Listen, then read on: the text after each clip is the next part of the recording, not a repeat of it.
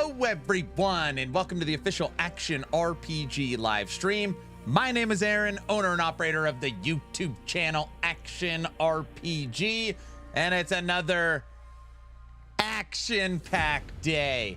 Aaron, no stream tomorrow. I don't want to talk. Sorry, I don't know what you're talking about. Sorry, today we are not discussing anything Last Epoch related. So I don't know what you're talking about. Okay. Today we're going to be playing some Dwarven Realms Season 5 while simultaneously checking out for half of the stream Path of Exile 2. Now, I want to raise my hand. I'm a little ashamed of myself.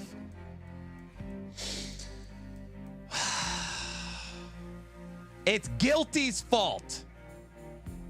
It's Guilty's fault. Guilty sent me some leaks, and I looked at those leaks, and I feel like I already know everything.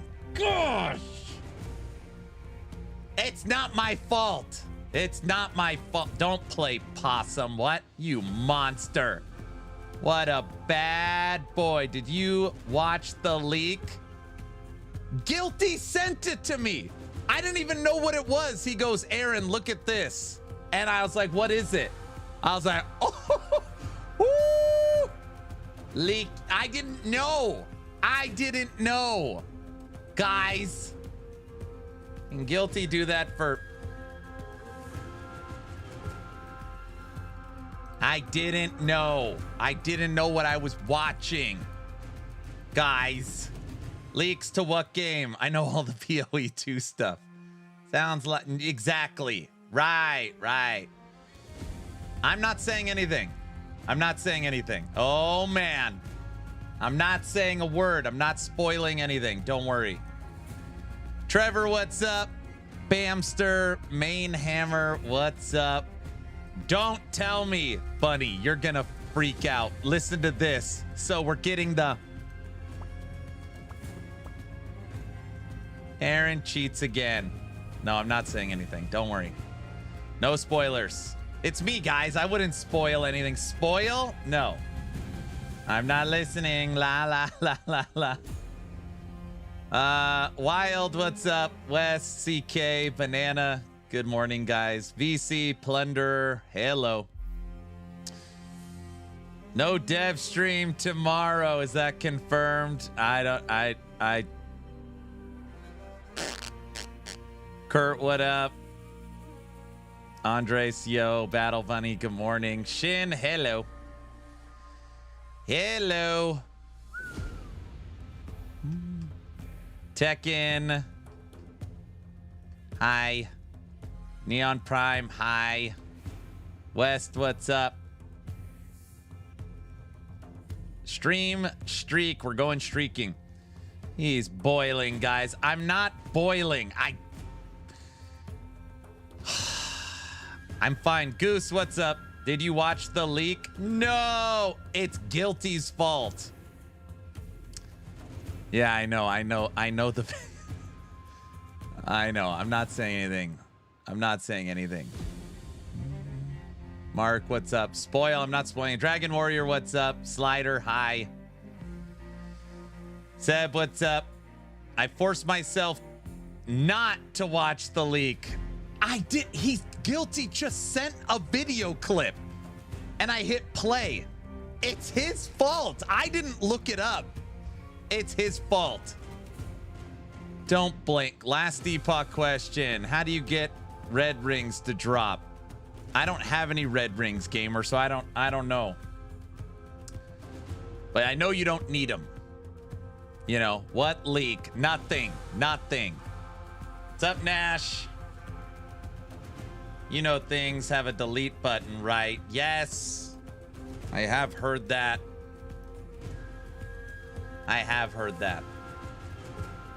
Guys. All right, chat, what leak? I got a fully revealed blueprint for PoE stuff. You know you don't always have to click things. Aaron, did you just leak the roadmap? No. I found out when DM and Gazzy had stream pinned messages saying they will not watch the leak. Yeah, I watched it. But it wasn't my fault. It wasn't my fault. It wasn't my fault. Just to be clear. I didn't go looking for it, guys. Yeah, but I know. Sure, I didn't. We're going to play some DR for 40 minutes, and then we're going to have a watch party for the PoE 2 already leaked. Oh, the PoE 2 stream. That's the plan. But you still watched it.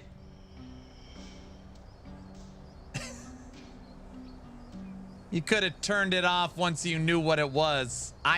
That's not how it went down, at least from what I remember. Don't spoil anything, please. I never watched leaks. I'm not spoiling anything. I'm not spoiling anything. If I was gonna spoil it, I would have. I didn't. Guys, it's me. I'm not gonna spoil stuff. You know? Guys. He accidentally watched it. No, it was like 90 seconds. 90-second. He said I'd already leaked. No, I didn't watch it. No, I mean, I did watch it, but it was only 90 seconds. I'm not talking about it, guys. Aaron already has a YouTube and video vlog ready to upload. No, I do not. I do have a video ready to upload. I'm waiting on the thumbnail, but not on that. The stream is like 4 hours long, and you know everything from a 90-second clip. Listen, I am not going to spoil anything. What I will say is that the 90-second clip was very exciting. That's just building hype. That's just building hype, guys. That's all. That's fair. Yeah, that's fair, right? See? Wait, should we be excited? Don't push it, please.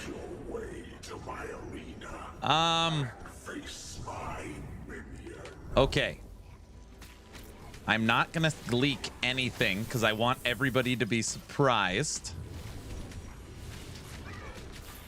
It's just, it's GGG's awesome, you know? I sense an accident list. Guys, I'm not gonna leak anything. I'm just telling you it's cool. That's not a leak, Bunny. I'm just saying it's cool. His spider sense is tingling. That's it. How dare you? What? How am I the bad? Guilty sent it to me.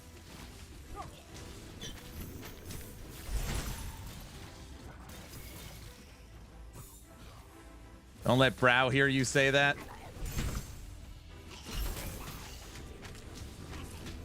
Slamming all the doors in this chat. Don't worry. You guys, Bunny, you have my word. I'm not going to spoil anything. I'm just telling you it's cool. That's it. You already knew that it was going to be cool. I thought the leak was an LE leak. No. The LE leak is that supposedly the dev stream is canceled for tomorrow. And we're not talking about Last Epoch today. That's off limits for today. Too late. Oh, is it?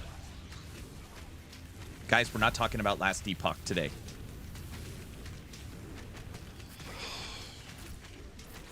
You already blew that. You know what I mean.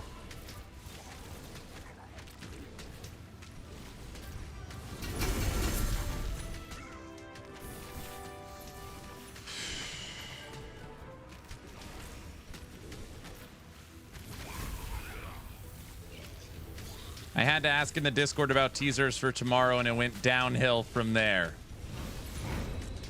Do you like the new graphics in DR? I do. So here's the thing. I didn't like them, and then I realized that it defaulted to low render 1080p, and I set it to high render 4K. I was like, oh yeah, this like really pops at higher settings.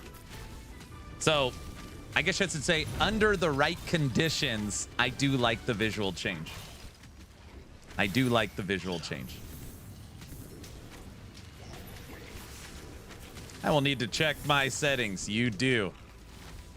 You do. It's a huge difference. It is a huge difference. It looks like next week, or sorry, it looks like tomorrow I will be the unofficial Last Epoch dev stream again tomorrow.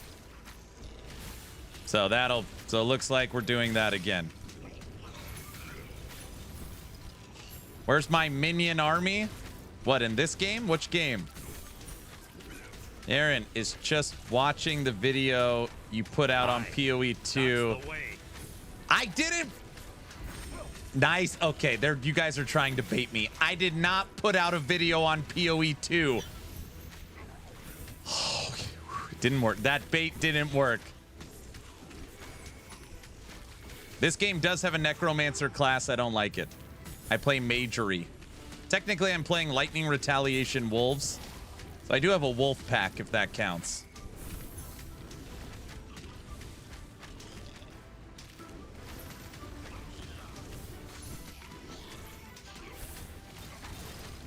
See my little wolves jumping around?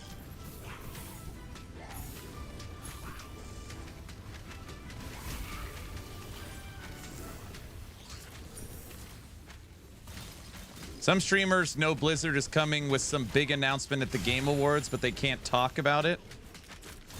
Interesting. Is that why the season is starting directly after the Game Awards? I mean, that's what most people said. They're going to have some big announcement.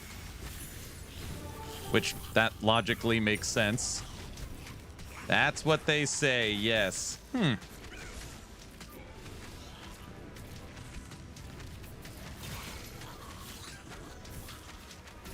Bunny, did you see all the PoE 2 stuff today? Never mind, never mind. Sorry.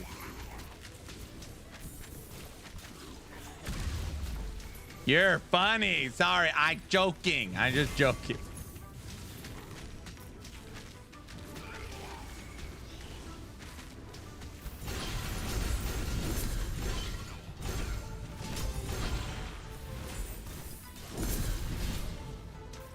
Boo this man.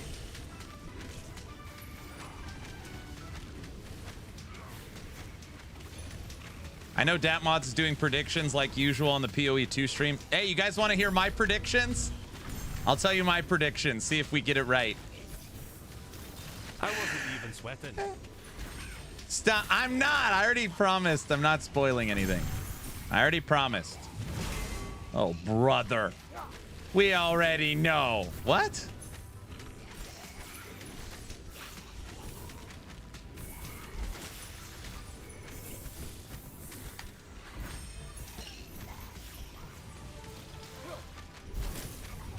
You're like that kid on Christmas.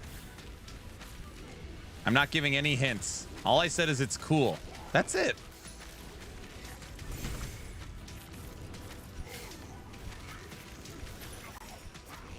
Dragonkin devs are cooking on the next patch. I know.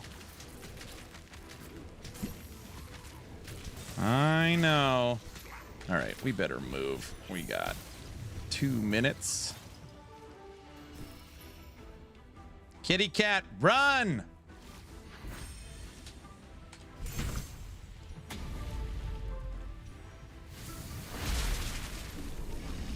We all know they are adding a druid class. Who told you that? This guy's trying to spoil stuff.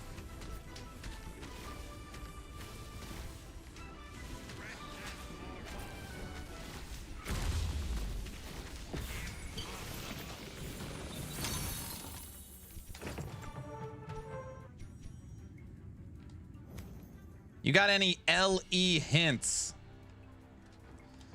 No. We'll ask on the dev stream tomorrow, see if we can get some info from him.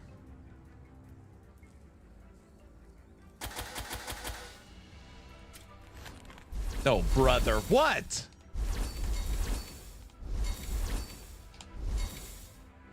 Sure, sure.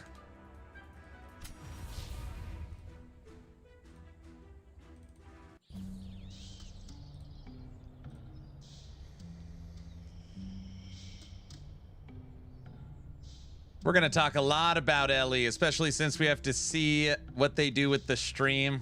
I mean, everybody is saying, based upon the conversation in Discord, it looks like Bamster, there's likely no stream. Aaron is feeling some type of way today. Season 4 of Ellie will drop a barbarian. I will say this, though, in all honesty. Playing Grim Dawn the last 3 weeks and going back to any of these other ones like PoE 2 or Ellie, I'm surprised I didn't hear about it when it first came out. I love this game. That game's going to be 10 years old. Grim Dawn. Good old 10 years old. Spoiler alert. No, I'm not spoiling anything. Guys, watch party starts in 30 minutes. 30 minutes. People aren't even excited.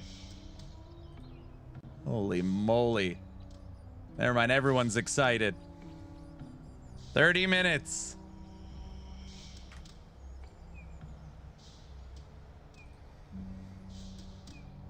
We are PoE shills today. Is that how it works?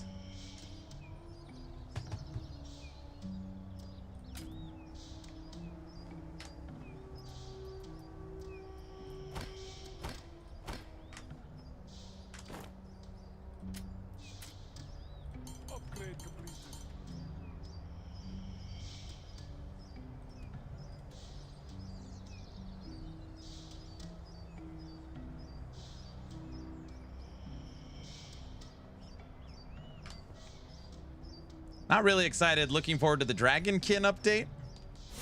Yeah, Dragonkin's gonna have a nice update. Have we talked about the leaks or waiting for the reveal? Okay. Everybody, did you see what Guilty came into the stream and said, good morning. Have we talked about the leaks or are we waiting for the reveal? See? See? Guilty. I told everybody that it's your fault that I saw the leak. I just clicked on the video you sent and it's your fault. You are on a timeout. See? You have no self-control. I didn't know what it was. I didn't know what it was. That's why. That's the truth. I have none when it comes to the reveal. Sure. It's still Aaron's fault somehow, but he kept watching. It was 90 seconds, guys. It showed off the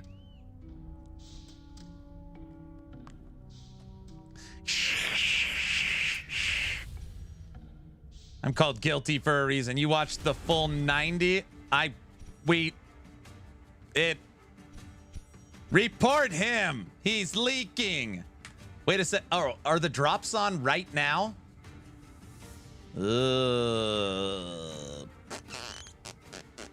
When do the drops activate? Mung. Hold on. No, they're not on yet.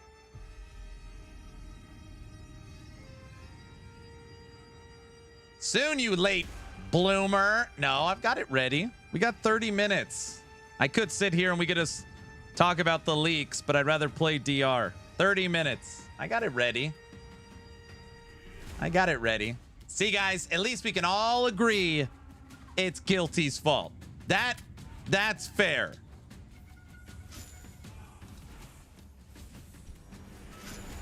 See what Guilty was doing, Aaron, was helping you with content. He was giving you the stuff that you need to come out with a video sooner.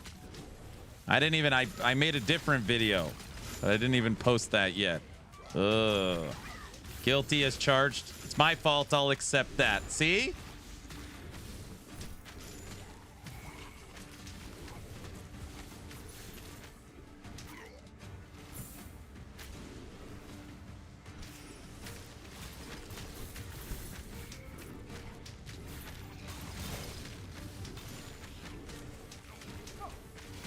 You had to look. Okay, to be fair. Okay, there is a video Guilty sent me.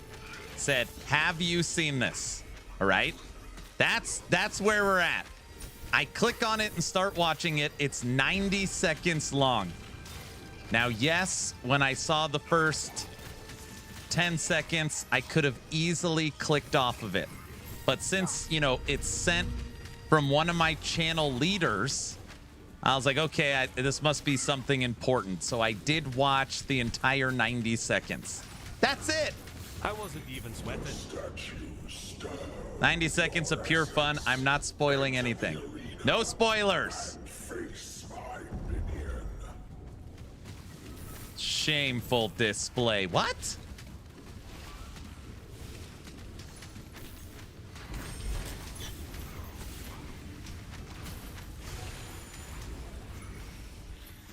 But I didn't, it wasn't, I love spoilers. See? He admits it. Guys, he admitted it. Guys?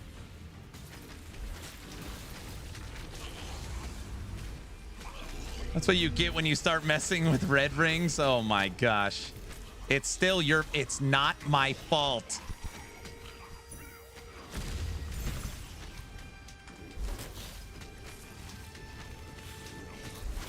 I've come to expect this.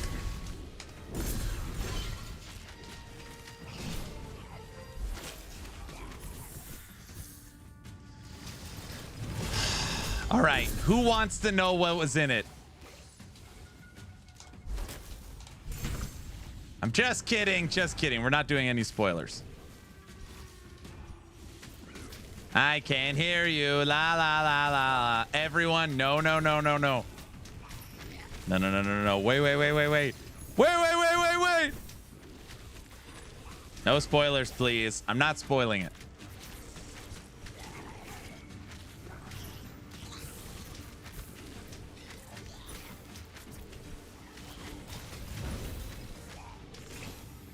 Guilty. Did you hear that? Very likely. So there was a conversation that VC had in the general Discord of Last Epoch that basically wrote, it looks like the live stream is canceled tomorrow. So I need to be the unofficial Last Epoch dev stream. That's the way. Again. Oh, gosh.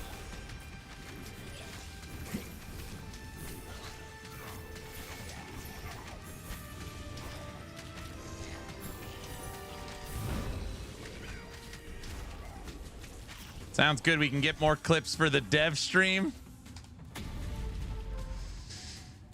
Maybe you should co-host it with Mike from now on. The hero we need. Walker, thanks for the sub. What's up, brother? You ready for the big PoE 2 reveal? If you want to know what it is, let me know. Just kidding. Hello, everyone. Hello, hello. Oh, man. I'm disappointed. Morning. Walker, how you doing? Hype train. Is this a subathon for PoE 2? Sorry, Mung, I'm not answering any questions. I only saw a singular 90-second clip. And I will say, from said 90-second clip, I was very, very, very surprised and happy. So, spill everything. Nope. Sorry.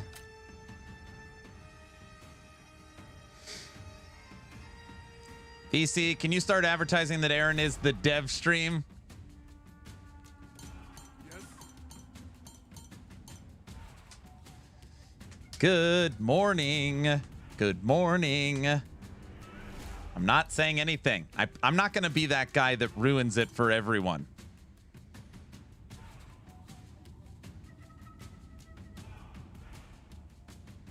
Morning, Graham. Luz, hello.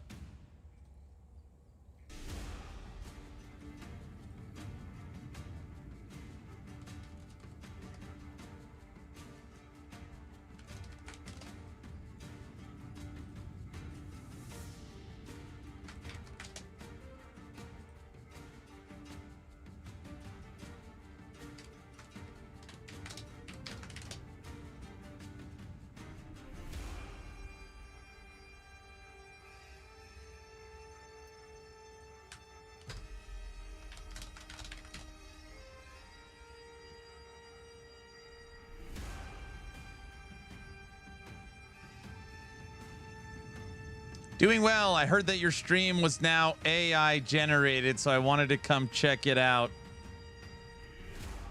Something about Crafton replacing you with a bot. That's funny. That is so funny. That's funny.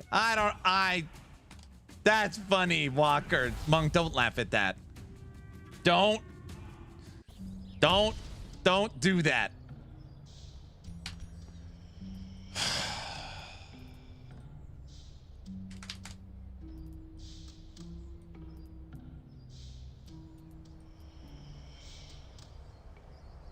That's good quality humor. What is wrong? That...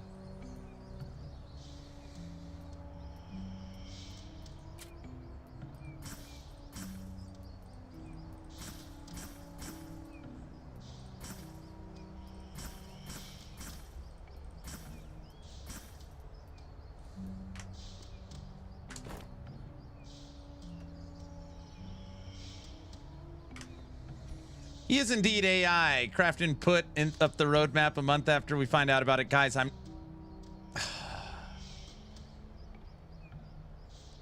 AI, Mr. Aaron. Luz, don't...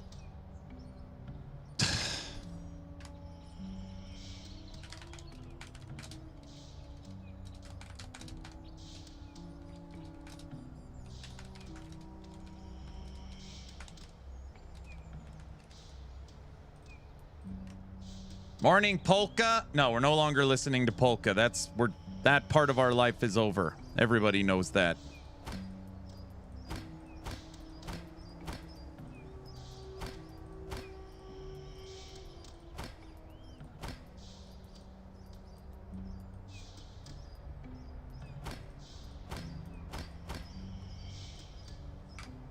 Nice try. What?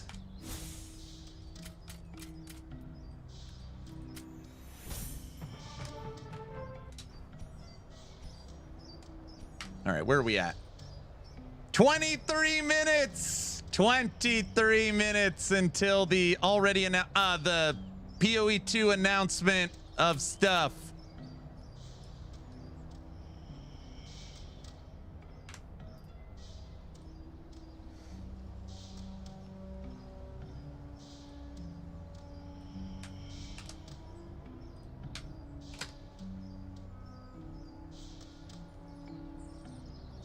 Okay, be right back. Going to take my dog out since it will take that long.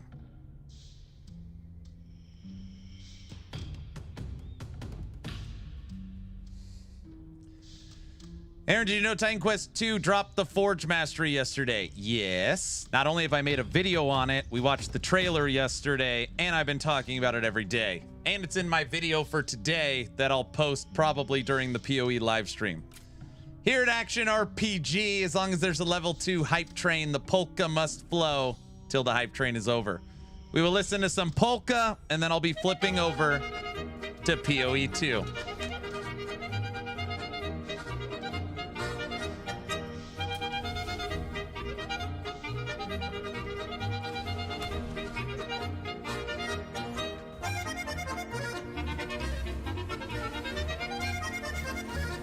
Bunny, you're gonna freak out.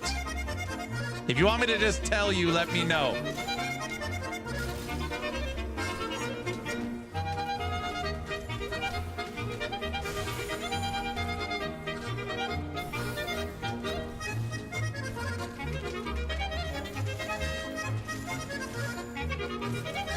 Polka, polka, read all about it.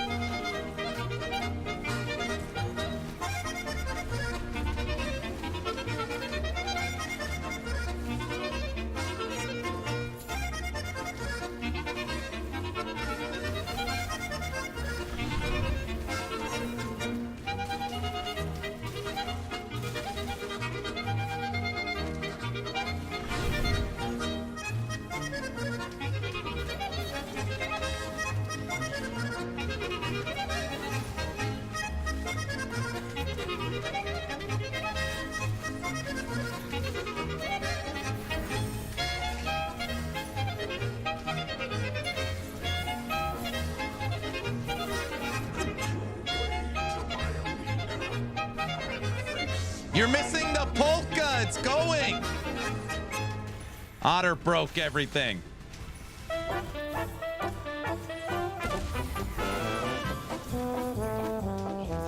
I wasn't even sweating. Is every build a runaway simulator? No, you could play melee or fist weapons or mauls. I play mage, so I got a kite.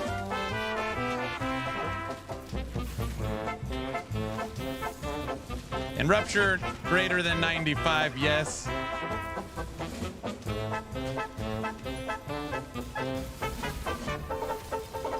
Medic, you never played DR?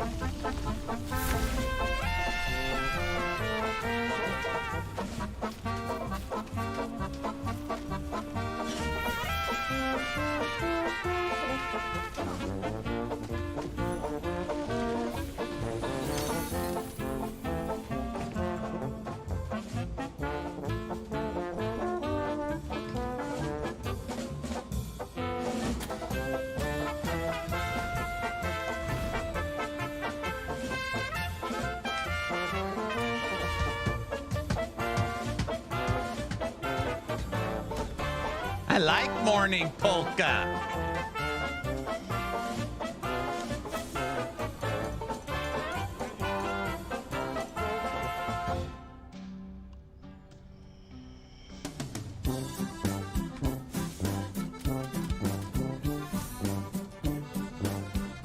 I find your lack of skins disappointing. What are you talking about?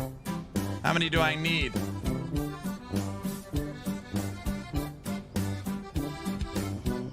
Should I be the Iron Bear?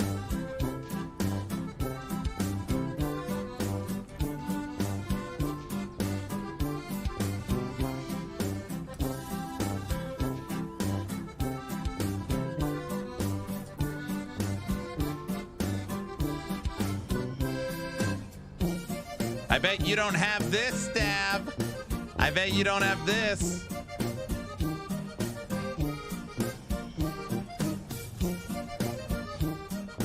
The cow pet, hardest pet to get. If they made it, I have it. You have the cow pet? Show me. No way. No way. I don't believe you. Show the spider mount. No.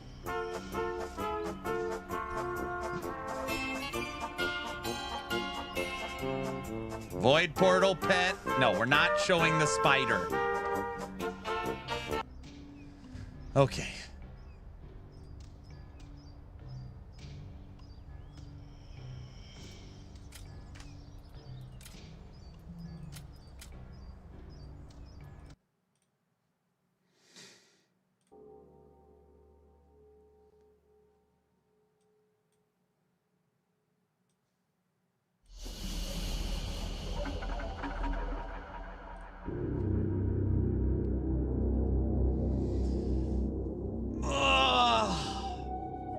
Okay, who wants to know what's going on?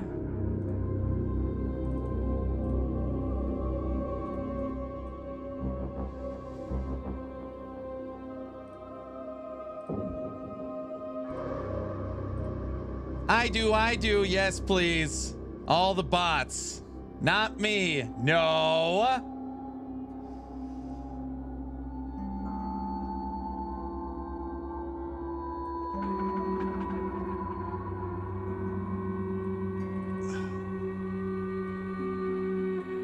Don't worry, no leaks. We're going no leaks.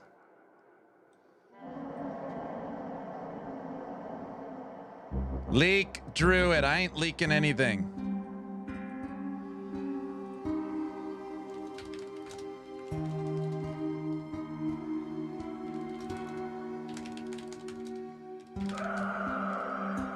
I have willpower. Come on. All right, I gotta flip all the stream stuff.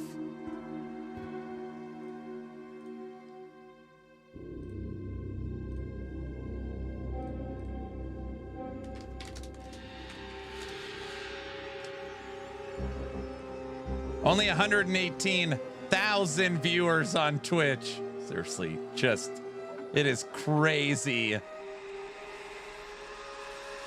The population of Twitch and YouTube that play Path of Exile. It's crazy.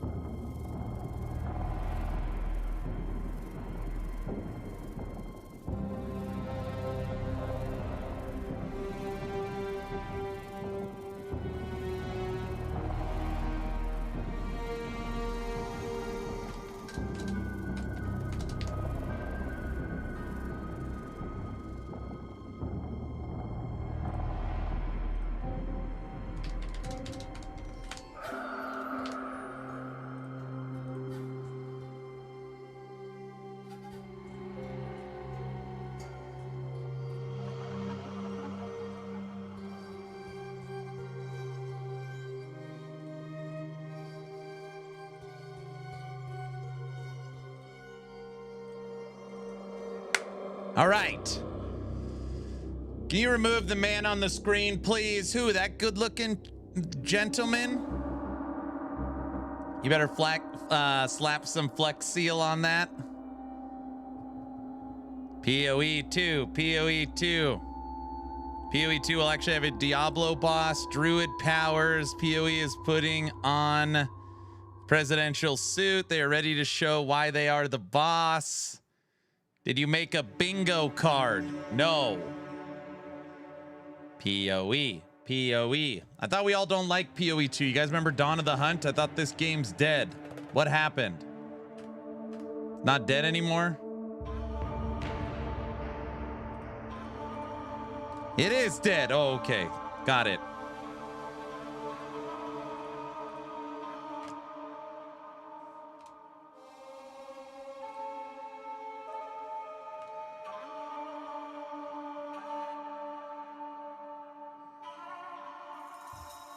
Maybe Ellie will get fixed. All ARPGs are dead except the ones that haven't invented yet. I was one of the 3 people that liked the update.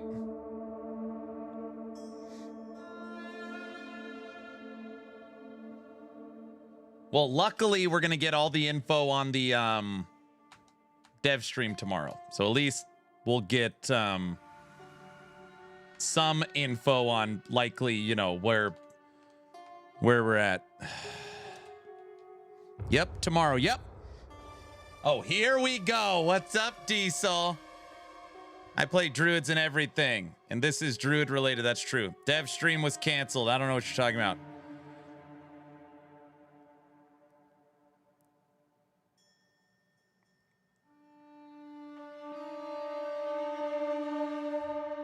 I don't know what you're talking about.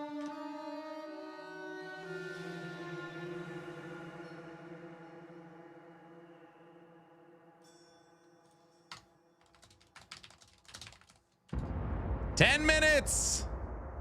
10 minutes. Drops are enabled for the stream. I see you're in denial. I'm not in denial. I'm ready.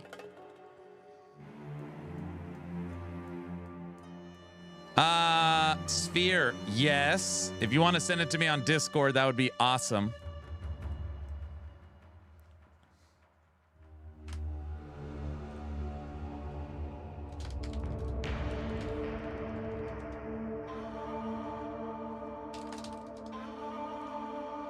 Thank you so much. I appreciate it.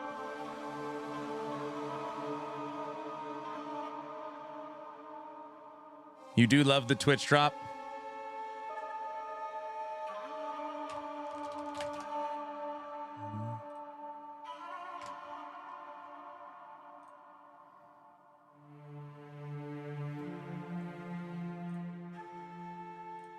Okay, I have a prediction for the stream.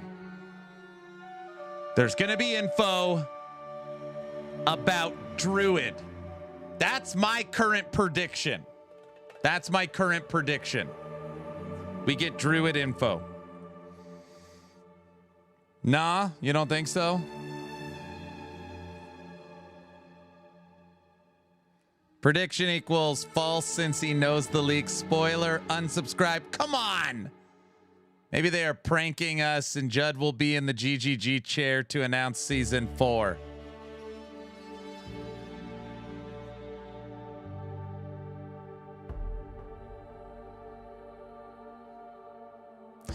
Why is it that even on the eve of watching a PoE 2 reveal, do you got to bring up Last Epoch? Can we just for a few minutes, can we just, for just a second, not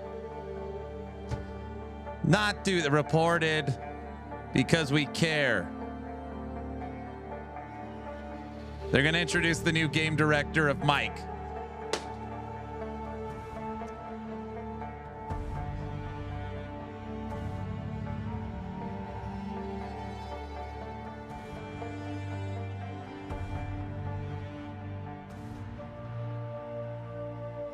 Black Hat developer, what's up? That's not funny, guys.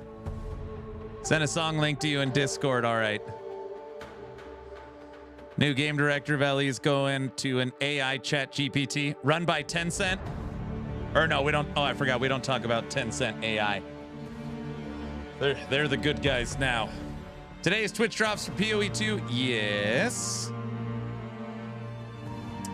Yes, it is. 8 minutes. There's probably not even that many people watching this stream. 40,000. Jeez. I'm back. What's up, Otter? Are we the bad guys? Are they gonna show a roadmap?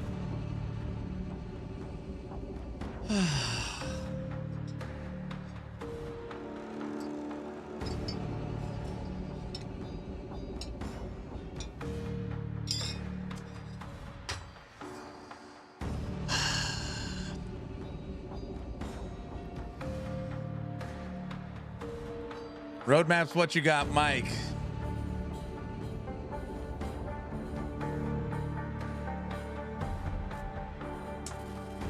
Stream is starting soon, subject to change. Is this season 4? You guys can't help yourselves. You can't help yourselves.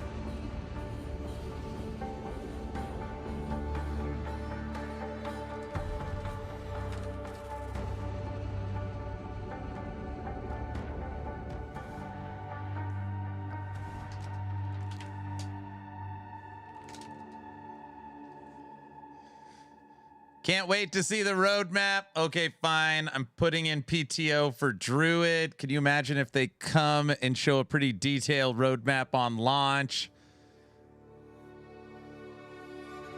I chose your YouTube to watch from because you deserve the views, my pal. Thanks so much. Thanks, Banana.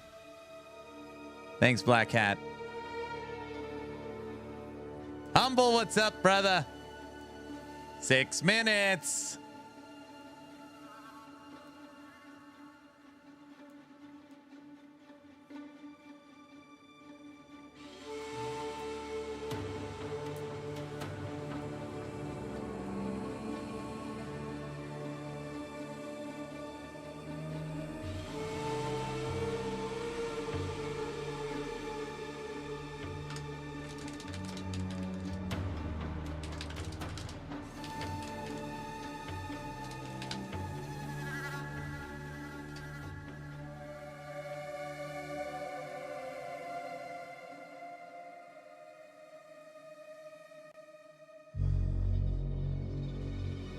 Holy cow, the whole world is streaming PoE 2 right now. Yes, you like the beard?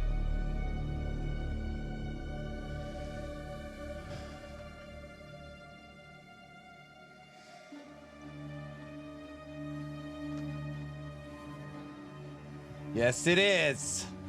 PoE Grinding Gear Games has always owned YouTube and Twitch.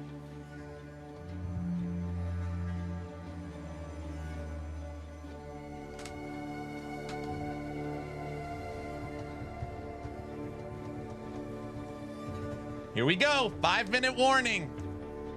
Drops are enabled in 5 minutes.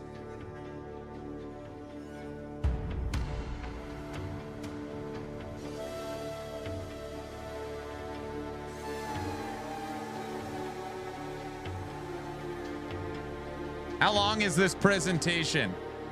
0.4 patch notes, rare items no longer drop. This is a buff. What? Let's see if it's overhyped. If y'all overhyped this. I only saw 90 seconds, so I don't know the rest.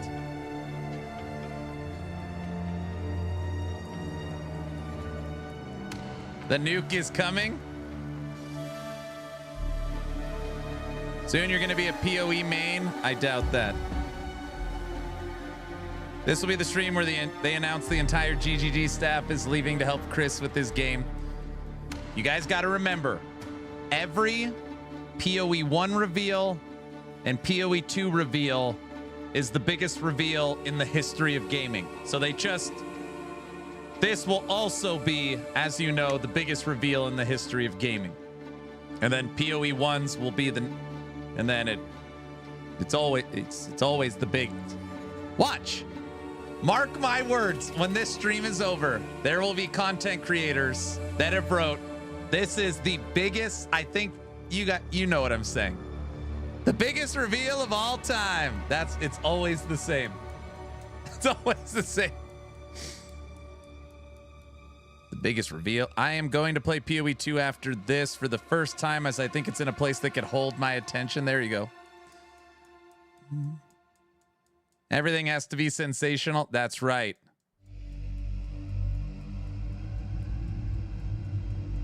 GGG is the best at marketing. They're number one. Yeah, it's not even close. They have the content creators. They know how to hold people's attention.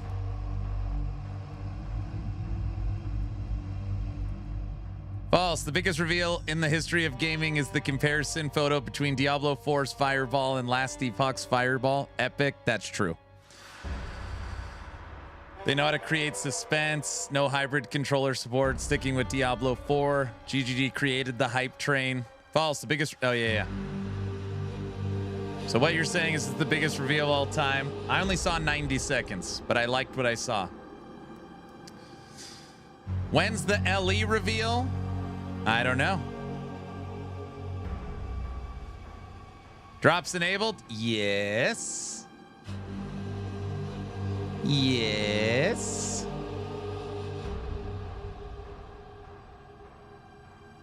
Drops in 2 minutes.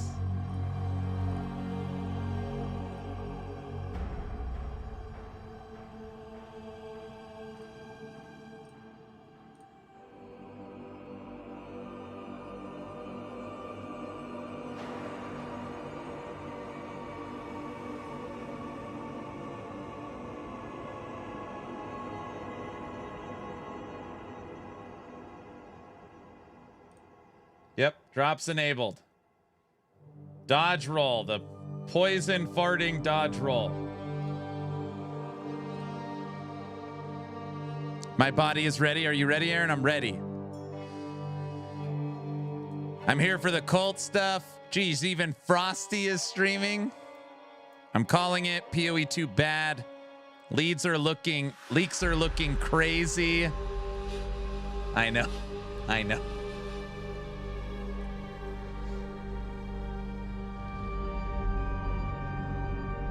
All right, let me just tell you guys what it is.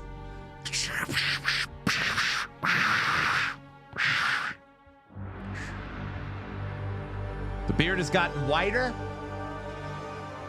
It just looks whiter the longer it is.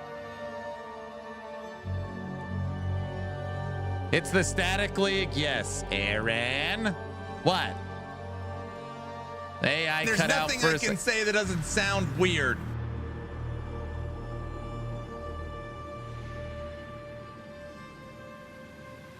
That's what she said.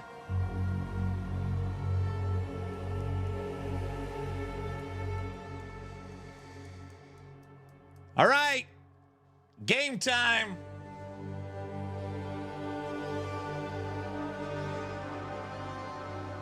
Let's get ready to rumble!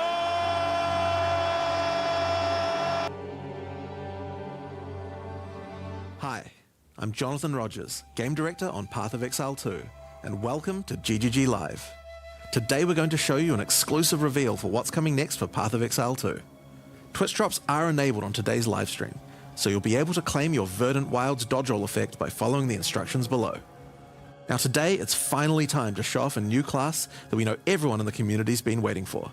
So let's roll the trailer for Path of Exile 2, The Last of the Druids.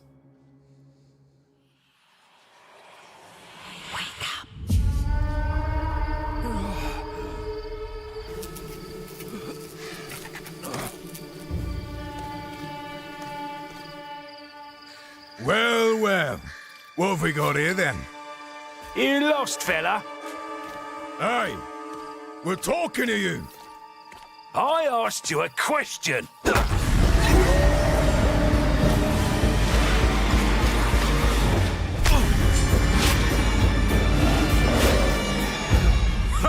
What's wrong with him? He's lost his bloody mind.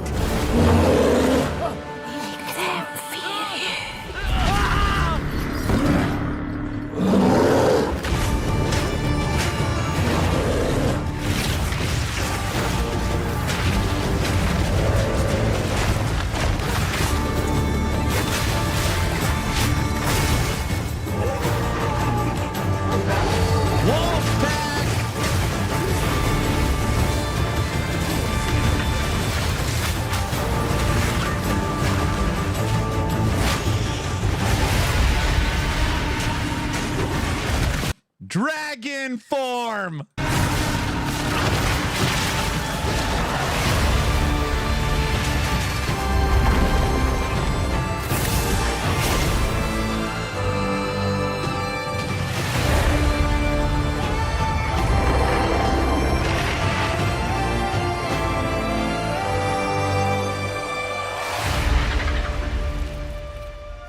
I will find you, Eve.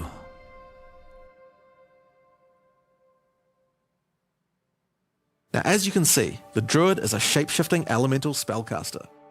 After his fellow Druids were destroyed by the King in the Mists, the Druid lost his humanity in the forests of Ogham, where he wandered for years as a beast.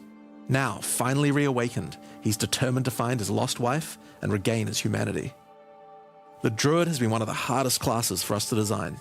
As well as having human spells, he has 3 animal forms, and we wanted to make sure that there were interesting combos between all of them. The Druid is our first hybrid strength and intelligence class. That means he needs to have the ability to use spells and attacks. As a human, the Druid typically uses magical staves to harness the powers of the earth and the natural world. One of the first skills you will learn is the ability to create small volcanoes from the earth. This skill spits out balls of magma at your enemies, and will continue to do so for some time. While the volcano is active, turn into an animal and wade into melee range. Many of the skills you use as a human last for a significant period of time, giving you a good chance to turn into an animal and rage out. But how do you turn into an animal, you may ask? Well, the answer is a new weapon type that Druids use, animal talismans. When you equip an animal talisman, you can choose which animal form you would like the talisman to represent. Depending on what you choose, you'll be given that animal's basic attack as a new skill to equip. For a bear, that's Maul. To turn into a bear, simply use the skill. Your character will instantly transform into a bear and attack. If you want to change back to a human, just cast a spell. You will instantly swap back and cast it. We wanted to make sure that swapping between forms was seamless and immediate. Changing forms should be something that you do without even thinking about it all the time in battle. But did you guys see the last epoch roadmap? Sorry, Human form lasts for some time and aid your animal skills in some way. The volcano we used earlier will emit more molten balls whenever you hit it with a slam, making it perfect for use with your bear form's furious slam. While in bear form, many of your abilities use rage. There are a lot of ways to generate rage, but the easiest one is simply smash your enemies with Maul. Once you see the runes on your back glowing, it means you have enough rage to do a much more devastating version of your furious slam. Your bear form can also go on a rampage, Your bear can stomping the use ground as you demolish earthquake? your foes. What? The more rage you have, the longer the rampage lasts, and doing it over a volcano makes it even better.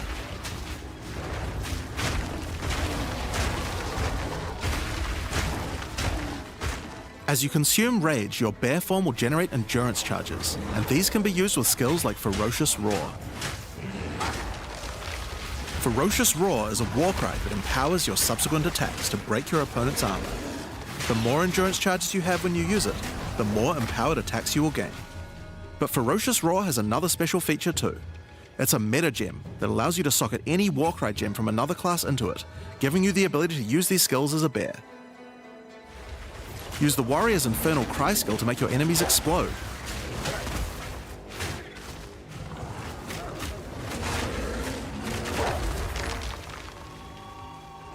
Or use Seismic Cry to stun your enemies and double up the number of slams you do.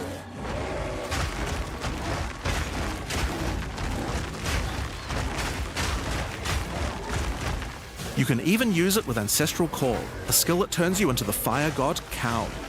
Ever wondered what the Karui god of war would look like if he was a bear? Well, wait no longer. Finally, build up enough rage and you can use one of the bear's ultimate abilities, Walking Calamity. This skill summons a storm of fire around you for some time, while generating even more rage to power your other abilities. A true bearpocalypse. Now the bear is known for being a slower and more lumbering animal, with slower attacks and heavy slams. But what if you want to turn into something a little more nimble? Well, let's check out the second animal form for the druid, wolf form.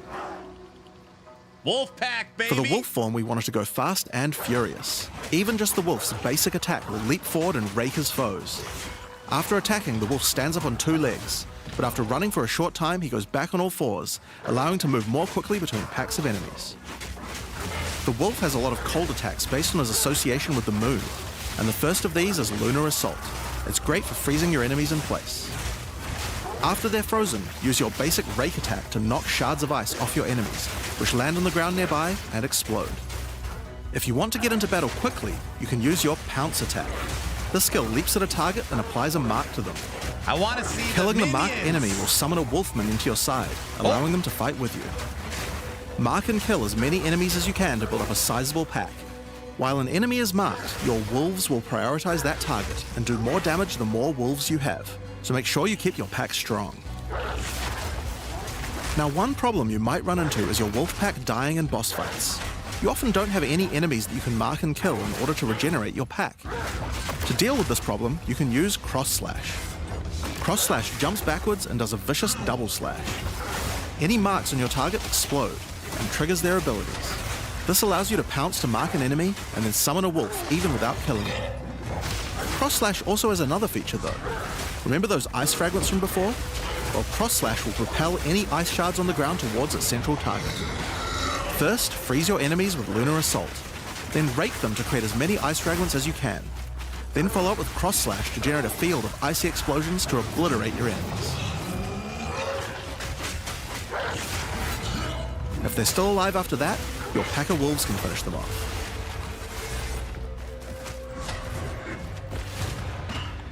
Just like with the bear's raw skill earlier that allows you to use skills from other classes, Pounce is also a meta gem that you can socket mark skills from other classes into.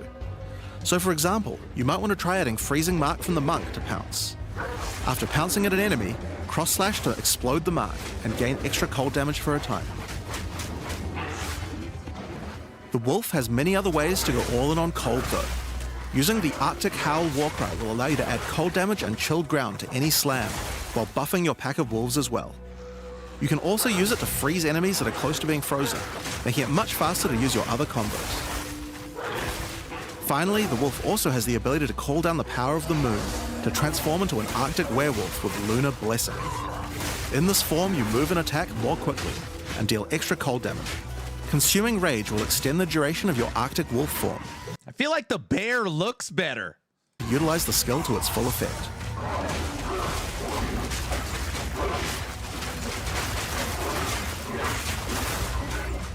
Alright, let's talk about the third form Agreed. available to the druid, and I think it's a cool one. The Wyvern. The Wyvern has a number of long-range breath abilities. But that doesn't mean you can't get into melee range when you want to. The basic attack of the Wyvern is Rend. Jump forward into combat and slash your enemies with your lethal talons. If they're close to being stunned, you can blow them off balance with a blast from your wings, causing an explosion of damage. After the battle though, it's time to feed. Devour the corpses of monsters to create power charges, and this is when the Wyvern's abilities really come online. When using Rend, you can consume a power charge to charge up your wings with lightning. Not only does this do a bunch of damage, but it allows you to turn this melee skill into a much larger AoE attack. Once your wings are charged, your Wing Blast will also do Fire lightning cold explosions for lightning. even more damage. If your enemies are close to death, no need to wait for them to actually die. When you see this blue marker, just devour them alive. Fresh meat is much tastier after all. Alright, so those are some melee options, but how about range? Well, you wouldn't be much of a dragon if you couldn't breathe fire after all. Rolling Magma is the first of the Wyvern's breath attacks. Spit balls of fire that bounce along the ground. These balls will trigger volcanoes as well, so it's a good idea to cast one as a human right before you start spitting. But that's not all you can spit. You have something a little nastier in that gullet of yours. Spitting a barrage of oil at your enemies will cover them in a viscous sludge that makes them easier to ignite. If you have power charges though, plant your wings in the ground and vomit a barrage of lightning-infused projectiles. The more power charges you have, the longer you can do this for. But make sure you keep your foes at range. Is it me or's the dragon not killing anyone? To help with that, let's take a quick diversion back to some of your human abilities. As a druid of Scoth, you have the ability to harness the power of nature to create entangling vines to slow down your enemies. Another of nature's punishments is the thunderstorm. It's not Creating you. one of these will create periodic strikes of lightning from the sky, and will also make your enemies wet. Why is that useful? Well, of course, things that are wet are easier to shock. That's what Use she it with said. lightning damage from your wyvern form to enhance your damage. Making things wet also makes them easier to freeze, so it works nicely with Never your wolf mind. form as well. And you know what else likes water? Plants. Water your plants to give them various extra abilities. Use Lightning Storm with Entangle to make them last longer, and attach more vines to each enemy, slowing them further. Summon Thrashing Vines to Sorry, slam at your Ginger. enemies for a time. Any that are created in water will be larger and deal more damage. Is that Flame Whip? It's Flame Whip! Now then, with our enemies sufficiently subdued with our plants, Never time to mind. really lay into them with our lightning-infused barrage. Now, this last wyvern ability is just ridiculous, but we felt like Vine we had Whip. to do it. Use Flame Breath to take to the skies and rain down a stream of fire on your enemies. You have wings, so we have to take full advantage of them after all. So fly around and burn in it.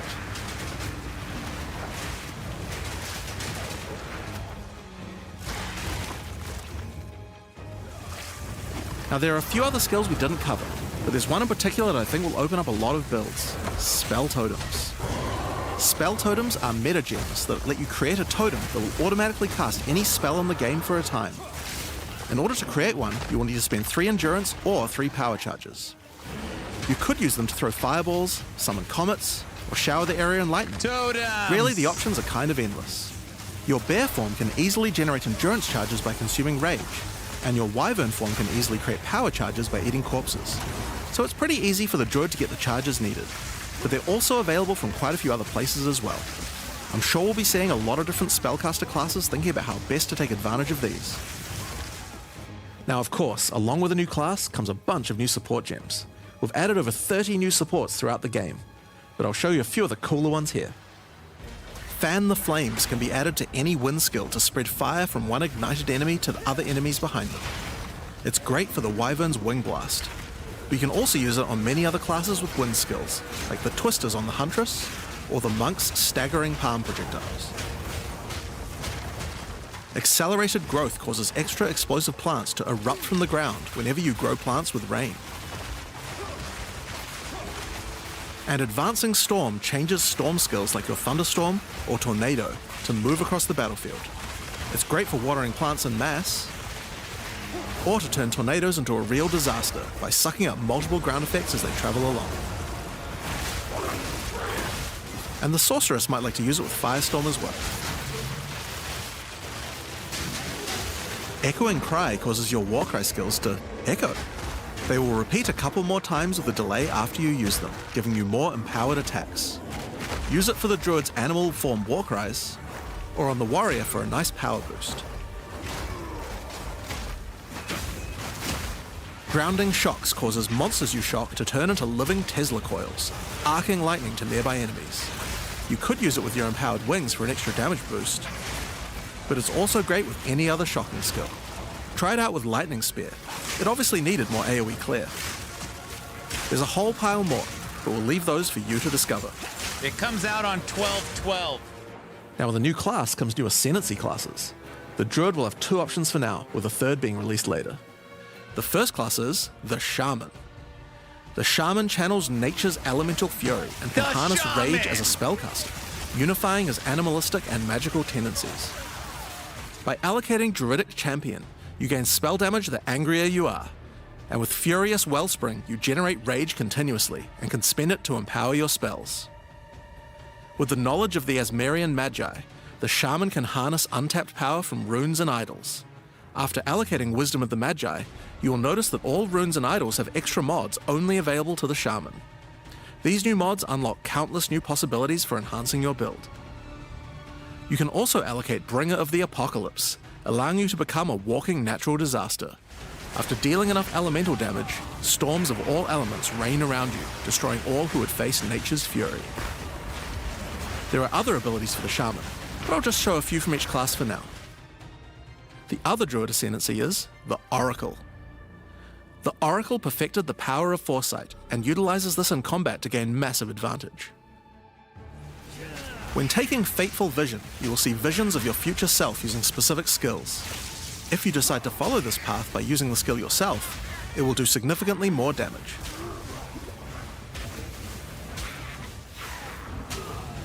And with Converging Paths, at a critical moment in battle when a monster is vulnerable to freeze, stun, or electrocution, the Oracle can use Moment of Vulnerability to see a vision of the enemy's future, and then merge it with the current timeline, allowing him to deal damage to both. And one of my favorites, when you first become an Oracle, you'll notice over 130 new extra passives appear in the Druid section of the tree. By allocating the Unseen Path, you use your power of foresight to learn from alternate futures and gain skills that would otherwise be unavailable to you.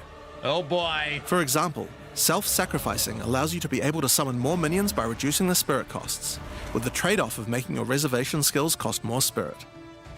Or Corruption Endures, which allows oracles to have a small chance to avoid death. More minions! Both the Druid Ascendancies offer interesting and unique ways to gain modifiers that no other classes can get, so we're expecting a huge variety of build possibilities from these. Now there are unique talismans for the Druid to use as well. We won't spoil all of them, but this one was particularly cool. Fury of the King turns your bear form into a fire demon, converting most of your damage to fire.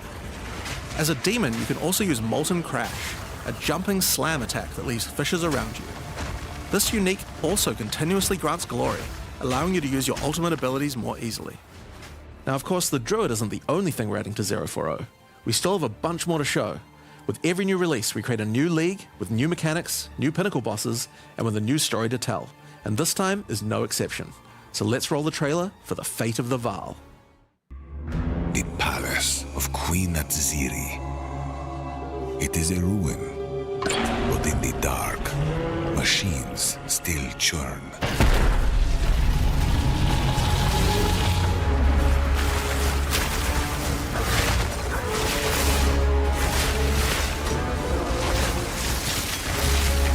The temple has many functions, and with it, a chance to save the Vaal, a gateway through time.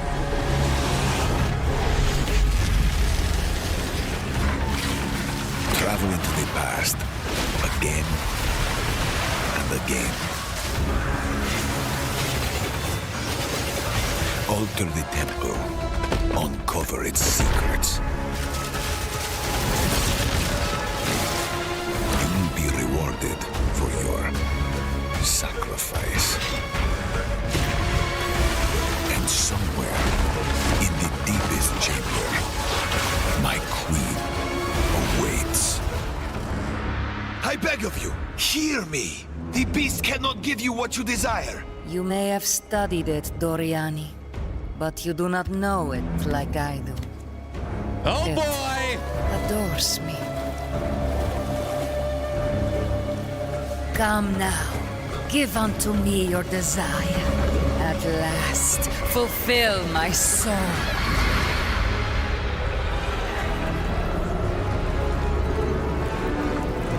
Two butts, one stream. Hi, I'm Mark Roberts, Game Director on Path of Exile. In the Fate of the Vaal League, you will find remnants of the ancient Vaal civilization scattered throughout Rayclast. They seem to attract nearby creatures and affect them strangely. After killing them, the remnant appears to gain some amount of power, but not enough to fully activate it. It seems you will need to find 5 more of these arcane devices, and sacrifice the monsters you find there to fully activate one. After this stream, we'll be covering the last epoch roadmap. Old, and sometimes infected by corruption. Twisted versions of ancient Vaal may emerge, and sometimes even stronger foes. On fully activating one of the devices, you finally discover its true purpose. A portal opens and takes you deep underground to a lost That's temple. not funny, minion. Once the home of Atziri, Queen of the Vaal. What treasures could still be inside? I hate I this think boss. you're gonna want to find out.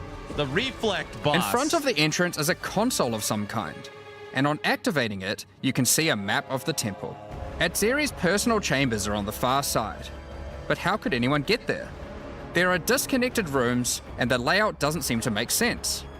And that's when you realize the purpose of the ancient devices scattered through Rayclast. The temple is powered by sacrifice, and this energy can be used to modify the very structure of the temple itself. Each time you run the temple, you will be given 6 rooms that you can place, allowing you to craft your own dungeon to explore. But what's the Place optimized paths way? to link up the dungeon. Oops. After you are happy with your choices, open the temple and discover the results of your efforts. Each room contains different challenges along with its rewards.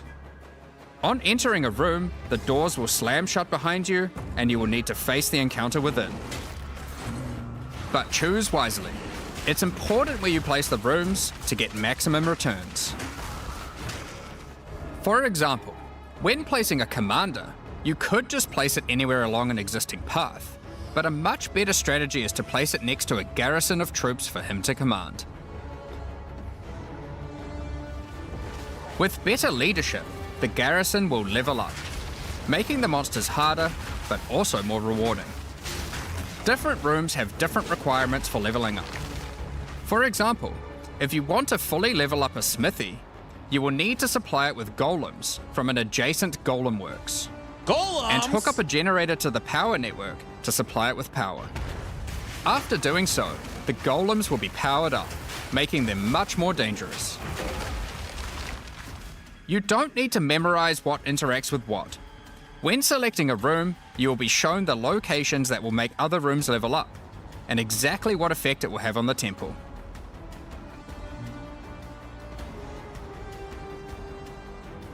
After running the temple, a few of the rooms will destabilize and be removed. It will be up to you to rebuild the temple, adding 6 more rooms each time you come back, making the temple larger and larger and larger. So, that's the basic functionality of the temple, but there is a lot more. Once Doriani finds out about your travels to Leraval, he will attempt to persuade you to take on a new mission. The temple entrance contains a prototype of the time portal device. It will be able to take you back in time, but only to one specific point, right before Atziri triggered the cataclysm that destroyed the Vaal. He requests that you go back and attempt to stop Atziri to prevent the Vaal from ever being destroyed.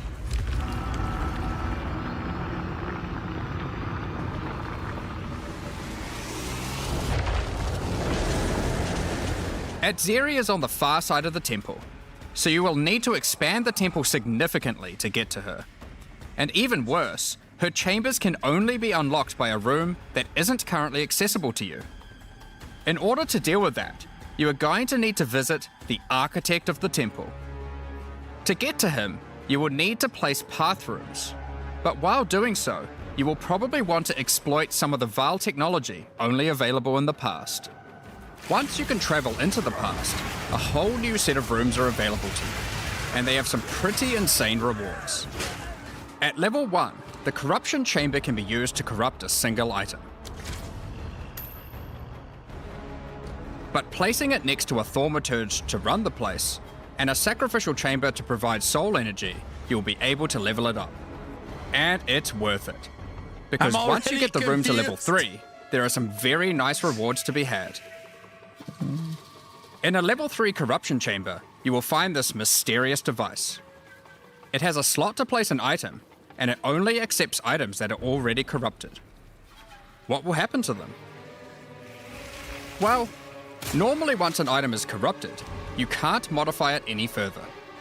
But this device allows you to corrupt your item a second time, adding another enchantment. This has the capability to craft some very powerful items indeed. But be warned, the Vaal are all about taking risks in the pursuit of power. There is a 50% chance that the item will be destroyed. Damn!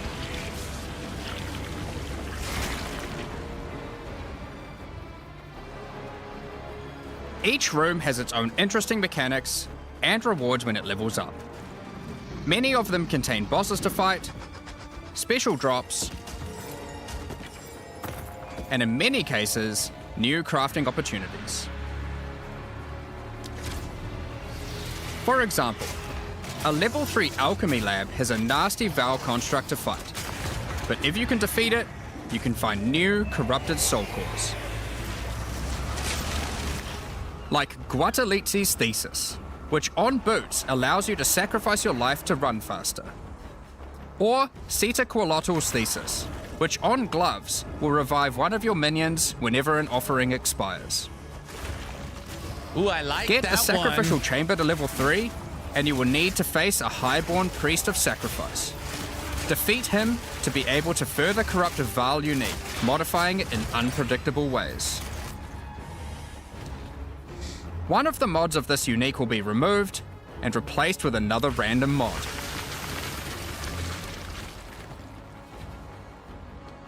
For example, this Soul Mantle.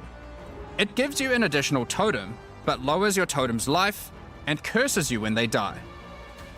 By using the machine, this could result in a terrible item if you remove the good mod, but also some amazing items if you replace the downside. Now, one extra thing to mention about these Vaal crafting machines. You don't have to take the items you want to craft into the temple. If you don't have the item you want to craft with you at the time, then clicking this button will allow you to create a currency item instead, allowing you to do the craft later or trade it if you want. Now, there are all sorts of interesting rooms you can find in the temple, but the last one I want to show you today is the Flesh Surgeon. Last Deepak just, you pull up your A inventory. Vaal Flesh Surgeon can be leveled up by placing him next to a high-level synth flesh lab. Oh, selling them. That's smart. But be careful. The Flesh Surgeon has some rather unpleasant experiments in his personal lab. Oh, brother. Afterwards, you might notice the surgery table just sitting there. The Vaal are great at crafting items. Why not do some crafting on yourself? After laying down, you'll be asked which limb you'd like to replace. Left arm, perhaps your right leg. Each limb can get a different set of random bonuses, so choose wisely.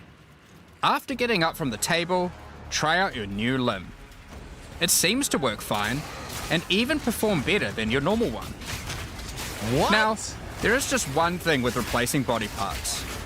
If you die and are resurrected, your body will return to its natural state.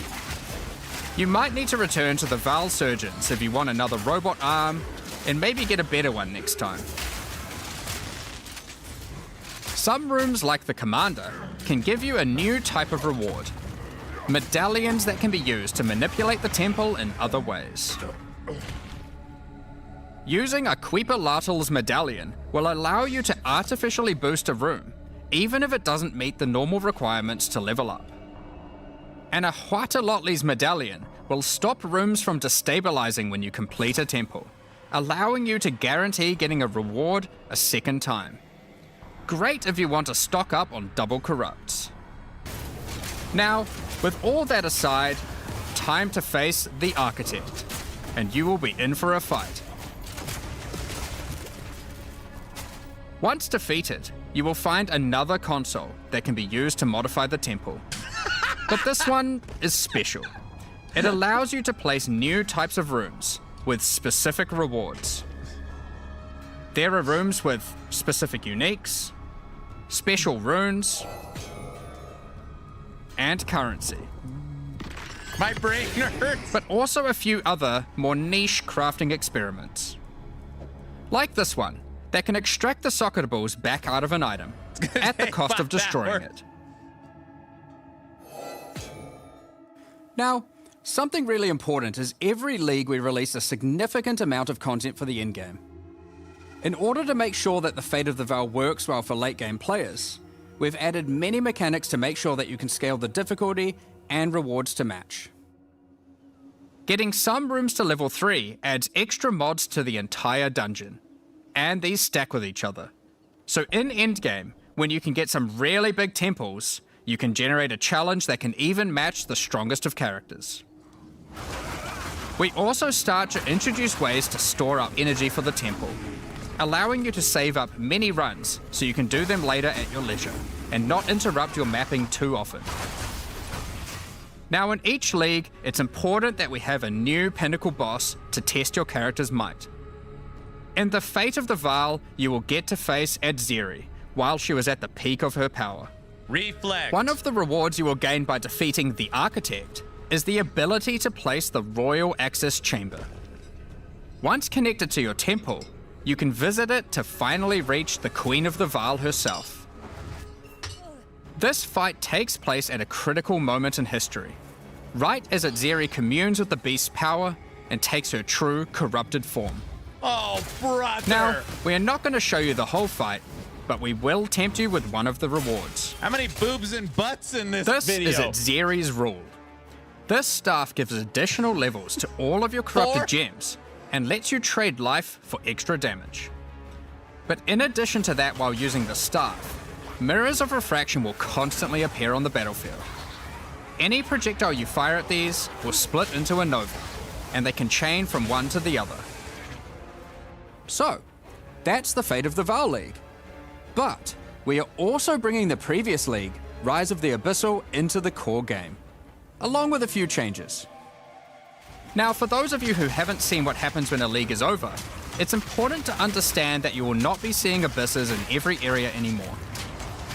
Rise of the Abyssal is now one of the league mechanics that can show up randomly in endgame. If you want to specialize in running abysses, there is now a tablet that will allow you to add them to any map you run. You can also craft the tablet to add abyss-specific mods to enhance how they function. Now that Abyss is core, it also needs its own Atlas tree. You can gain your first points by completing an Abyss. But there are more available for doing depths and killing certain bosses. And there are a bunch of different options. You might just want more monsters and bosses. But you can also make finishing an Abyss have a chance to overrun a nearby map with the Abyssal. Or make your Waystone modifiers also apply to Abyssal depths. You could specialize in the interaction with other leagues, or specialize in a specific Abyssal faction. One of the important elements that we have heard loud and clear is that needing to do Abyss crafting on Waystones is quite annoying. So, we have removed that. In fact, we have removed instilling from Waystones as well.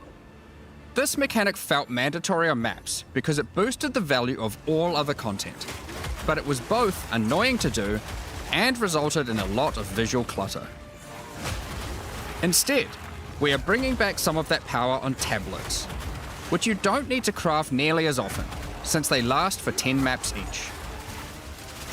Once you defeat the Arbiter of Ash, you will be able to upgrade tablets to a rare with 4 mods using regular currency. Even this isn't enough to fully bring back the power you could have gotten from instilling, so we have also buffed the bonuses that tablets give. Going forward, we're not going to be adding any more crafting directly to waystones outside of the basic currency, because it adds too much micromanagement. But on that note, Fate of the Vaal does bring the ability to corrupt your tablets, hoping to get one of many different random outcomes. Now, with regard to Delirium Fog, even though you shouldn't have to have it on every map anymore, we still did want to make it less visually annoying. Delirium Fog has been toned down significantly, so you won't feel like you're just playing in a sea of grey.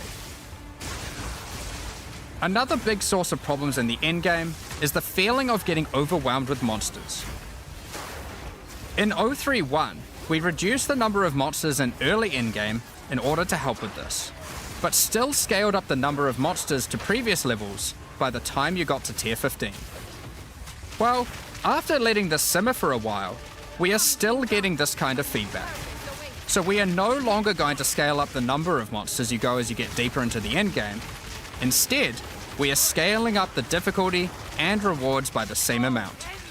So to be clear, instead of increasing the number of monsters by 40%, they will instead drop 40% more items, grant 40% more experience, and have 40% more life, in addition to all the normal scaling they get due to being higher level. This only applies to regular monsters, not bosses. We have also reduced the speed modifiers that monsters can get sometimes, which also helps a lot with this. Now, we did have a large amount of content for endgame planned for 040, but unfortunately we just didn't get time to finish it. The scope was a bit too large, and so we would need to wait until 050 for that. But rest assured, there will be a ton of upgrades for the existing leagues, as well as new pinnacle bosses, and a significant overhaul to the Atlas passive tree coming soon. Now, another problem that becomes a much bigger issue in the endgame is game performance. Yes! And we have done a lot of work here. The primary issue is CPU load. And to address that, a lot of things have been optimized. And we have done a lot of work to take advantage of more of your CPU cores. You should see frame rates of at least 25% higher, and a lot less bad frame spikes during gameplay. It's good. It does make quite a big difference, especially on consoles. A lot more work in this area is ongoing, and you will continue to see performance improvements over the next few months. Of course, another important area is game balance, and we have made a lot of changes. Now, most of these we will save for the patch notes, but I'll do a quick summary of some of the numbers. As well as adding 11 new unique items, we have rebalanced dozens of others that are not currently used very often. We've also done a pass over lineage supports. 21 of them have been rebalanced, as well as adding 9 more.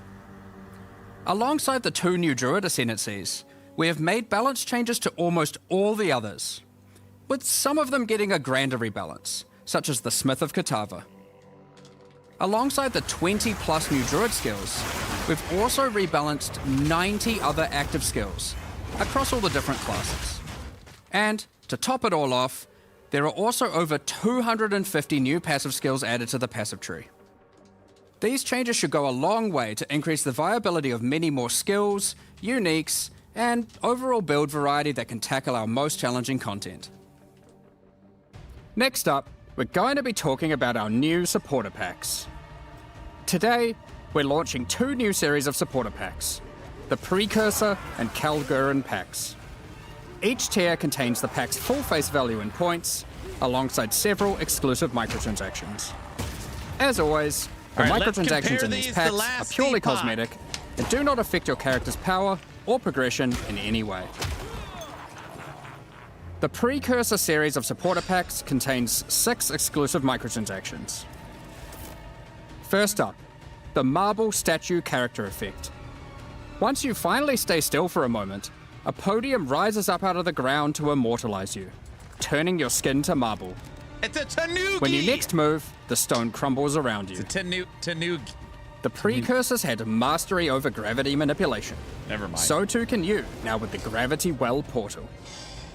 Witness the power of its pull as you approach it. Draw in enemies with your own gravitational pull with the Awakened Precursor armor set. The Precursors designed and built many mysterious ancient beings. This one used to serve as a scout that would patrol and tase intruders. Why salvage gear yourself when the Master of the Forge can do it for you? Molten gold spills out as the Forge Master breaks down your items. The Relic of the Precursor's map device is a mysterious machine that sits atop ancient colossal statues. It keeps track of the number of charges consumed on your Precursor tablets used in the device. The Kalguran Pack series also contains 6 exclusive microtransactions. The Kalgurans had astounding skill in astronomy, being able to track cosmic events with absolute precision.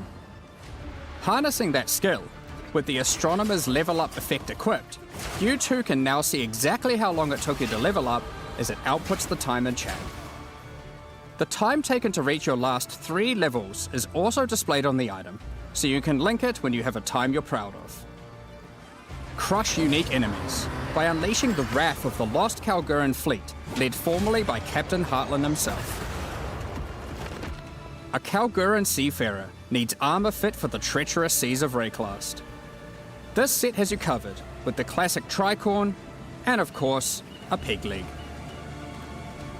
The Lost Treasure weapon skins top off your appearance of a true raider of the seas. These gilded weapons can be applied to wands, two-hand maces, and shields. 600 points. How much is 600 points? After a long day of plundering loot, retreat to the Kraken's Cove hideout. 60 a home bucks? of some of the most deadly ocean-dwelling creatures in Rayclast. Many ships have met their demise here. What better to accompany you in Kraken's Cove than a kraken itself? Replace your stash with a dormant kraken waiting for its prey. As you approach, it will awaken and terrify both you and any guests in your hideout. Alongside this, an extra stash skin item will be granted to you, and when placed, will automatically open to any stash tab set with the currency affinity.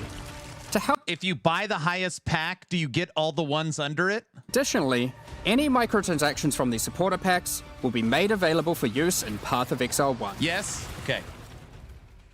Thank you very much for all your ongoing support. We're just about to start the Q&A with Ziggy D. Afterwards, at 11 AM NZ time, we'll post the patch notes. With release at the end of next week, our community team will be posting crucial information you'll need for the release. Keep an eye on the news. Thanks for joining us today and checking out our latest developments. All right. 1 to 10. 1 being the worst, 10 being the most excited. Where are you at? Put it in chat. By doing some dungeon crafting.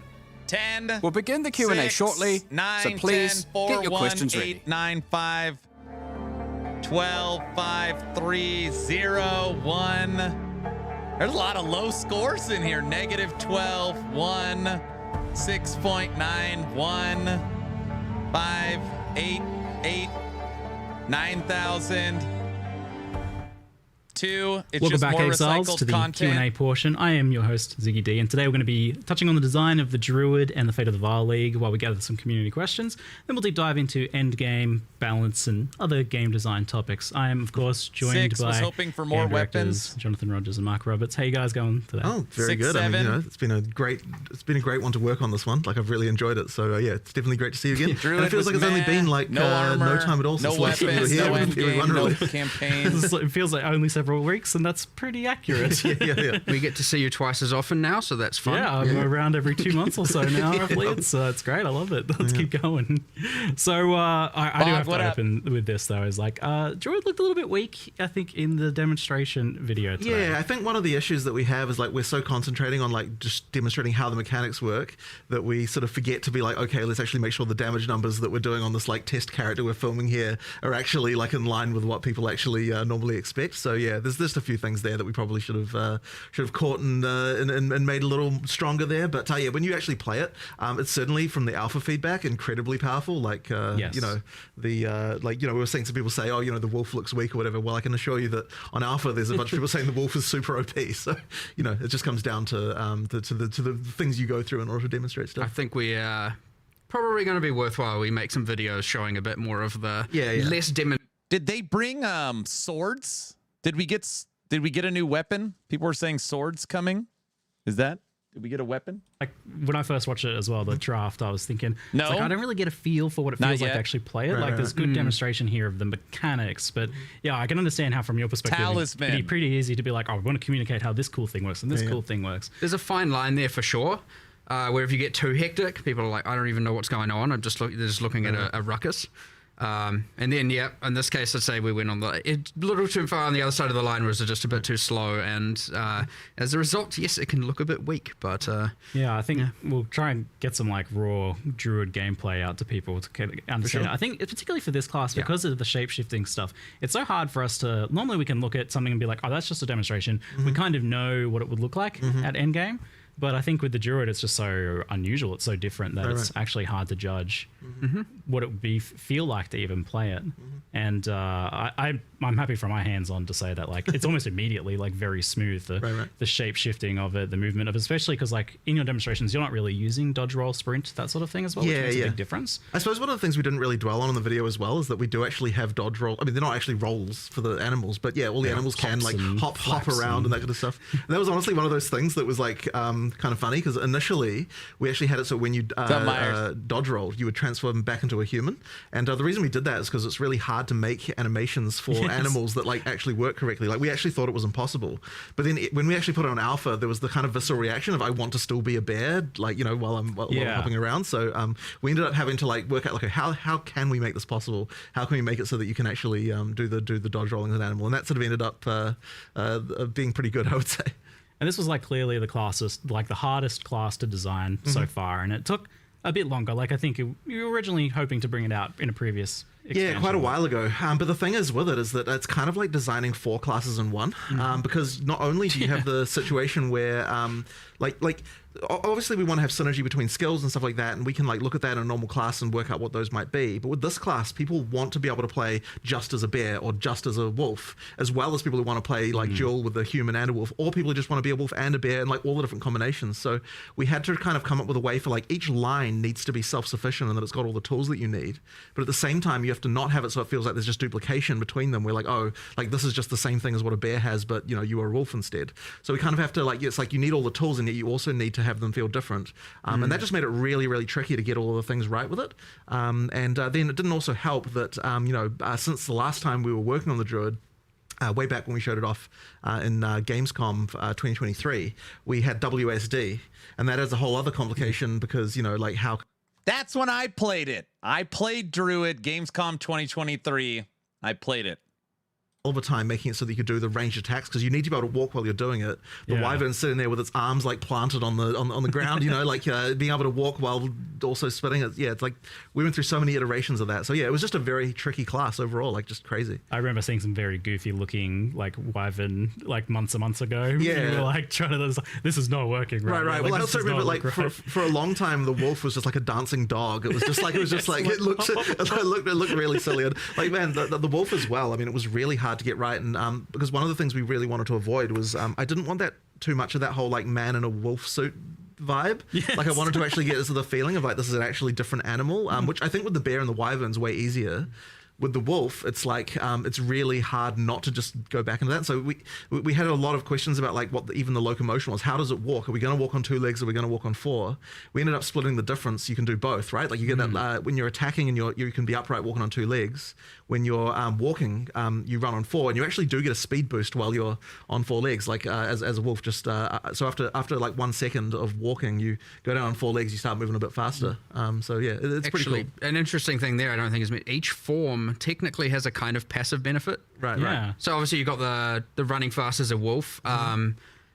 can't remember exactly what the Wyvern ones were, but like for the bear, for example, because you're just a bit bigger, you know, a bit of a tank. You actually do get armor, and armor applies to elemental damage as a thing, and like, you know, there's a kind of, which is like, honestly, unless you actually click the bear keyword, is like undescribed everywhere. Well, it was even more than that, because I was just looking at it in game before. The bear has like passive endurance charge generation. Yes, it does. From rage expenditure, it does. I was like, that's so cool. Yeah. So we really wanted to make sure that each of the different forms had things that can benefit the other forms.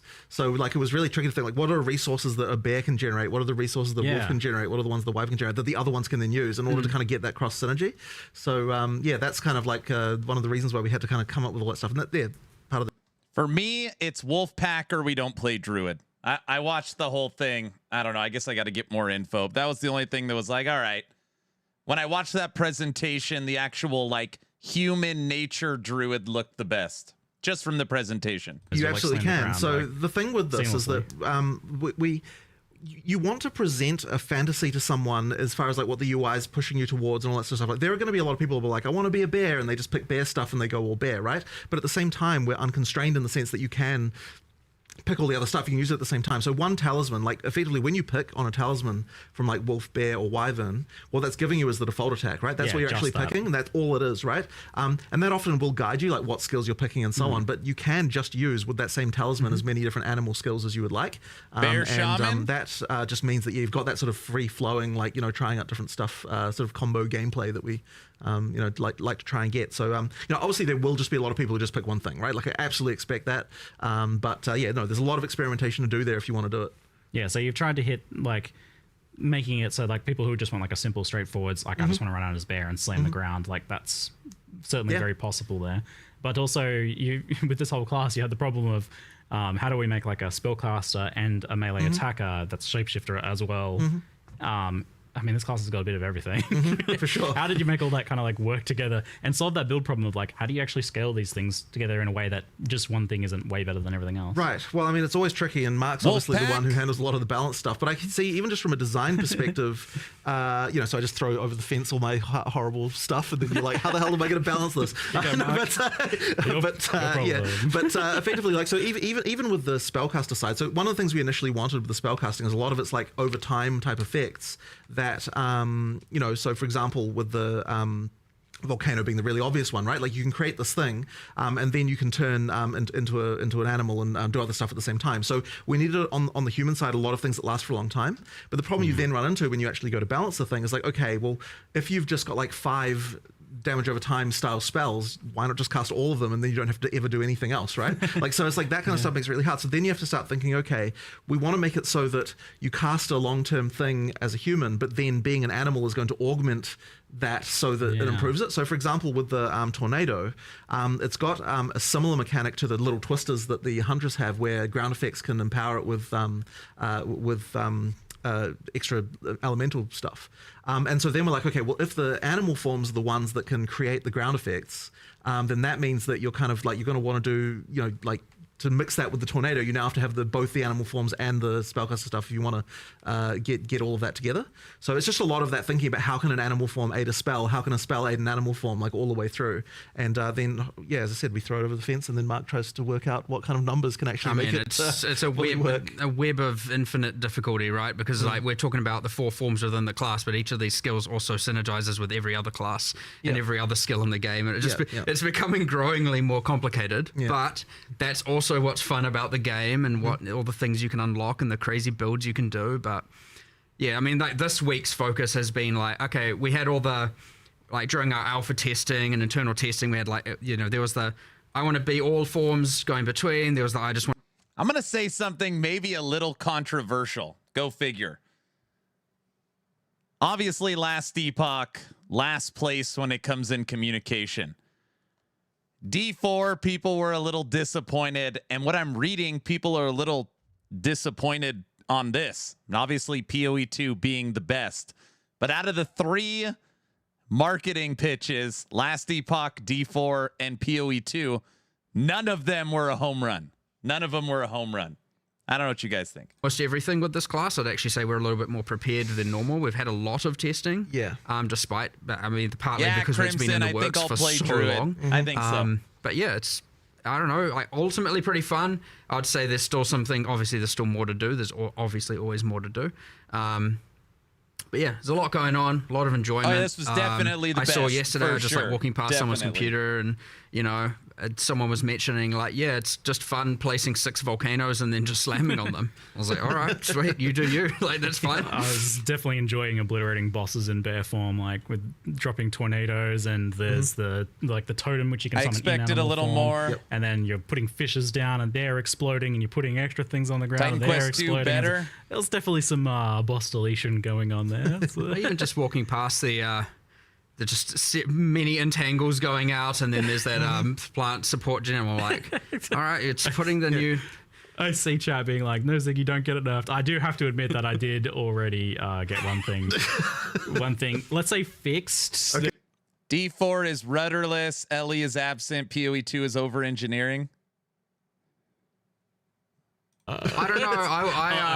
I Sorry, we'll guys, see where not that goes, because I was like, no, that's fine. This is a fisher. It made it to me, Yeah, and this I was is a like, no, fisher thing. I'm fine with that. Yeah, because it generates rage when you first slam, and then the So- fishes, every time they pulse, it generates rage. I'm like, Oh, really? yeah. Oh, shit, I didn't even know that. Because like the totem's making it pulse, and that's generating rage. Each time. Right. I'm like, that doesn't that's interesting. seem That's very intentional. It's interesting. fine. The season mechanics made my fine. brain I love hurt. that because that's like Okay. Fine. ridiculously powerful. That Yeah, feels like way permissive. I was Right. like, this feels illegal, but that's like, you gotta let a few things in there Nah, that it's feel fine. illegal. It's doing what the skill says. I may not have. Maybe I didn't get enough. Okay, cool. I don't know. They might have changed it. I'll find out afterwards. I just throw my opinion in there. I don't want to necessarily be like, you know, I try and make sure with a lot of these balanced discussions, it's not like, you know, I'm just an authority on the matter. I want to actually discuss these things through, because maybe it isn't actually fine, but, you know, my first instinct is like, yeah, like let it run wild. Like, what's the problem, you know? So Yeah, you gotta. we'll see what happens, but whatever. They don't know what the problem is. So This don't is worry. better than Oh, now Ellie they and do. D4 Thanks, you by a ruined it. mile. Now people will I know agree if it with changed, that. and now I they agree know. with that. They'll see the thing. I not agree with generating that. Rage, and yeah, I just think let's see people that line of expected text, even and more, That's the that's Ziggy all. line of text. I'm developing a reputation now. It's just helping finding bugs. It's okay. So, like the shapeshifting stuff comes from this trinket, the talisman. Yeah, the animal talisman. And is there any limitation to just kind of like putting that on another class? There and you just go, say, Robert. Like, I am playing my mace marauder or my Yep, quarterstaff monk, and I want to do a wolf leap slam that marks targets. You can do it. In Okay, fact, it was one cool. of the things initially that it's funny with the audio team, because initially like, oh, we want to record like bear lines for Yes. for the druid the whole time, and I'm like, hey guys, remember, anyone can turn into this animal. Are you actually going to commit to every single class is going to have like a three different extra versions of every single line the character can deliver? Maximum effort. It's like, yeah, that's a bit tricky. So we ended up going with a voice mod in the end. But yeah, that was one of those. It's like their thoughts. I think it shifts to. It almost sounds like, to me, that's what it sounds like. They're like, they're thinking it or something like that. I don't know. But yeah, would it be completely impossible to record every single line an additional 3 times like, for every all character right, class? voice actors, everybody come back and we need to roll like a bear. Exactly. But yeah, effectively, every class can be an animal. It's exactly the same as the weapon restriction. Ultimately, being a bear is the same as having a mace, which may sound a little bit odd, but that is actually how it works and what allows having. Whoa. I didn't even think about that. Wait, so you can use mace skills while in bear? No. What I meant was that it's the same. I mean, it's the same in the sense that it's just a weapon type, right?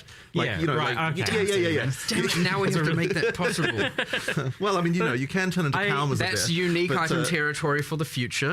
Yeah, well, yeah, it often gets talked about, like the idea of like, oh, why are things like so weapon locked? And I've always maintained the position that you guys want to kind of do that as much as possible initially, and then in the future you can blur the lines a little bit. Like there's maybe in the future you're like, oh, well, maybe this skill has a way of crossing over. We can do, but the thing is, a lot of the identity of a weapon type really comes a lot from what it can do, and so that's the kind of the main reason why we do it that way. But but the thing is as well, with the weapon swapping, I mean, you can still use skills from different elements. Different weapons and things like that. The thing is, like, it's funny that you mentioned that with the bear, because like definitely some of the bears, I noticed parallels between some of its skills and some of the mace stuff, and I could see absolutely combining like this bear skill that places fishes with the other stuff on the mace that triggers the fishes. Like there's like very obvious like cross synergy build. Well, I there. mean, they're adjacent classes, right? I mean, you've got like strength versus strength int. Like we want to be able to make sure that some of those key elements do like cross over, just so that to open up the way to have synergy between the different classes more easily.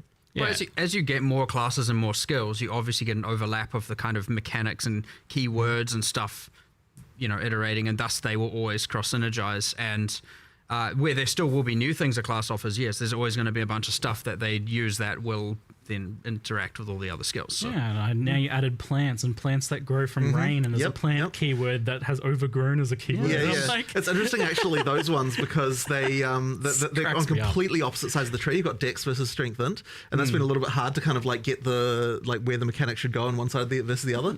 So where we ended up going is that the nature side of things for plants on the Strength Int is like you've got the poison on the Dex side versus the kind of like just pure nature like physical damage spells on the on the Strength Int side.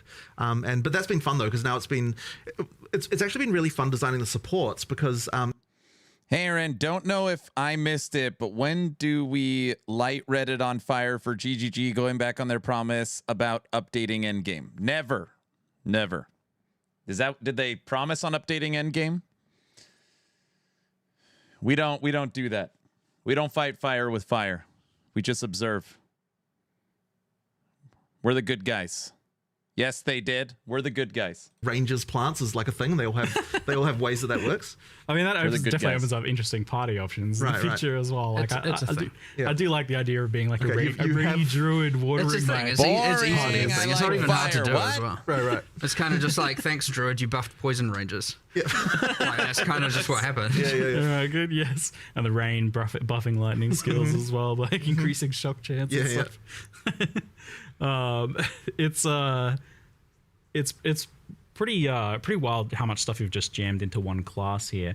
How did you like kind of settle on a identity for the wyvern in particular? I feel like people know what a bear is, people know what the wolf is, and even a lot of the like druid stuff is pre-established as like, you got plants, and you got like nature, and you got like lifting up the earth, that sort of stuff. Well, we really wanted to have a third form that was a little bit out there in terms of different from what you'd seen in another game. I mean, obviously, like every game that's got transformations has the bear and the wolf, right? That's just like the staple. But and actually, funnily enough, for that reason, we couldn't not do it. There was actually a period there where we weren't going to have a wolf because we were a little bit unhappy. Yeah, with us, and it's just like, well, exactly right. That was the reaction. That was the reaction of like all the furries come out of the woodwork and like, you gotta have a wolf. How dare you? Yeah, how dare, exactly right. So we're like, okay, we'll have a yeah, exactly. Don't anger them. So that was what did he just say? that was a real concern. So we decided to go. We needed the two familiar, and then we needed one that was a little bit more out there. And really, when we were looking at the bear and the wolf, it was kind of like we want the slower, harder hitting. We want the faster and like speedy kind of version, obviously being the wolf. We also wanted something that had some range elements, and then a sort of more spellcastery vibe a little bit more. And so we sort of thought about it a little bit like, what animal is ranged? Like, it's not really, there's kind of not a lot out there that can really sort of do that. And so, eventually we settled on the wyvern. Did he say fairies someone, of course, at one point was like, how about a dragon? And we're like, what the heck? What are you talking about? But then eventually I thought about it, and it's like, actually, you know what? There's some potential here. If you suggested to me, I told you not to do it because like, there's no way you could make it look good and not look stupid. But it eventually it was hard though. We did get there. It actually looks pretty cool. Yeah.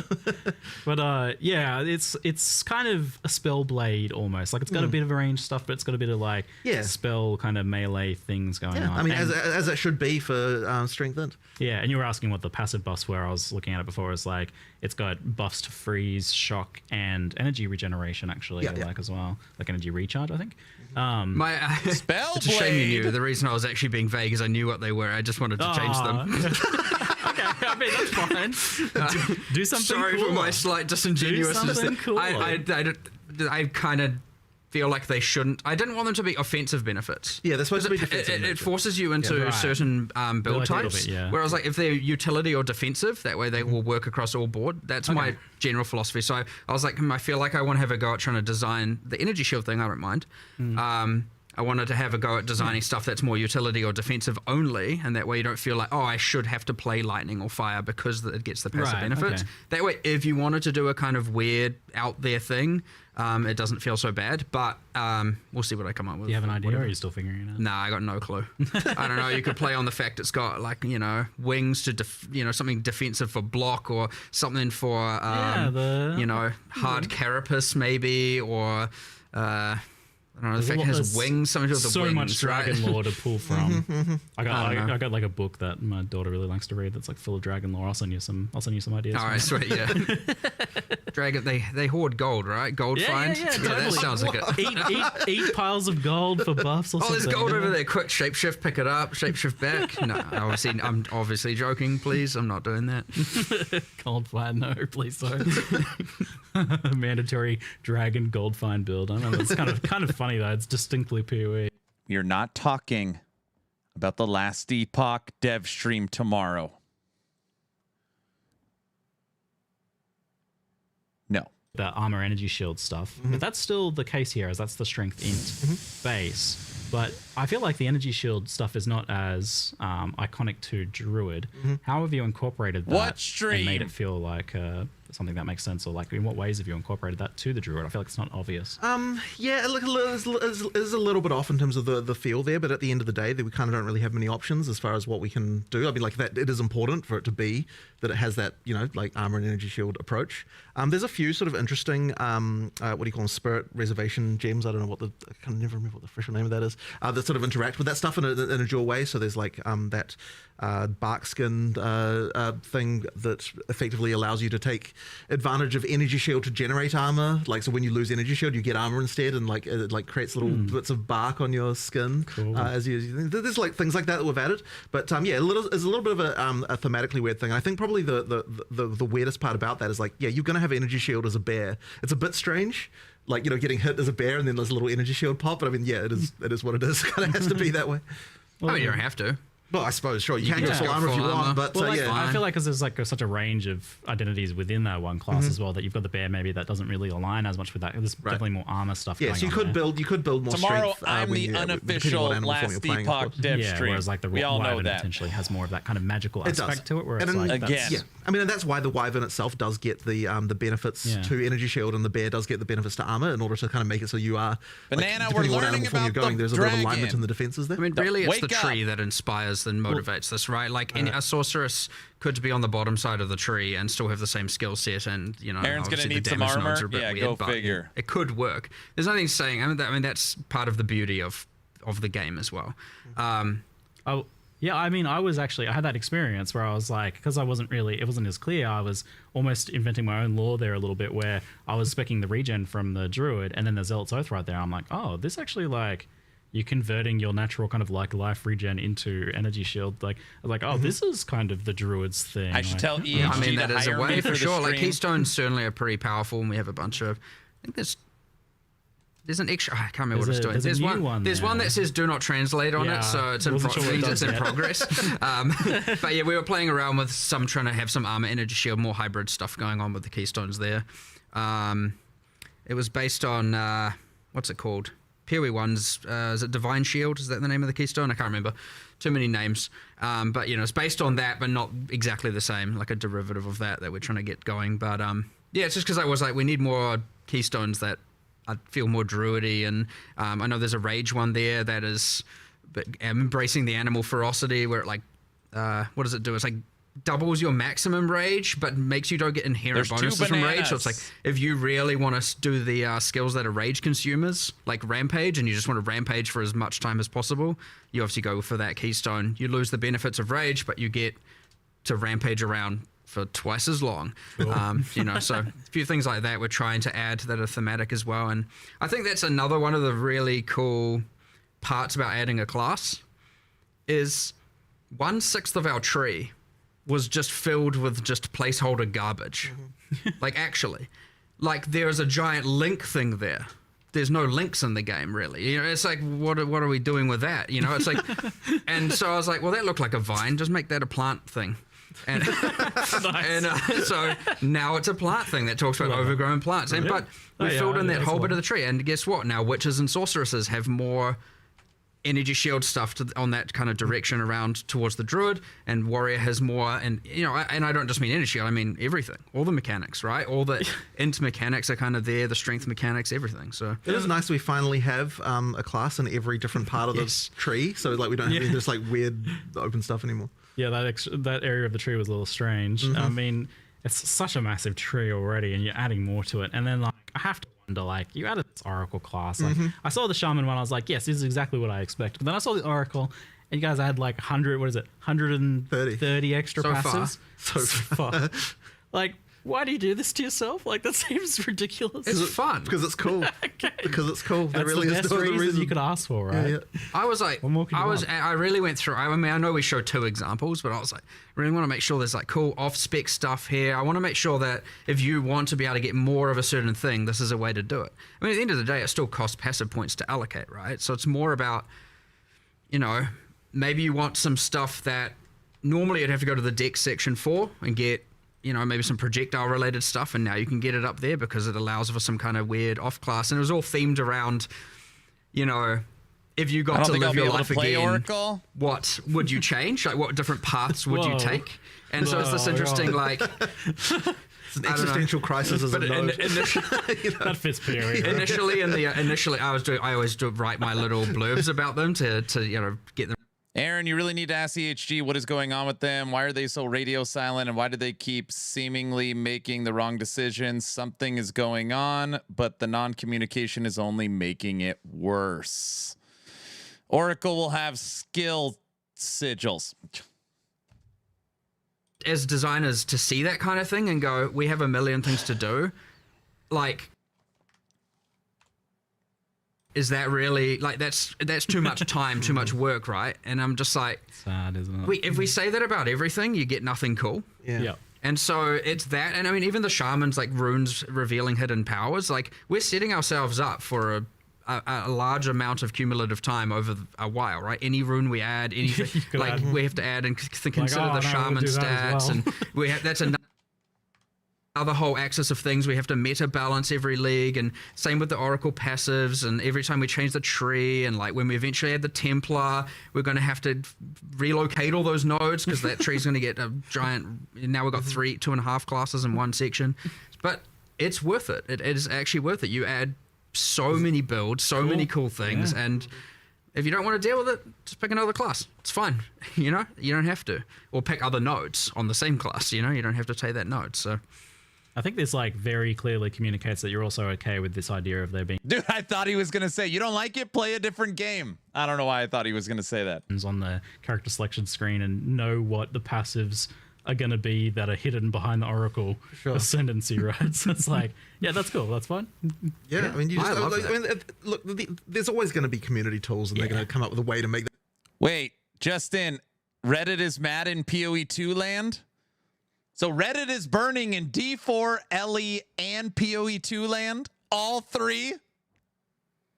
there's more. Well, You want to do more of that, don't you? I can tell by expect you. nothing else. He wants to do more. Of course, I love it. I actually, I love people having cool secret things they can find. Shocking And it isn't just development. like Stream's dying up here. 1,000% Let me refresh it. confidence in a build, and you don't want to go in and only realize you've made the wrong decisions and stuff Reddit like is that, mad. for sure. Water is wet. But I definitely want to find that balance where you have that while you also get your cool secrets that you get to add to the game that are fun. Yeah. I think there's like a couple more chat questions on Druid, but we'll try and move on to the other stuff soon because I know people want to talk about the other thing. I could talk about Druid all day. I think the design's super interesting here.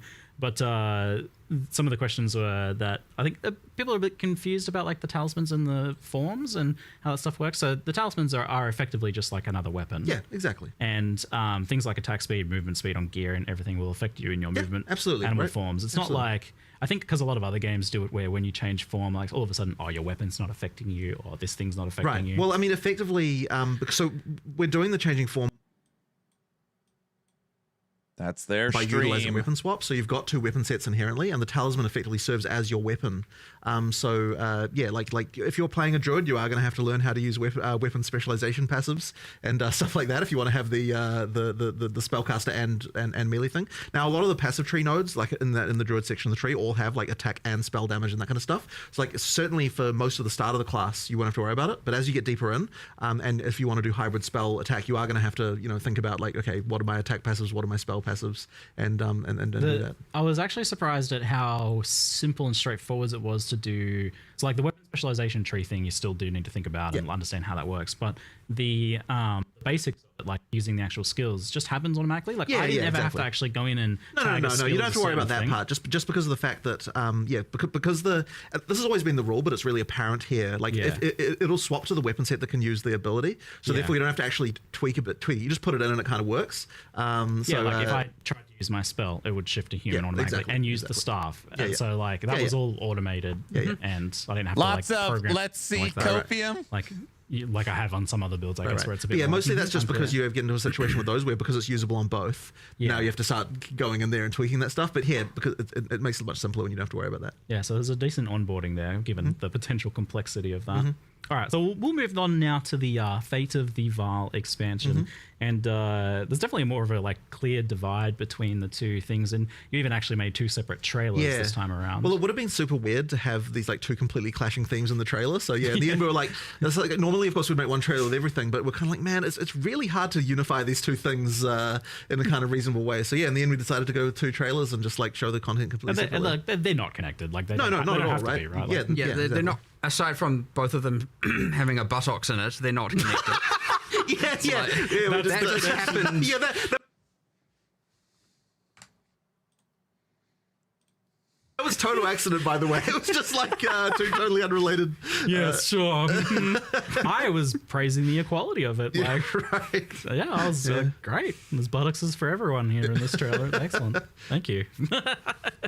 So this expansion is, and we saw this a little bit where you tried to work in the previous League mechanics into like story But quest stuff, which I was You missed super the keen best on. part. This expansion definitely feels much more deeply linked into the campaign and story, to the point where like Doriani's saying, go back in time and try and change these things that happen in Aaron's the campaign. PC I was like, can't this run feels like a stream major graphics. campaign story beat Yeah, thing so I mean, going on now. there's a few things going You're on right. there. So, like initially, this league, unlike I think what we've done too much of in the past, the storyline develops quite a lot more, kind of like through the campaign with different events that happen and sort of link in a lot. And part of the reason originally for that is that one of the things we sort of don't like necessarily about what leagues do is like you've got this situation where you like walk out of town in like, you know, literally the first area, and it's like some eldritch entity is immediately recruiting your services. You know what I mean? Like it's actually very like unfortunate. Put this rusty thing in your body. Exactly right. So we kind of wanted to try and make sure that there's a little bit more like it doesn't feel like the world is on your shoulders like right from the get go. Like there's actually like a little bit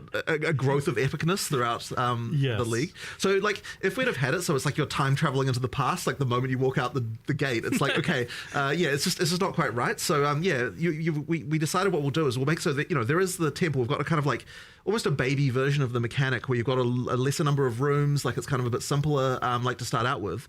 And then once you pass the sort of key point in the storyline, then it like really opens up. You go into the past, you've got a little more story stuff going on. It did add quite a lot more work to kind of have to make two versions of a bunch of things and that kind of stuff. But I think it is worth it because it means that it feels like the league has a lot more going on,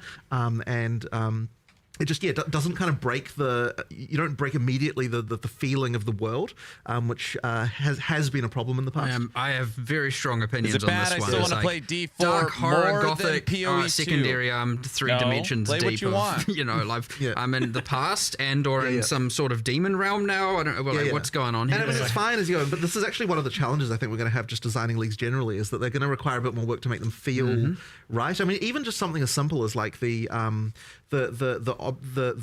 Val sacrifice circles that you get throughout the world.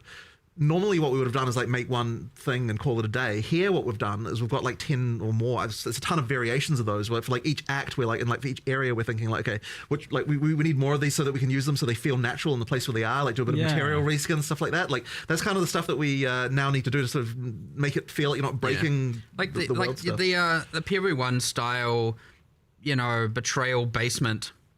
You know, you just okay, so there's just a basement everywhere, like in the mud flats. Like, okay, you know, that just doesn't fly anymore at all. So like we want to make sure that these things are way more believable. Right. Like you are actually convinced. You're like, you know, this makes sense.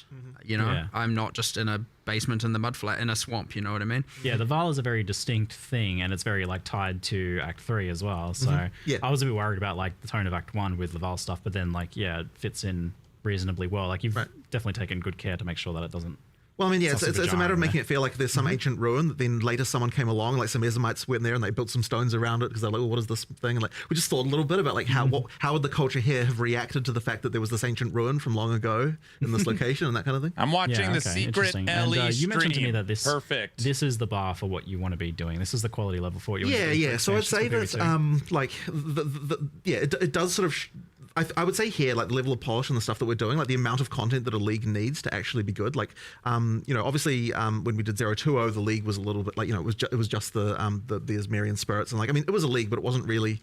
Didn't have like the depth of content and stuff that you needed. And then with 030, I think we did a lot better. Like it came a lot better, but I still don't think we quite got there in terms of that was like the PoE1 level kind of. Yeah. And then this one here, I think like, you get up to the level of quality that we really want to be delivering in PoE2, like, post release and everything, and like the kind of the amount of content you need for a league. Like it needs to be quite sizable and good. And it did take a lot of effort, but I think it's worth it because you sort of shows you what we can do when we. Yeah, I was gonna say that's like a high bar that you've effectively kind of like locked in committing to for expansions. Well, hopefully I don't come to regret it, but it's and honestly the scope did explode a little bit because when we I think that one of the things so when I initially designed the league, I was kind of like, okay, we're going to have like some limited number of rooms. We kind of spec'd it out, and like and each one will have a few levels, and it kind of didn't seem like it was that large. But really, in the context of PoE2, it's like, well, if you're going to spend effort to upgrade a room, it needs to feel meaningfully different and have meaningfully better rewards and all that stuff. And it pretty soon expands into like a really huge list of like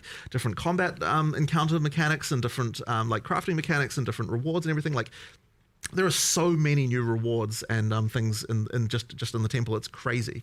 There's a lot there. Like, certainly the number of expanded crafting options and all that sort of stuff. Yeah. I mean, we could take some inspiration from what PoE1 did with Incursion, in terms of double crops and stuff, but we had to make it work in a PoE2 context. There's just a lot there. Why is there not playing Titan Quest 2? They released a new class. There's too many games. I can't play all of them. Yeah, the funny thing is about that is that it actually came from a game that you recommended that I play. I wasn't going to even say no. So you recommended that I play this game called Loop Hero, and I really enjoyed it. Then I mean, everyone's going to think that the game we were inspired by is Blueprints, but it actually wasn't. It was Loop Hero. It was so good because I told you about that game, and then it was like a week later or something, you sent me a message like, "Hey, I've made this little program." Yeah. So I prototyped up like a thing that for what would become the UI for Incursion. We actually ended up. It's funny because this is like the first league I've actually personally done code on in like quite a long time.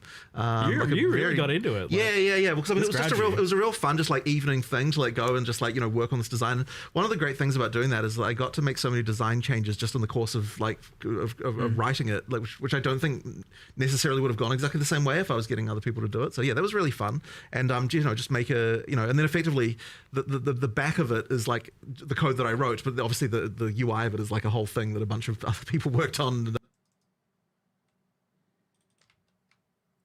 So if you don't like it, Jonathan Rogers. But, that was a lot of fun. Yeah, what is it like about this one that grabbed you so much? Because you got so involved and so personally, like working on it at home. Yeah, I just really enjoy this kind of like little game within a game, like little metagame things. So just that dungeon design thing is just a really fun thing for me. Tile placing. Yeah, it's really fun. Love a good tile place. And I just like coming up with all the little ways that they can interact and that kind of thing, and try to make nature feel a bit different and that kind of stuff. It's just a good time. Yeah, and it's got this like iterative design where you're building a temple, you run it like it's a really small one at first, and then it crumbles a bit, but you're still kind of building on what you're doing each time. Yeah. It's like a weird kind of like roguelike-y thing without being a roguelike itself. Yeah. Exactly. How popular is Incursion? With that design, then, in PoE1? Is it a super popular mechanic? When you kill at Zeri? It never fully resets, but when you kill at Zeri or defeat an architect, quite a lot of the temple gets destroyed. So there's this kind of destabilization thing. So rewards for underwhelming. It goes back to not the start, but kind of I think it removes like 2/3 of the rooms. There's some number like that it gets rid of at that point, and then you kind of have to build up again. So that's just. That effectively means that like when you do those options, you're getting like new reward rooms and things to play. So it's giving you new goals, and then you have to run work it towards for those goals double again. corrupt. And then ideally, those reward rooms can be rewarding enough that the benefit of going back to smaller is I'd say the negative of going back to smaller is completely outweighed by the benefits you're getting from the extra rooms that you're able to place. So you can juice it a fair bit too. You can, yeah. There's a lot of like modifiers that are getting added on by each room, and you can place quite a lot of them. Yeah, you can, yeah. Do you foresee people building out like a huge temple and then kind of not having it decay as much as possible? Yeah, like I mean, running out Zeri? it's absolutely intended that you'll do that. I mean, once you've defeated Zeri enough times, you've got the uniques from there, and you've done like other things like that, then you absolutely will like probably want like for ultra end game play when you really want like the most challenging stuff and you're just like looking to get like as many double corrupts as you can and stuff like that. You're probably going to want to keep the temple large and specifically not do the stuff that would cause it to destabilize, because if you don't kill the architect and you don't kill its Zeri, then it will it'll only pull you back. It's not incursion, it's more I can't remember the exact Val number of rooms. plus There's some number of rooms that go synthesis. away when it's quite full, and then you can just juice it really high and have really challenging in-game scaling tier of stuff. Because one of the things we were sort of concerned about is that there is some in-game content that just doesn't really scale as hard as it needs to scale in order to make it properly in-game viable. Yeah. We wanted to make sure that this was not the case here, that it actually does scale enough into the in-game. Okay, so like designed to be pretty farmable and to be pretty late game relevant. Of course, yeah. It gets pretty hectic with all those mods. Yeah. With how many rooms are on there and like. Yeah. But also just other things that you want to do, like so for example at the start of the game, you can only you can't like store up temple runs, as it were. As you get into the game, then now we start to have it so that you can store up more runs, so that you can like map for a while, then like do a bunch of incursions. I think we have it that eventually you can do 60 maps and then temples, and then 60 maps, then temples. If you want. So you can, or you can do 6, then a temple, then 6, then a temple. So you can effectively store anywhere 10 runs, in between. 10 runs Nice. if you want. I feel like with these things, like now I keep seeing like, you guys have thought of it. The Well, the thing is that we've got so much experience and stuff. I mean, like, so for example, the whole like taking the currency away from the temple instead of having to craft inside the temple thing. Yes. Like that's just a hard learned lesson from PoE 1 where, you just need to. You say we thought of it, and I have, because I'm just going to bring it up. But like, and a thing about, and this is something that I'm on the fence about a little bit. Personally, but the thing with the killing architect and Zeri destroying a bunch of the temple, creating that clash of either farm temple or farm boss, can be quite a divisive thing for people. Right. You're looking at Betrayal Katarina, right? And the exact same thing. Yeah. Where it's like we've now on PoE 1 we separated those two things so they're not, because it always felt bad doing one or the other. Or I could feel bad doing one or the other, depending on how the balance went. And so you might get a similar thing here. Now, of course, the amount of the temple that can get destroyed is variable, and there's a bunch of stuff we can obviously tweak. But yeah, like getting that right and feeling right will be important. It's honestly hard to say if it is right now. But it's a thing, we say we've thought about it, but it can be very easy to see that and be like, hey, they're doing the same mistake they've made last time. Reddit's on fire? Which, you're not wrong. Except depending on honestly having the lever this time in place of how much gets destroyed instead of entire board reset kind of thing. Like on fire, we get to control that a lot better and iterate on that if we need to. So yeah, that's true. You've already we've thought established- about it, but I could see, because I was just thinking about it going, I reckon people are going to get mad at this. And I was just looking at it going like, the idea that it's like, hold on, I can't farm the bosses. I either have to pick bosses or pick temple.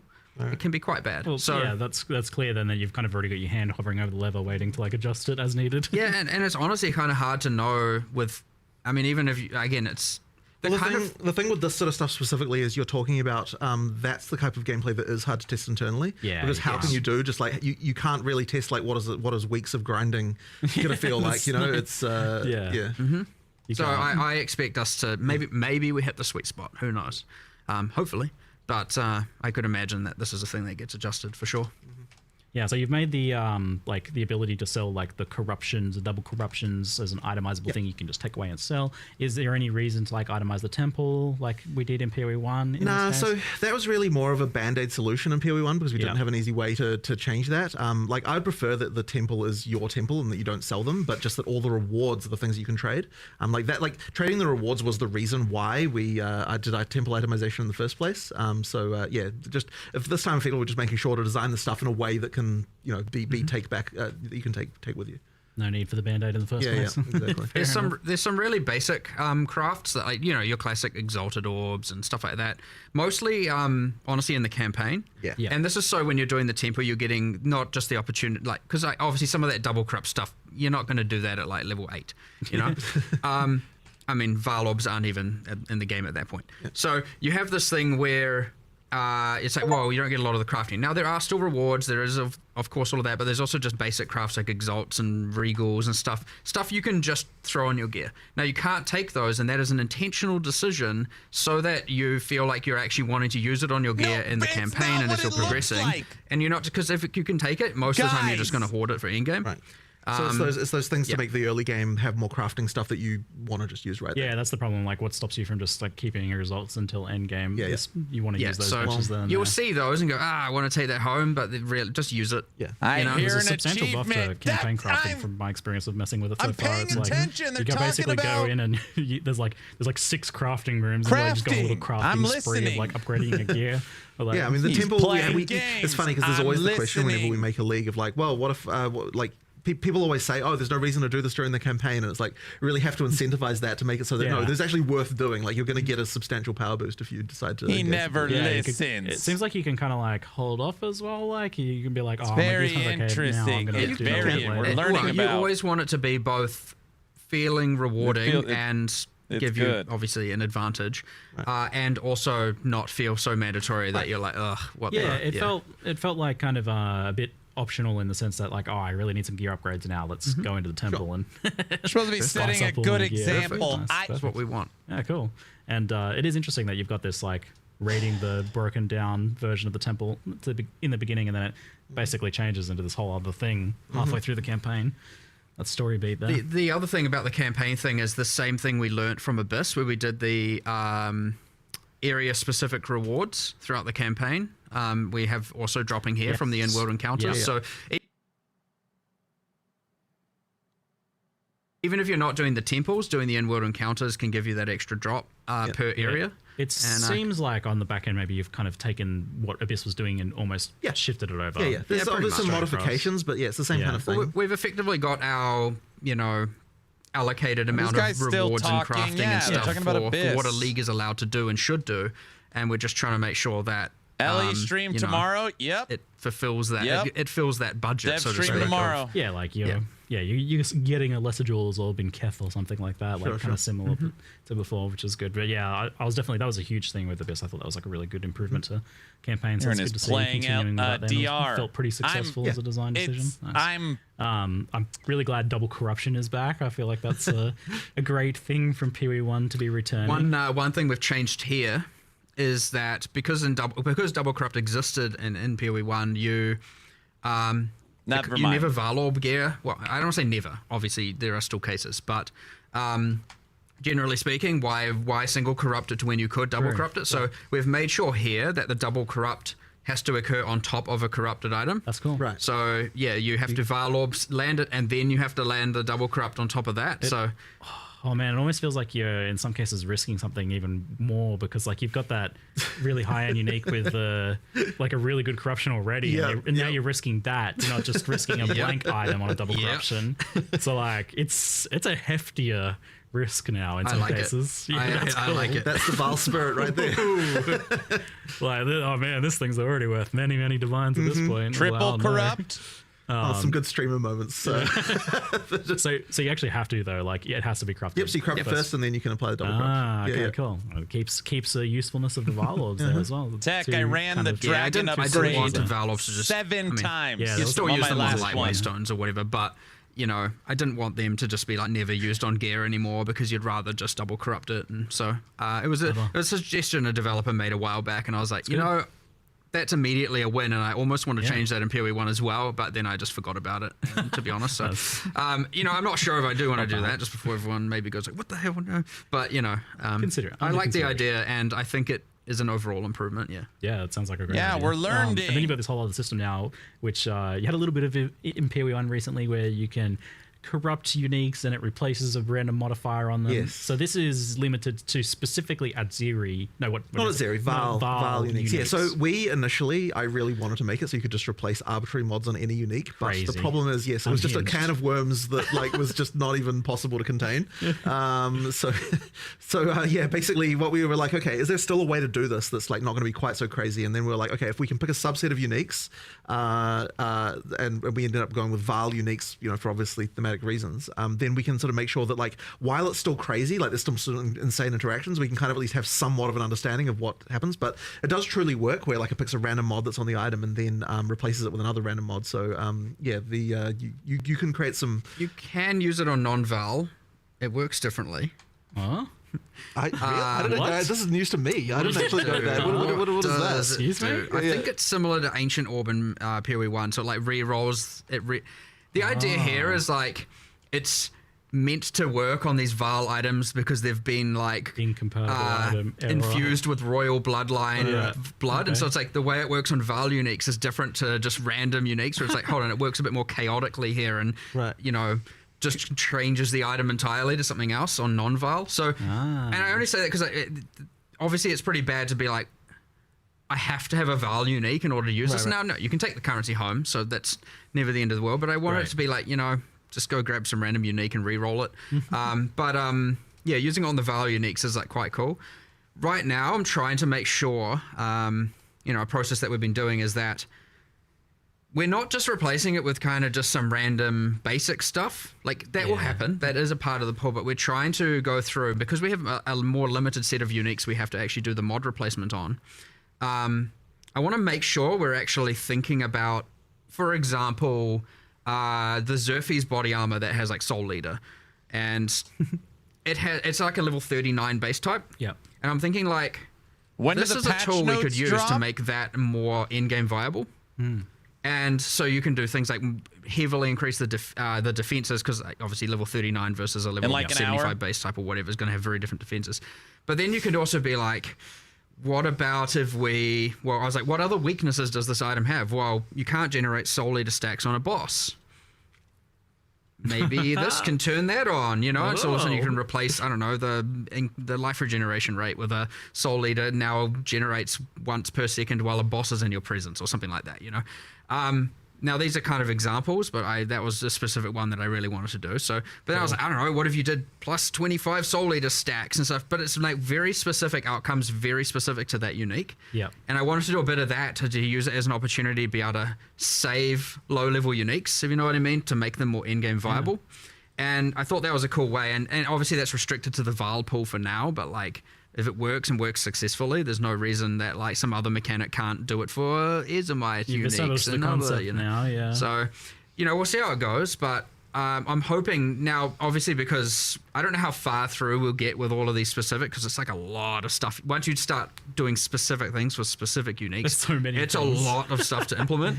So I don't know how far, but I was like, let's start with the mythic uniques, the rarest, most powerful ones, and we'll work L or backwards, W? getting to the more common, you know, ones would at the just end. go and with then what Also got Reddit just the says. general like buffing of a bunch of other uniques as well, right? I mean, there's a lot of that. Yes, going true. on. And I mean, that was part of that when I was like, okay, how can we buff this? How can we buff this? How can we buff this? And then I was like, well, a lot of them are like, man. What did I this say? is too low level. And I was like, well, we have this I'm just system in the league.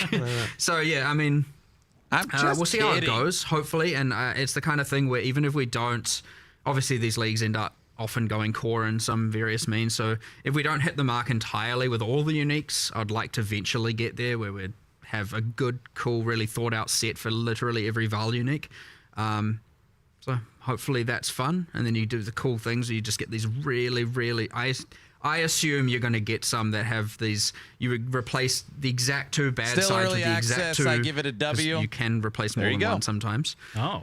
And you get the you get the exact like, holy, this unique just went from being worth, you know, something 1 divine to 300 divine, you know, kind of territory. So hopefully that happens. If it doesn't happen, I'll be a bit sad, but we'll try. You can never know with these things for sure. And this includes the new like Adzira uniques that she's dropping then, obviously, since she's kind of the queen of the Val. Yep, Zero uniques, Trial Master uniques, you know, like it, you know, a bunch of stuff. So it's a fair few there then. Is that something that you anticipate Form. expanding upon in the future? Dragon then? Form's cool. I mean, we'll be always adding more value. Anybody been a part of the last Epoch community when Judd was talking about dragon form, blood dragon form, and Mike kept getting asked every week about Druid getting a dragon form? PoE beat him to it. Quite. So, I mean, fundamentally what a Val skill gem is in PoE 1 is like a kind of ultimate type style ability in some sense, you know? So it's like we're kind of doing that in our normal gems at this point. So it didn't really quite make sense to do it here. It's like the glory on the skills glory is kind of like, Yeah, that's what I figured. That it's kind of like you'd only be really doing it for nostalgia value at this point, I think. Now, that isn't to say there won't be something in the future, but I agree that doing something like that when you haven't even got, you know, all the classes and skills in place and all that. I would say that's like a post-release feature, you know, not a pre-release feature kind of thing. Yeah. And are you still kind of with challenge leagues planning on having things like challenges, challenge rewards, etc. So like the post-launch? So the plan for that was post-launch. Like it basically was kind of like during early access, it doesn't quite make sense to do that. But post-launch we'll return to that again. All right, shifting onto the topic of endgame, but first, just a brief detour. Trial of the Ancestors, or the mystery content in the new act, and our third means of ascending. What's the progress like? On that? Well, we don't have anything to say at the yet. moment, but it'll need to come obviously at some point. But we didn't have time in this one certainly to work on that. It keeps coming up. It is really just a matter of when, at what cost, etc. The classic, just resource distribution kind of things where it's like, when are we going to do it, and what, instead of this, and we have all these different ideas, and so it's just, but right now, nothing. All right. So on Endgame, firstly, thanks for nerfing the Delirium Fog. Yeah. You saw the memes, I guess. For sure. So I've been enjoying all the foggy memes everywhere. That's good. Visibility improvement for the Endgame, but not only that, like you guys didn't just tone down the fog. You've done some pretty major things with the tablet waystone system. I mean, the very first question, and before we even toned down the fog, the first question was, okay, well, why do you feel like you have to run every map this way in the first place, right? Like the fact that something feels mandatory is already a problem, regardless of the fact that the effect is also annoying, so that was the first thing to solve. And it really then started coming into, okay, well, like how, like, people are finding waystone crafting more annoying, and we only made it more annoying in Abyss with the having to go somewhere else and get it, like it just made it not particularly great. The first question is, well, how can we fix this problem, right? Like and effectively we're kind of like, we can go two ways with this. We can either make it so that every league has something that feels mandatory that multiplies with the rewards, or we can say no leagues do, in which case it's more about like which league do you want to run for different, for various different content that they can provide. So we decided to go with no leagues do, because I think that it's probably just like less busy work, less annoying. Like if every league gave you something that you needed to like craft and do something with, it just would have been a pain. Which is why even in the live stream we're like, from this point on, just like waystones, they all get regular. They'll have the regular crafting, just regular base currency, but we're never going to add to them again like a thing that requires you to do more crafting than that. Another layer of that, because I think that having to do that every map is too frequent. Doing it on the tablets means that it's just way less frequent that you have to do these things, which helps a lot. And then of course the question was, well, how can we make sure that we're not like doing a nerf to overall juicing potential here? So then we had to look into, how can we get back the, the power you had? So that's when we got into the extra mods on tablets and things like that, in order to sort that out.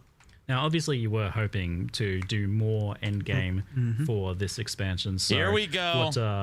What's kind of happened with the? Well, I guess the sort of two things that we see as like the major problems in endgame. One of them is when you get there, it can feel like you don't really have a proper goal. Like you don't have an immediate, like, okay, here's a quest to do this and a quest to do that and that kind of stuff. So there's like a little bit of that missing. And that really is a content thing that just requires us to expand upon what a league is. Now, something like something like Fate of the Vaal, it immediately has story stuff to do and so on. So when that goes to endgame later, you'll have like storyline things sort of built in a way that can like make it so you've got that.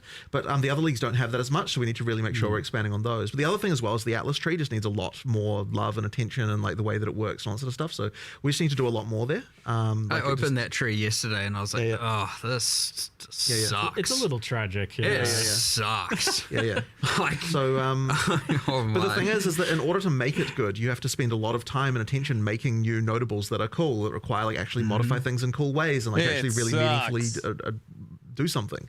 And that's just a lot of time and work to do that. So do you have an idea for what you want to do with the ascendancy tree side of things? Like, is it kind of angling more towards what you've done in Puppet League, which has been pretty successful? Well, I don't think we should be talking about that yet, just because that'll be it's more for later. But yeah, I mean, there's things we want to do.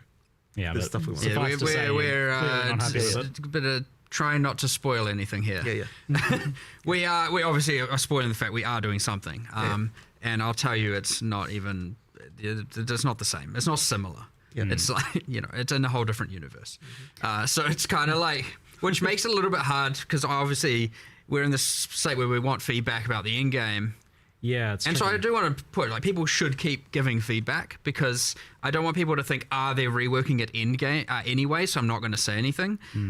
Just in case. You never know. Because there's And we also different can, parts of the end game that kind of are like independent of the, just things like how the Atlas tree works. Yep. So, But yes, that tree is effectively going to be completely reinvented. So that will get a full drastic change. And then the something that, like PoE 1 with the whole complete your Atlas being a very clear, very obvious goal. You just complete all the maps and you get your Atlas is complete. And then there's heaps more beyond that, of course. There's all the boss farming and all the different progressions, and even that has like multiple quests throughout the main quest line with the different pinnacles and all that. We just don't have any of that really. It's just immediately into this infinite unguided adventure, and there's a little bit of things with the corrupted zones and bit of that, and like the burning monolith, but it's still mostly unguided. You don't really feel like you have like. I've completed the main thing. Now I'm going to farm. At the moment, it's pretty unsatisfying, I'd say. So really trying to drive that home. And then the other thing that honestly we spoke about upgrading the leagues and adding more bosses is like still deathless. That whole like having King in the Mist and Olroth as the pinnacle bosses of the leagues, just being like copy pastes from PoE 1. Was not our end goal, you know what I mean? Like, they're a bit sad as pinnacles right now, and like honestly we need to up the epic a lot. So we've got a lot of that coming, and then just general upgrades to all the leagues. Like, some of them are too, Ritual has the whole omens are too good, and others are just like, well, why would I do this? And there's a bit of that going on. So just a general balance, and via adding more content and different axes and all kinds of stuff. So there's heaps coming.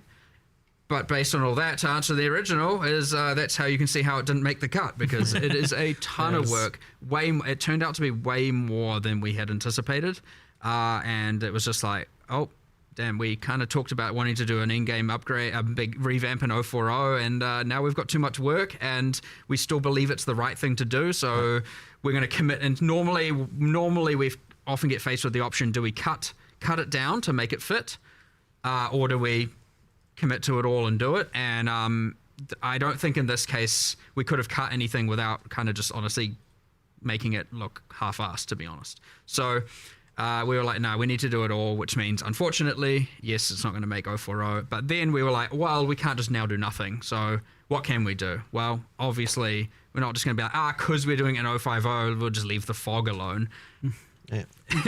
Obviously bad, which was a bug, by the way. Really? All fogs, like the volumetric fogs in the game, have a cutout around the player. Yeah. That like cuts out and then tapers off. And all fogs in the games, there's multiple different fogs, had it except for Delirium Fog. It was the only fog that didn't have this. So that was, well, like, we can start there by re-adding it, and then we'll iterate until we feel like it's about right. But yeah, kind of sad when you look into these things and you're like, oh, damn. Oops. It was just broken the whole time. But either way, like, a player doesn't know if it's broken or just intended. So obviously, fixing it is the important thing. But yeah, I know there's that guy on Reddit doing a post every day, and they can finally rest. Thank you for your service. Your watch is complete. Yes, we can actually see the ground. It was just hilarious in some maps where it's like they have holes in the ground. Like, there's so much fog you actually can't tell where the holes are. It's like I can't move anywhere. It looked a lot better from the footage, so it's a big improvement for sure. So you mentioned that, but there was also another kind of key change that you wanted to make sure to get in this one, and that was the kind of like monster density getting swarmed issue. Yeah, that's a very interesting one, because so when we were doing 031, this was actually already a thing that we were tabling and talking about. But we kind of thought that players probably wouldn't like it because the like monster density can be a very touchy thing, right? But the funny thing is what we found was that even after we what we actually sort of heard more was like, oh, we actually liked what the improvements were early in game, and we actually would wish that the rest of the end game was more like that. And we're like, okay, well, if that's the case, then like the main thing we have to do is not like nerf rewards, make sure that experience gain doesn't get lowered or anything like that. But overall, we don't necessarily need as many monsters as what we were having in the top. And I think this is actually going to also just generally improve things, because it makes when monsters have more life like that, it makes more builds viable. Because like there's obviously a point where like once you can one hit everything, then there's no point in like you might as well just go for whatever the fastest thing that can do that is, right? Yeah, the lightning spear right. So effectively, by making it so that monster life's a little bit higher as you get up there, it sort of actually means that like higher damage builds become more useful. The need for having to target so many enemies goes down. Exactly, and thus right. You aren't just now funneled into the highest AoE thing possible. So it means that like things that are less AoE focused and more like, I mean, obviously you're still going to want AoE. You're still going to be wanting clearing like that sort of stuff, of course. Yeah. But like effectively, just by tweaking it down a bit, you just don't have the like so much need for everything to target quite so many things. And so you know, the sort of higher damage skills that are a bit less like, you know, not like more than a screen in size can actually be viable. And that should hopefully improve the situation. I want to make sure that even if people are like, but I prefer the swarminess, and it was fun for my build. And the thing is, like, that, speaking of, like, Atlas Tree, that's a thing where the Atlas Tree should be the thing thing that you can, it's like your build can do that. So, like, I want to make sure, like, for now, not doing it, but I wanted to do a thing, because we're doing this whole, like, monster effectiveness goes up more, to your right? achievements, I mean, it's a pretty hard thing to understand, because monsters just get stronger with higher levels, so like it kind of just happens. You don't really, it's not like a thing you need to worry about or anything of the sort. But I want to do a thing where you can spec into making, like on the Atlas Tree, you know, I guess this is a little bit of a forward spoiler, but we're adding a little bit of it in a few places, but I want to make sure that you can invest into making monsters tougher without increasing the number of monsters, where like often it's just been pack size, and stuff like that. So but then I would love to do a thing later where like you can convert that effectiveness increases you can get into like pack size. So it's like, you know what? Nah, I want the swarmy, you know, weaker monsters thing. And I don't want one to, at that point you can make sure the conversion results in the exact same amount of drops and XP and all of that stuff. That way you can incentivize. Well, you don't incentivize one or the other, right? Like it's more about what your build is, what you'd prefer, rather than being like everyone has to have most pack sizes possible. Whereas right now, pack size is just a straight up multiplicative drops XP scale. I mean, obviously not for rares and bosses, but you know it is, and for a lot of people, it's a multiplicative fun scaler, and I don't want to take that away. Like I want people to be able to do that, but that's what the Atlas Tree should be able to achieve. However, it is too chaotic at a base level. Right. You get this weird thing where it's like the campaign has a entirely different vibe to the end of the end game now, where it's like you step into the end game, it's kind of and then you get towards the end. I mean, at the start, for people who didn't play 031 onwards, it was just like, oh, okay, I'm going through the campaign. It feels a bit more tactical. It feels a bit more, you know, intention. My actions are more intentional. And then I get into endgame, I'm like, what the heck is going on? There's monsters everywhere. It's out of control. And so obviously 031 alleviated this a bit, but it is, I don't want it to be that there's this feeling of there's two games there. I want it to be that you build that extra layer, that you change it through your Atlas Tree and through decisions you make for the end game, as opposed to it just being inherent. So if you want to, we're going to make sure that we try and keep it that if you want to make it more swarmy and that kind of stuff, you can, but it doesn't give you a drop advantage necessarily over the tougher monsters. There are reasons to do both. That's fine. There'll be heaps of mechanics and stuff, but like, ideally, you can kind of play the game you want to play the game. And so in our tree and our builds, much like you can play the character how you want to play your character, we can do that with the end game as well. And that's the beauty of the Atlas Tree, and the keystones and stuff like that. So, but I can't. It's hard to get into more of that without getting into like kind of spoiler territory. I mean, that's interesting to hear that you want to kind of make things a little bit less binary, where like in the past it often has been the case where it's just like, oh, you just stack as much of all of the things you can stack, or it's just stack as much pack size or stack as much rarity as you can, but maybe having angles for both of those things, like I'm juicing pack size, or I'm juicing difficulty and rarity with. I mean, that's exciting to me because I like the ability of being able to spec content that rewards your character that has low AoE, that is like really good at like dueling really tough rare monsters. And like, you know, we did get to see a little bit at Imperial one where there was different strategies for juicing, where like you had like Titanic Scarabs or something that was making like really strong rogue exiles, and that took a specific sort of build to do. So it sounds like that's kind of the direction you want to head with that, which is pretty exciting to hear. And kind of tying into this topic then, and you touched on it a little bit, was like, there's definitely been it's been noticed that rare monsters seem to drop the vast majority of loot in endgame maps, or at least compared to normal and magic monsters. There's a bigger difference, I guess, than has been the case in the past. And where are you guys at with noticing or feeling that, or what problems do you foresee with that? It gets talked about a lot. I don't think it's necessarily wrong that it's like that. One of the things we really want to try to make sure of in PoE 2 when we're sort of doing a sort of from scratch pass on this is that the amount of rewardingness of something is equivalent to the amount of difficulty that it takes to kill it. And that's kind of where we're trying to normalize that, because by doing that, it means that we can try to get we don't want a situation where some content just is randomly just way more rewarding than other content. And so we're trying to just make sure that we're keeping tabs on that really well. And what that's kind of ended up with regard to the magic versus rare is we've got the balance of that where it should in an ideal world be the case that killing a rare versus killing a white monster is does in fact drop the correct amount of rewards relative to each other. Now the issue can come with the fact is what if your build can one hit either of them in any case? We're learning. Well, so that kind of changes, I guess, an LE the way that feels a little bit. So but as I said, it should be the case that rares drop more than white monsters, and white monsters can drop anything still. It's just how long is this? How much longer is this Q&A? I guess with what you were talking about, Mark, it seems like something you'll have to think about, because if you want both strategies to be viable, the pack size juicing, then there needs to be a reward, a payoff to 6 that. more ultimately. hours. 100%. So that's something you'll be looking at then. But as far as I'm aware, it really is the case that if you looked at entirely just around the life of the entity, the drops should be pretty equivalent to the amount of life that they had to in order to kill them. Are we there yet? Relative to each other. So if it's got 5 times as much life, it does 5 times as many more drops effectively. That's kind of what we're shooting for when we're trying to balance this stuff. Yeah, I think with the balance of how things are and the options we have now, it probably makes sense. But yeah, it looks like something you'll be keeping close eye on moving forwards then. For sure. There's a bit of a parallel with one of the kind of issues I see in Path of Exile 1, have where a Snickers. Everything is in reward icons, little floating symbols.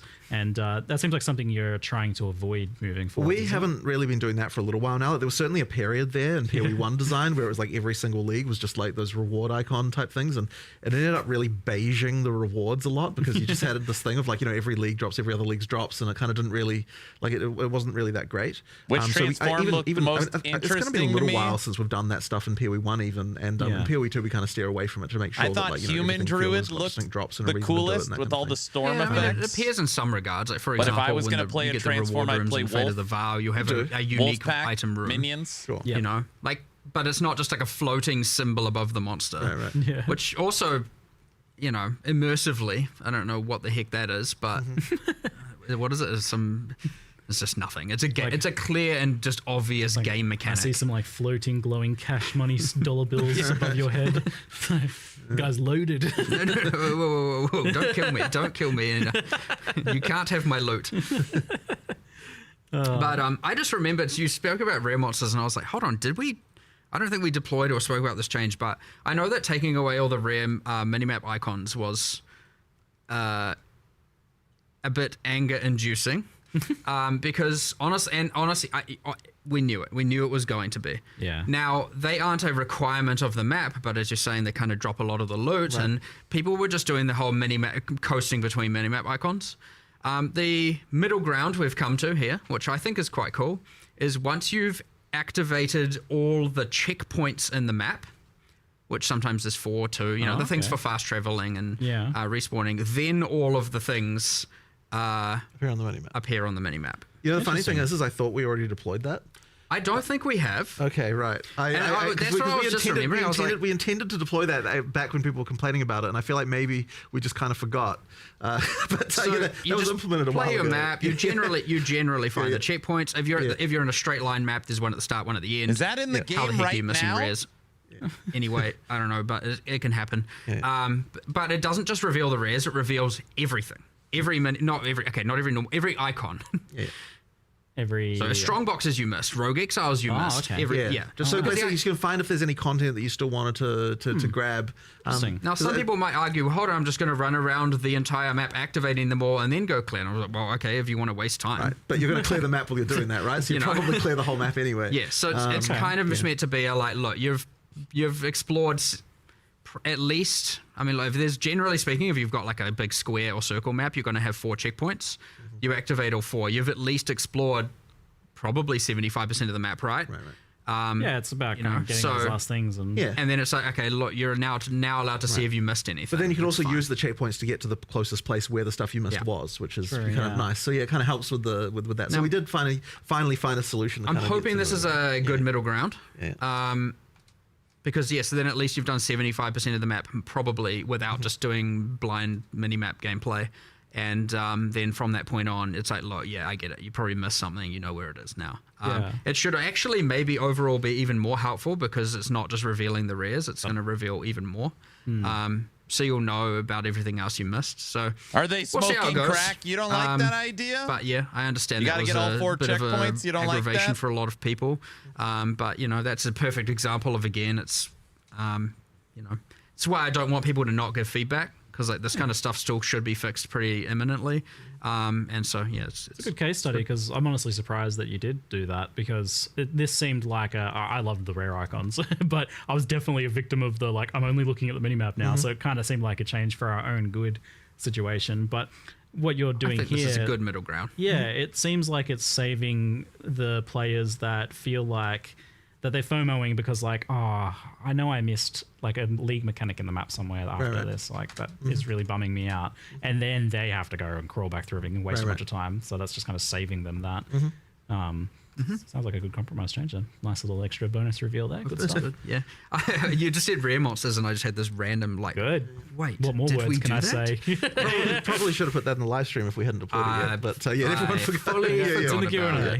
Good stuff. Yeah. We shall move on to kind of gear and passives, and this is in the topic of balance and character power, and this sort of stuff has been talked about a fair bit. Something that's mentioned a lot is that the ratio of player power that comes from gear versus what comes from ascendancy and passives is much more tilted towards gear than in Path of Exile 1.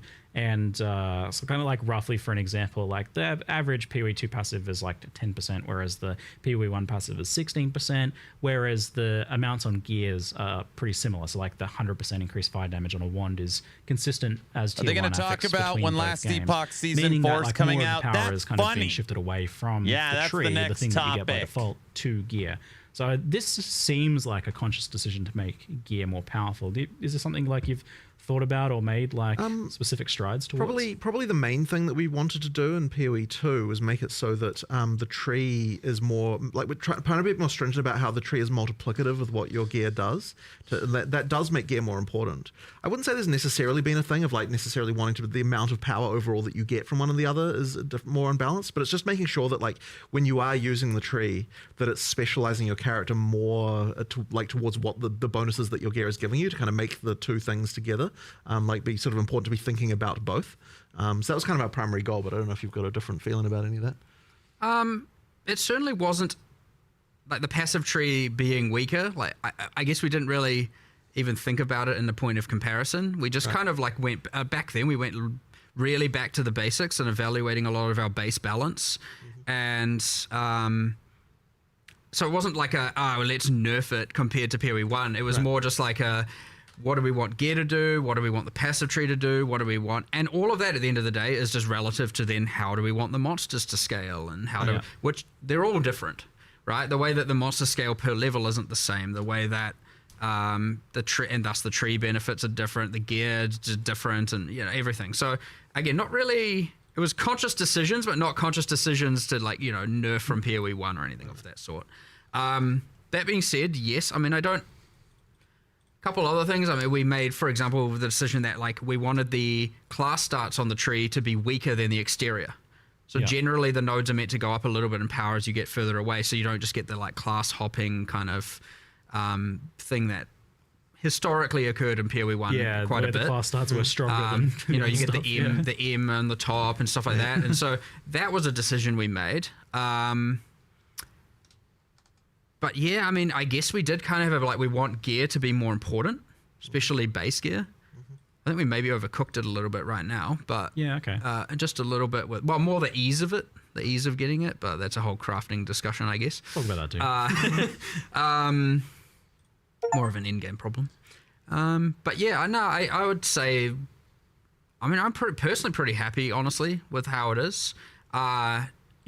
Just that like West, ratio of it's importance not of what gear it compared to passive. seems I guess like it's a like. question I of heard how that. much power do you get for Come free, on, right? Like, guys. ultimately, that's what it comes down to. Is like if my gear is, if I'm wearing all white gear, like how powerful is my character from just the tree? I'm paying And it's like a little bit attention. lower, I You think, in violated PoE2. the law. The reason and for that that, bothers some people, I guess. the reason for that specifically is because the tree is more multiplicative than it was in PoE 1, where there was more just base stuff, right? There. I mean, you can look at it even in simple things like, just life on the tree, for example, right? Like that's sort of another example of part of the thinking there is like, we like the more base stuff is available You on the woke tree, me the up? more the same characters can be because they can just allocate the same stuff and get the same stuff without having to worry about the items. So yeah, that's kind of just Obviously, one of that's the things. not entirely base in Entirely, PoE 1, no, but because yeah. you have base life, Yeah, technically, kind yeah, of is, I get what you as mean. in life without gear. Yeah. And where are you at on the life thing? Just like since you brought it up, I guess like still pretty happy with the decision to like remove that from the tree. I mean, look, we just wanted to. We just didn't. It's more that decision's mostly about not wanting every character just another one of those cases of every character being the same. Yeah. Like it's like we'd rather you specialized in the defense that relates to your character rather than just the same stat that every character should use. So yeah, we'll just have that general feeling. I mean, we've obviously still got imbalance here, and there's obviously still work to do. Never ending. So, like, the tree will just continue to evolve. And, like, we added a lot of passives at some point that are a lot more powerful, and we intend to keep doing it. And now we've obviously just added all the druid ones. I'm but not mega just that. Like, bonking. we added more, like, ignite support around the mercenary, for example, this time, like, as in 040. We're doing that, and then there's Still deathless. what some I just changes heard? to like more Beat prod Rupture speedy 70. stuff because like we're blah, blah, blah. looking at shotguns and trying to see Back to how rank can we have them 15. scale. And it's like, well, it turns out if you get Sorry. a bunch of piercing with prod speed and some other stuff, like you can shoot them across the screen. And so we're like, well, how do you get that? Oh, there's not many, So we're doing a bunch of like little increments like that, just based on what builds need. I know bleed needs a bit more love in the bottom right, and so to make it not just entirely all blood mage spear users, Tech still and deathless. that kind of thing going 70 on. beat. So again, it's gonna just honestly, we'll just do more and more and more and more and more on the tree. I suspect you'll get more. I'm not saying I'm going to increase the value of every node, but just by the nature of how many more things you can invest in and multiplicative elements, you're probably going to end up with a lot more power coming from the tree than what you do right now. But I actually prefer it doing it that way than just increasing all the numbers anyway. Because at the end of the day, if we then increase all the numbers and then it turns out the game is like too easy, well, then you have to nerf something somewhere or just buff monsters, and then you kind of end up in kind of the same place. So it's like, what did you actually achieve? So with the like approach to life then, which I feel like makes sense, like not wanting the trees to like look the same and whatnot, how do you feel about like why does ES kind of get a separate treatment when it ultimately, although it's a defense like evasion and armor, it functions much more like life? Because there's a lot of ES scaling and ES numbers are pretty high compared to life, and definitely I mean, that's a current balance issue for sure, but like, just because it happens to function more similar to life, they're all at the end of the day a form of effective HP, right? So, I mean, good. They just, as long as they're not entirely symmetric, which is what makes them interesting, which is why one works this way and the others work a different way. And but yeah, I mean, there's clearly a misbalance. I mean, you got issues with Ghost Dance obviously being a bit hectic, and I guess going to start listing off things I'm going to nerf, I suppose. But like, I don't know. There's changes to be done here. There's a few changes coming, but we're at the point where I still look at it and I'm like, I'm pretty sure ES is still going to be pretty crazy. That being said, it's like, I don't want to make any last minute kind of knee-jerk reaction nerf kind of things around this. So like, because we've changed and rebalanced so much, it's really hard to know, and even changes to how the monsters scale and whatnot, it's kind of hard to know exactly how things are going to play out. So it's this kind of thing where I'm like at the point again where I'm like, all right, let's get all these changes out, see how the metas evolve, see what's good, see what's bad, and then like reevaluate it again. So ES is worse, but I don't think it's... honestly, I don't think it's nerfed enough, to be honest. Is kind of where I'm at with that. So, but we'll see. We'll see. A little nudge in the right direction, perhaps. But I know in the past when we talked about this, we discussed around the idea of like letting energy shield values be high, but really focusing on the recovery side of things and making that like you just said, like making things not homogenous, making things different. Like life's really easy to recover, but energy shield's much harder to recover. Like you still kind of that is still the intention. Yes, that is still the intention. I like that. It's just really easy for all of a sudden some cool design to come out, and then all of a sudden it's just a completely trampled recharge. Yeah. Yes. And then it's just like, well, now why do I care? You know? And I mean, like, it's okay sometimes if it's like via an insanely, like, I mean, Essentia Sanguis is a perfect example of doing this, right? Like, it just straight up ES leech. And the thing is, like, I don't want to take that away. I just, you know, there's a level of, there's some balance to do and or commonality to do. Like, if that's a thing you strive for and can eventually achieve, and now your character's like freaking god tier, that's exactly what like high-end unique items should do. They're still talking. So in this case, you know, I know we're making that item rarer. Hopefully that doesn't affect the economy too much with some me giving that away. But on standard, sorry. But at the end of the day, I would rather do that than just gutting it. You know what I mean? In this case. But yes, those things are allowed to break the rule. But I very much want to push ES to be recharge based. And as I said, yeah, historically, it's again, you just come up with a bunch of uniques and want to do all this cool stuff. And all of a sudden, we've added in another way to completely not Back care about to recharge, Wilson? and you're getting ES back some other way. So, and that happened, and more and more and more of that came about. And all of a sudden now, you pretty much just got this insane life pool that's permanently full, and it's like, wow, why would you not do this? Obviously you'd do this. So I imagine there's a lot of incomplete picture going on here as well, where you're still missing classes and archetypes and skills and parts of the passive tree and thing as well. It probably makes it hard to like commit too hard to certain areas of balance when it's such an incomplete picture. Yes, and it's also just honestly a time issue. We're adding all this new stuff while having to also correct all the existing stuff, and then the new stuff is like, how fast can the new stuff break the existing stuff, and how fast can we then fix that? And it's you know, when I say break, I mean balance break. You know, it's to the point where it's like all these new variables are being added as we're trying to fix all the existing variables and balance them, and these new variables are like, you know, it can be hard, like real difficult. When you're at the point where you're not adding so much new stuff, you can just catch up, get to a point of stability, and for sure it's there. But like, we have expanded. Like, I've got 3 new people. I don't know if new. I've kind of taken a few people that were more balance oriented out of our QA. I mean, some of our QA people are kind of elite, you know. I don't know if I should say who they are, but some of them are off, you know, top hardcore ladders and stuff. And I'm like, well, cool. Look, they do know what's going on. I'm like trying to teach them the philosophies and how to do all this stuff. And so I've got 3 new people doing that. So hopefully, and historically, we've had quite a limited number of people actually doing balance. It's quite hard. It's actually one of the harder things to have a good feel for. And if you put the wrong person in that position, who knows where you'll end up. So it's really important to make sure that obviously these people understand the philosophies and are trained well, and you know, you're being cautious with it. But yeah, I got 3 new people with that, so much larger team in the future. So I'm hoping we can tackle a lot more, and we're not just going to be up to like 1 or 2 of us. I mean, historically it's been pretty much me and Andrew, and that's it. So you've got your elite squad. You're building your elite squad of balanced ninjas now. To pretty much, yeah. And shield.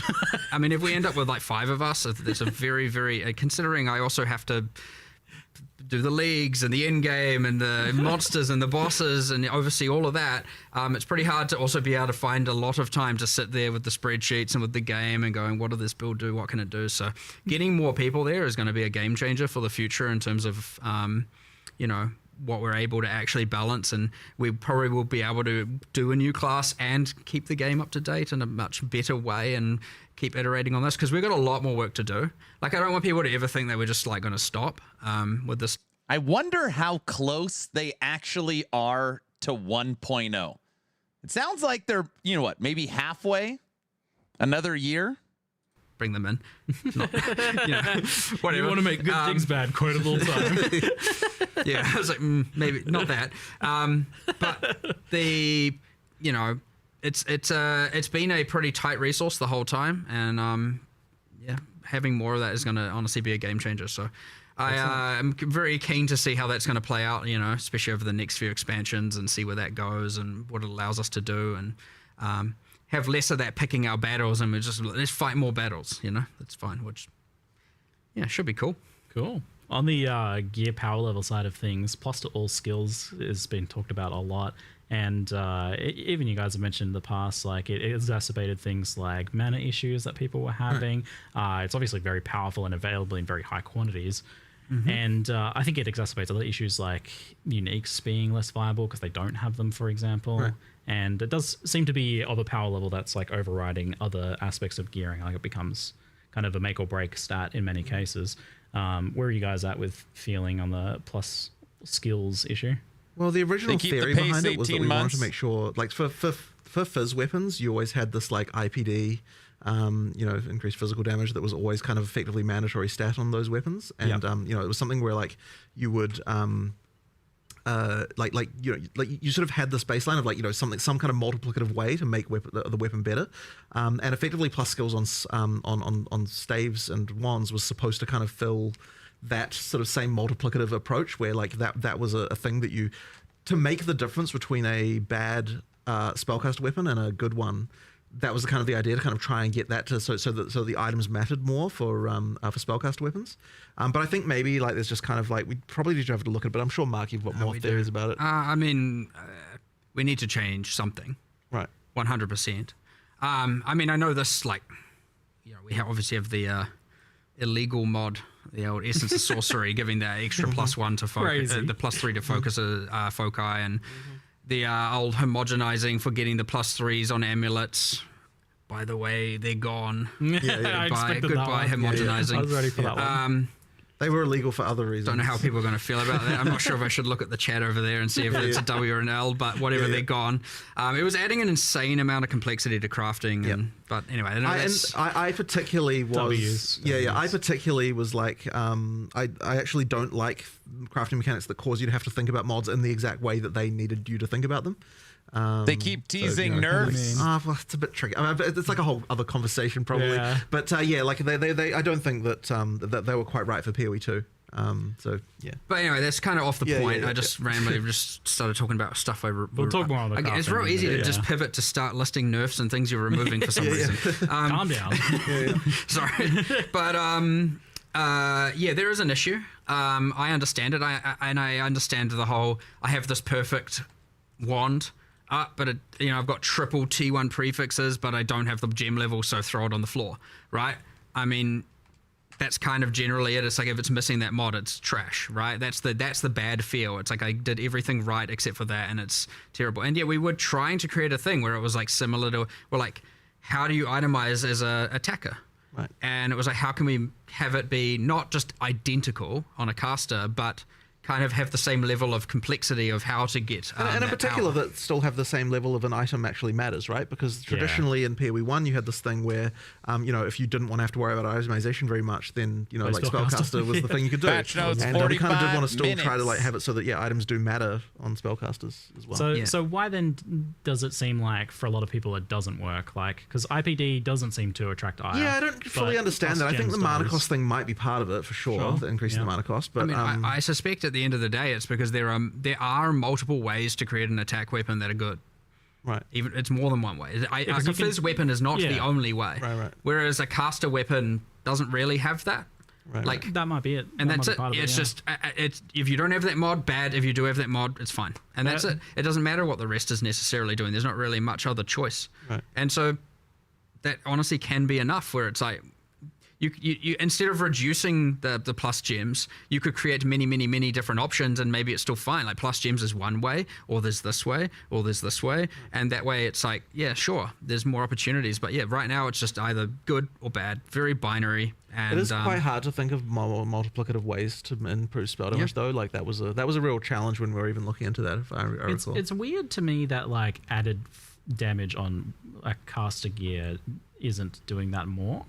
Like, maybe it's because like so much of that's already available in the game through other means or something. I don't know. Like, because that is effectively added flat damage in the same way that plus gems is. Added flat damage on caster gear doesn't exist. Extra damages, I should say. Extra damages there. Yeah. Added damage we removed because you just ended up doing a damage effectiveness on then every single skill to the point where it ended up being... I wasn't in love with damage effectiveness having to exist because I find it to be a bit confusing for people. Like, I don't love that, and so I was kind of really hoping to avoid it. I did have this sort of feeling, though, back when we did that, of this inevitable, like, we're probably going to have to add it back again one day, and I'm not going to like that, because, like, it is a very useful tool, but yeah, I think it's just... I think it kind of sucks as a thing, personally. I'm just not a fan of it. The damage is extra... That's another take on that. I mean, that's we've done. I was just thinking of another change we've done here. So obviously, I'm pivoting a little bit, but it's still talking about caster weapons. So we'll say it's related. But in 040, we are doing a change where, even though we're not changing the plus spell so much, we are making it so that you can't essence +3 spells on the foci, which I said before. Just to be clear, that is a change. But the other thing we're doing is we're taking it's the runic and glyphic equivalent of spell damage on foci and for all the different damage types, and just saying they can't generate on foci now. And I think we're in the end game, we're then increasing the base energy shields a little bit. It doesn't, I know people, oh my god, you're making energy shield better. Don't worry, it makes like no real difference overall with the other changes in mind. But the idea is being that a wand and a foci should be slightly more defensively enhanced, not offensive compared to a staff. And so one thing we've done is we said all staff prefixes. So that's the damage is fire, the element damage is the types. It's the just increased specific damage, increased spell damage. What is it? Mana. I don't remember what else. The prefixes. Those are all now double wands as opposed to, I think it was 50 to 55% higher than wands, give or take. So, and then, so if you want... Like, it just adds more reason to want to use a staff. So the staff prefixes are double wands, whereas a wand plus foci is not giving you... Well, it was pretty much giving you more damage, I actually think it was, than a staff would have been able to. Definitely not. So at least now staffs are going to be better. But that isn't anything to do with the gem level problem. It's still obviously its own problem. But it's again just talking about a little bit of the like overall improvements to just like finding different types of gear where it's like, well, why do I want the staff when I can have a wand and a you actually made a ton of changes to just weapons, like generally, right? Like in terms of the progressions and stuff, especially through your campaign. Yes. When we were adding the talismans for the druid, we were like, what do we want all the in-game base types to be? What do we want the damage in the campaign? And what we then started looking into was a lot of the other weapons going, well, what were they doing? And then I was looking at things going, well, this doesn't seem right here, and this doesn't seem right there. And you get these weird things which people probably don't honestly appreciate, maybe, where it's like you're upgrading your weapon, so you're going from like random examples. I don't know. I don't actually know if this is true. I'm just going to hypothetically. It's like you go from two-handed mace to 3 to two-handed mace 4. You're going along the, I don't know what the actual names are. And then all of a sudden, like two-handed mace 5, it's got some implicit on it, and it's like, oh, that's interesting. But the damage is actually, the base DPS of that weapon is actually lower than the one before it. That was like 6 levels lower. And you're like, I don't know if that damage is worth the trade-off of the implicit. And so definitely it isn't worth it. It isn't, yes. Yeah. The valuation of the implicit's damage penalty was mismatched in a lot of spots. And so you get these things where every third weapon in the campaign is just like a random DPS drop. And so we're changing all of that as much as we can, at least. The thing is, you might not even necessarily recognize this as a player, because generally speaking, you just like, you see a weapon that dropped and you're like, okay, what's the DPS of this compared to another one? You're not necessarily thinking about the fact that there's a new upgraded weapon type, or that's like, or that should have been higher. So what it ends up being is there's just a hole of like 20 levels go by where it's like, I can't get a weapon upgrade, and it's frustrating. And that's what it actually feels like when you actually play it. But in reality, what it was is that the weapon type that was supposed to be an upgrade is actually a downgrade. That's something that Mark immediately saw, and he was like, okay, we're doing a little bit more. I don't know if we're going to get through all the weapons, but we're trying. Whereas like you get to end game and it's like, okay, what's your fast weapon?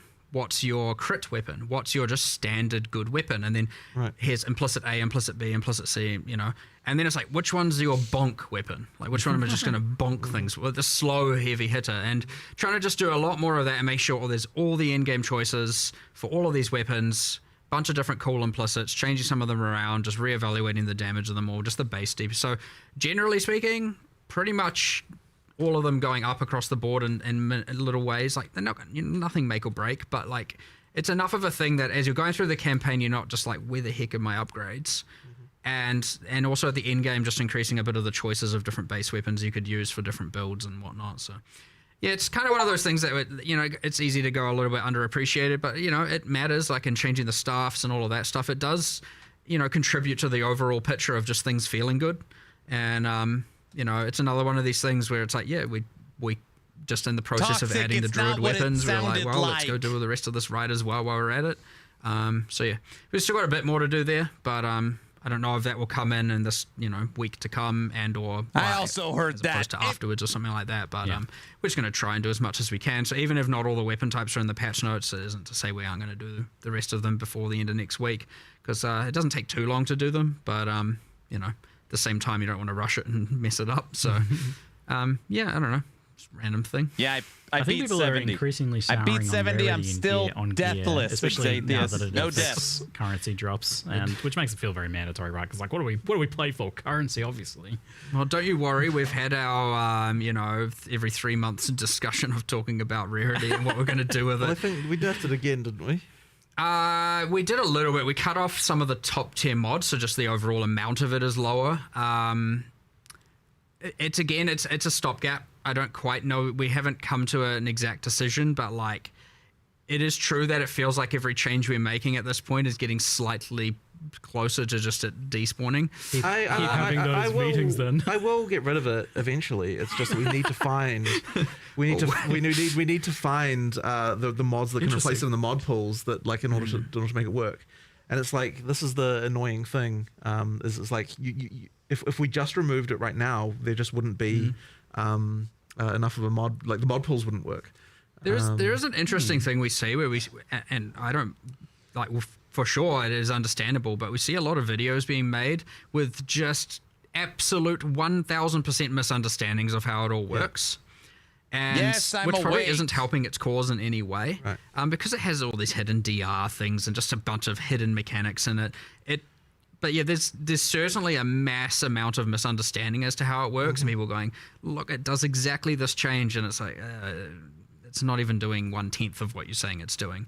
That being said, I'm not saying it's not a problem. It is 100% a problem, but there is certainly a mass misunderstanding with, again, because we don't even explain it anywhere. It's just this hidden, there's some formula somewhere, you know, that no one has access to, except for us. And you've always been a bit secretive on drop-related stuff in particular, and like, you guys kind of happy to keep it that way for that one, or is it something you're like, misinformation? We wanted to make it clear. We wanted. Okay. We were like, why don't we just get rid of the DR and find a way to make it work and actually display the actual value? But that is at conflict of removing it. So, you know, there's a little bit of like, we just got to pick our direction here. And it's inherently unclear even to us in some sense. Like, we can't say like the number of the like. Well, okay, but that sounds a bit weird. But what I mean by that is like, it's not like that when you get that it just increases currency. Like, it's through like 10 layers of like different ways things work that kind of result in an overall amount, like overall in currency increasing. You mean like the content people are playing and stuff? Or? Well, not just that, but even in terms of just the way the system works, right? Like, it's a very indirect method by which currency is increased. It isn't just that we drop. It's not just like there's some code somewhere where it's like increase currency by this amount. Like, it is actually like it is a result of multiple systems on top of each other working to result in that. And that's why, like, the only way for us to even know like what it even does is by simulating actual drops from actual monsters in order to work out what it actually did.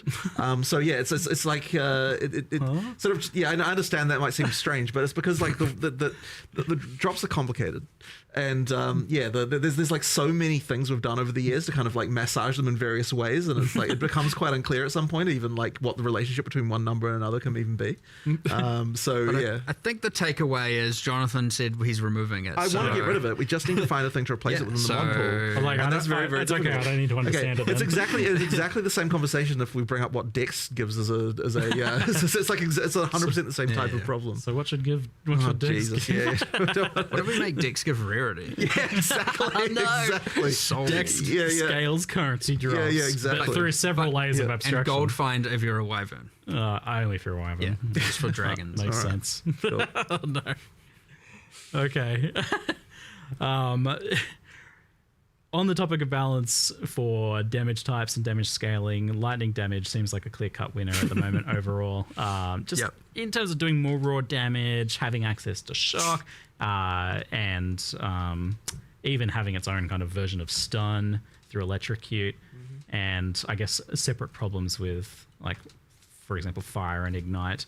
Where are you guys at with, like, the balance between the elements and lightning damage I'm not going to overall? say that they're in now equal, but like a few things. So I mean, I know there was like a 15% more max damage notable. That's now 10. We've done, I think all of the skills that had multiplicative shock effect are now increased. So they stack additively with the tree. So, you know, it's honestly just like a whole bunch of different little things. Lightning rods are nerfed at endgame just while we're here. Don't worry, lots of things are buffed that aren't Tons of things that are buffed. aren't lightning builds necessarily. Nice. But no, they some are Nerf. as well. But yeah, it's. I don't want to just make it about let's gut lightning. I want to make it be like, well, let's make these other things feel cooler and more special. So it would be very easy to just go and gut lightning across the board. But that just seems like an overall net loss of fun.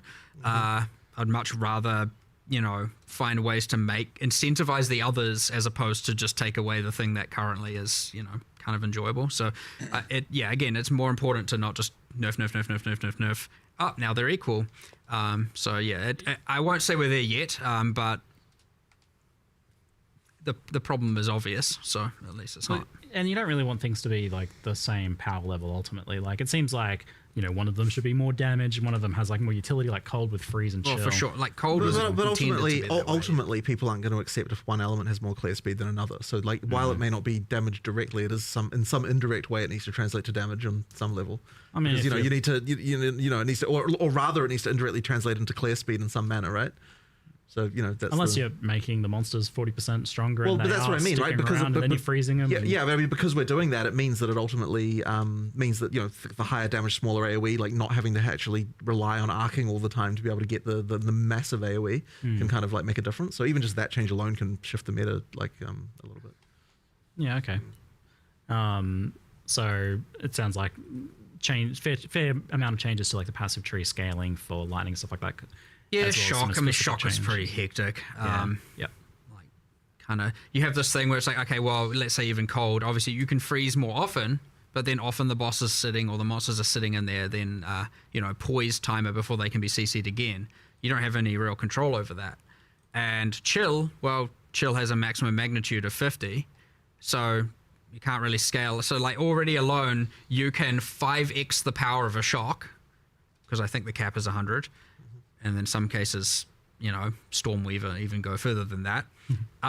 Whereas you can't exactly be doubling the power of a chill necessarily, and so on. So there's like, even just that as a random thing. Like Ignite doesn't have enough love right now for sure. Yep. So even if it was meant to be those three ailments are a point of comparison, I mean, shock is kind of a little bit crazy right now compared to what the others are capable of doing. Not to say chill isn't strong, not to say freeze isn't also obviously powerful. You know, they will have their time, and they may have already had their. I mean, we had freaking cast on Comet on crit for a while there, and all of that as well. So, you know, it will always change. But yeah, I mean, just bringing some of the shock back and some of the other just little outliers here and there was a first step in the direction. But it's very important not to just do a like. I'll notice it. I'm reading. Lightning, you know, it's like I'm be easy to deathless do. in DR. I'm trying not to die. It's the wrong thing while to do, listening. Yeah, I'm people also like playing listening. lightning. I Yeah, think it's just, exactly. I think it's just That's the what I'm feeling when saying. they're like playing their cold builds and like it's better to convert to lightning. That's why I think that's when it becomes more problematic. You kind of mentioned you touched on the fact that you feel like Ignite needs some love.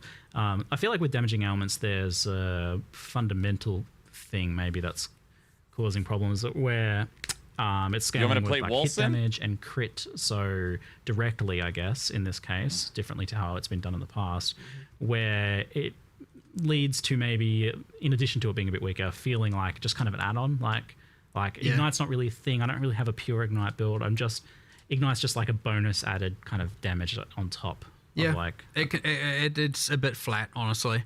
I agree. We've had heaps of discussions here about all kinds of different options. We had some boil down to whether or not we're going to do keystones. We want to do something. We just haven't landed on exactly what we want it to be and how, whether or not it's like we change the base versus change it through, again, a keystone or something you spec into. But yeah, it is a bit flat, and it doesn't have enough. Well, yeah, it is, as you said. It's just, well, here's a bit more DPS, I guess, at the end of the day. And then even there's limited ways of kind of scaling it, and I'm not going to say there's none. There are some, but it's not enough. It's yeah. Overall, I'd say it just hasn't got enough love. So, but we want to.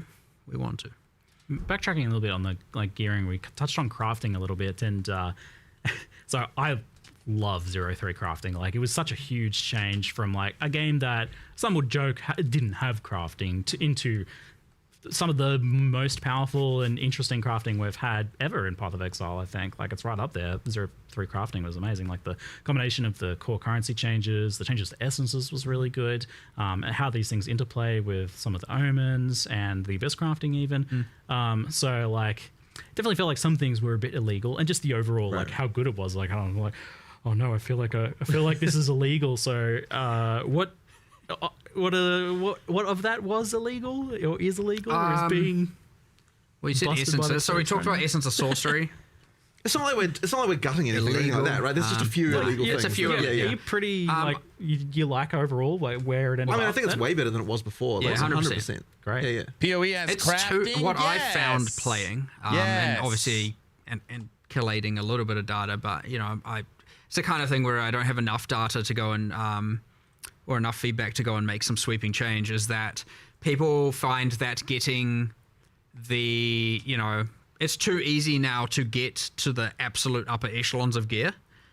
Is what I kind of honestly, and I assumed that there'd be a bit of a public civil war about me saying that, because I could see people going, no, that I love it that way, and a bunch of people going like, well, I'm completing my characters way too fast, right? I got nowhere to go. I got no, I want to play for longer, and I have nothing to spend my time doing. Like, it's done, my character's finished. And I could see people being very binary on that for sure. But then it's like, how much of that just comes down to homogenizing, for example, and a few different axes like that. I think a fair amount. And, but yeah, I know there's other problems, like, for example, because of the high tier currency, there's a little bit of like, you don't even need to pick up tier 5 rares anymore, because what you actually want is a base type to craft from. And so in some ways it's wrong in that regard, for sure. Like, if people feel that way, that's probably not good. And then there was some other things with the essences that went wrong. Like, for example, the essence of haste, being able to craft melee tiers of attack speed onto bows. It's not alright, right? That's better than what a bow can even yield. So like now a dropped bow can never be the best thing in the game because there's an essence that can grant high value. That's not intentional. Like, the essences should be good, but they shouldn't be giving illegal mods, as we keep saying. So yeah, it's a bit of that, but I would hate to. I want to see how it goes, but I definitely feel the thing that like definitely hit me the most that I want to get more feedback on is the people just going, it's not you. There's no point in picking up T5 rares eventually because it, I would rather just craft from a white base and I can more guarantee that it's going to be good. And so what's the point? But yeah, there's a bit of that. And so, but again, it's very important with these kinds of things not to just like, that's obviously right. Let's just change everything. And now item gearing is just ruined because you could very easily undo with a lot of the good that 030's crafting added. So fine tooth comb, being very careful with it. For sure. So it sounds like definitely getting rid of a few specific things. Like, Omen of Homogenization was a pretty clear one. I think that was like seemed hyper illegal, as well as like some of the specific essences. like the tiered currencies? You feel like 75. I think overall I like them. Yeah. Okay, cool. And like the essence Willow changes Queen. in general. Yeah, for sure. And what about abyss crafting now that that's going core? Is that like changing a lot? Because that I think played a pretty important role in giving you some interesting 75 is decision-making in good. crafting. It's not changing very much aside from the removal of waystone crafting from it. Yeah, Sure, there'll be a few number changes Dead, around. Yeah, just dead little one, bits here and dead, there. dead Well, I five, mean, two more inherently dead, we dead have from the neck to, up, dead because from the neck we down. buff But that's staff life. prefixes, we have to go and look at everywhere that adds equivalent mods and make sure those are increased as well. And so, like, either way, there's some overflow effects that just kind of happen due to balance changes all over the place. Is But this interview? nothing like no significant change to that at this point for sure. But it's still there. When you're playing through, even though it's core, when you're playing through the campaign, much like you get the world map icons, or it's like, oh, this thing's here. We've got a bunch of areas where there are abysses. A few. I think Forever? it's 6. And each give throughout the entire campaign, each will give a crafting thing. So you have at least 6 guaranteed campaign crafts. Oh, great. Awesome. If you explore and do the areas, and you can see it on your world map if you've done it or not. And so you're giving you a bit of that throughout. So we don't lose that the league had. And then in-game, sure, use your tablets and then start running it. And awesome. If you want to get the crafting, yeah. Well, I'm amped to hear that, like, overall it seems to be fairly intact then, because I was definitely a huge fan of, like, the direction crafting's taking there. So, and I'm excited to see it getting built upon with, like, the Sacrifice of Vile stuff too. Well, the new Vile stuff. Excellent news. Alongside that, we had the addition of asynchronous trade, and both things obviously very powerful for gear acquisition, raising both like the kind of floor of like what's considered your like baseline gear. What's your one exalt gear basically goes up a lot, but also like getting it more accessible to get to, like to craft or to obtain the really high end gear. How much of an effect have you seen in terms of like players kind of making the game easier? Like, has the game gotten a lot easier overall for people? Are people like reaching their final product earlier? It's really hard to tell how much of it is the trade system and how much of it is the crafting changes. Like, it's actually really quite hard to disentangle. So what about as an overall picture? Yeah, I mean, look, but at the end of the day, it's like the crafting system the trading system as it is something people just need to have. So, like, we just have to, work within that. Yeah, I'll tell you, like, if we have a in-game itemization problem, we're not going to go and say we need to nerf trading. Good. Right. We're past that. Yeah. Finally, we can put that in our review. Yes. Excellent.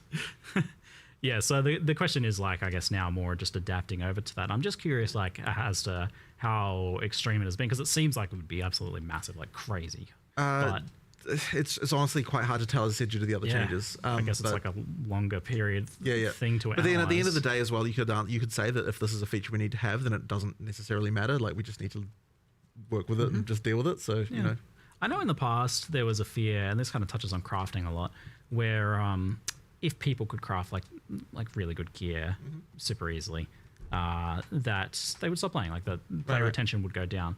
I feel like in some cases we've seen some of the opposite phenomena. Like, there is, to an extent, the opposite phenomena where like people gain access to the builds they want to play, they gain access to content they might not have otherwise in a more reasonable time frame for them. So their engagement and the amount of time they play ends up going up as a result, like in a surprising twist. That definitely can happen, but at the end of the day, like, retention isn't exactly the reason why we do it. It's because we sort of feel like, if we did want to make getting the hardest gear harder, then the reason we would be doing it is because we don't like the feeling that you can get of like, I don't have anything else to get. You know what I mean? Like, that would be the reason to do it, not necessarily because of retention reasons. You know what I mean? Like, it's more about the play experience, to be honest. Because, when it comes right down to it, like, our model has always been, we want to keep you coming back every league. Like, we don't necessarily care how long you play a given league for.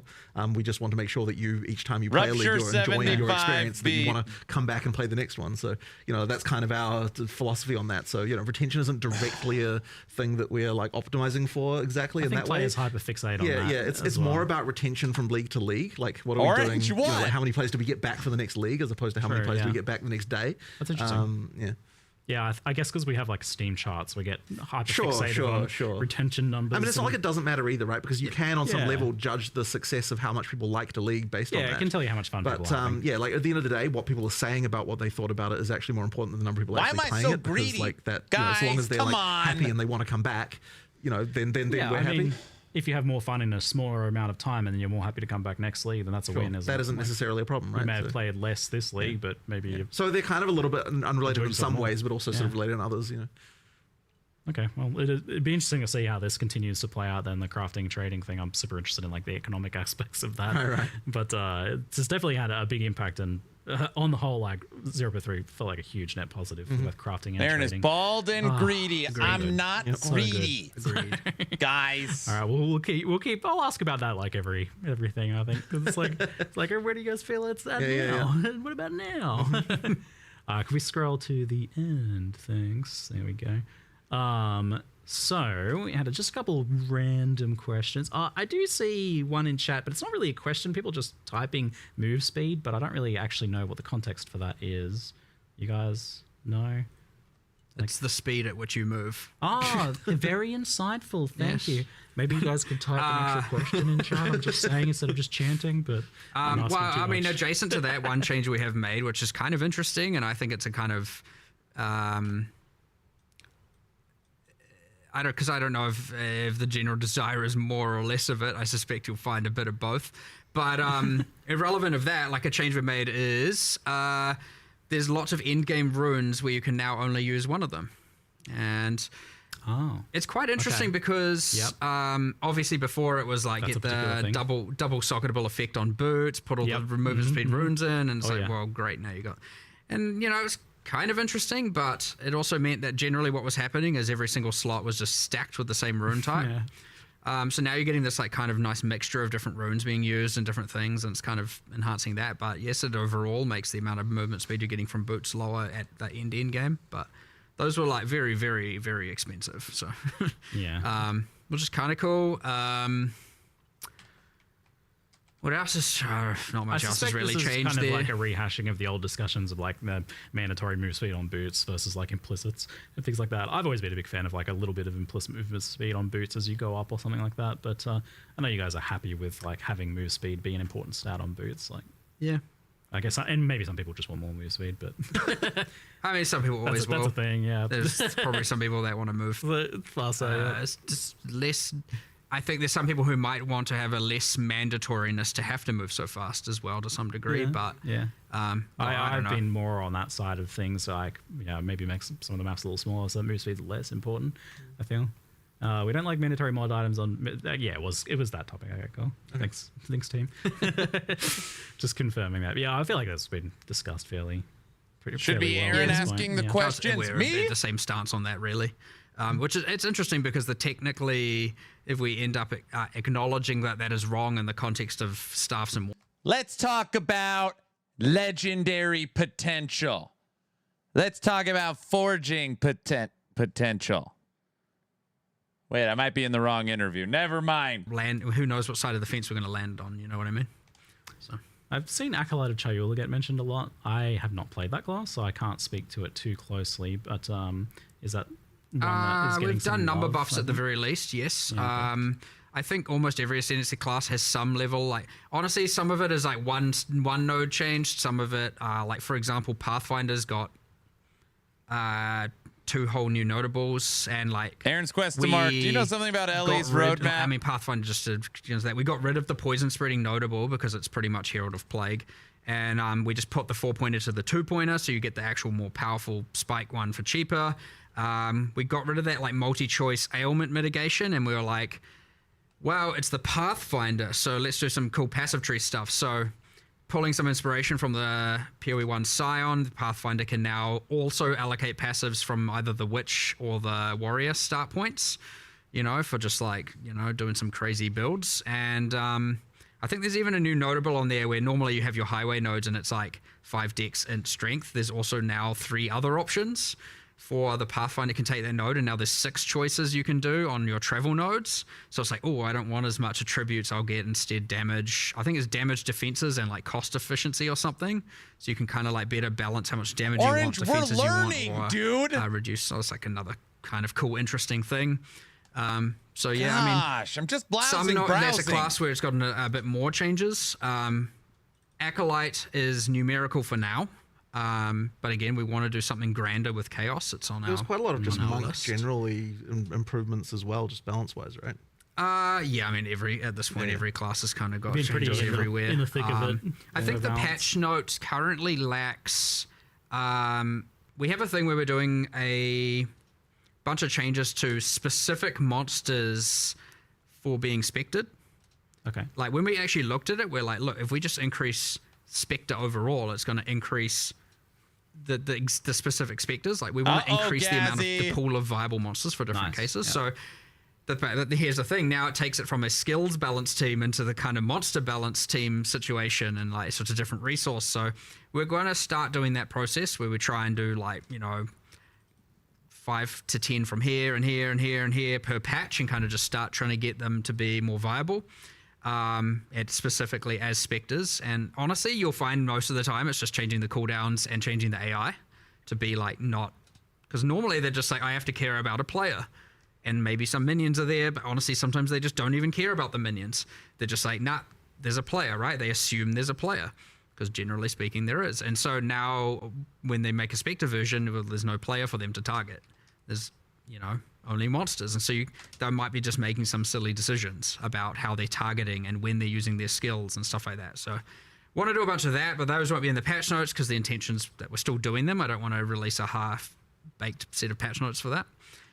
The other thing is I think we're still doing, I've held back from the patch notes, I've held back a bunch of the minion occult, specifically a bunch of changes around command skills and stuff like that, just because I want to just do a little bit more iteration before we release that. Couple of Ice Ranger changes.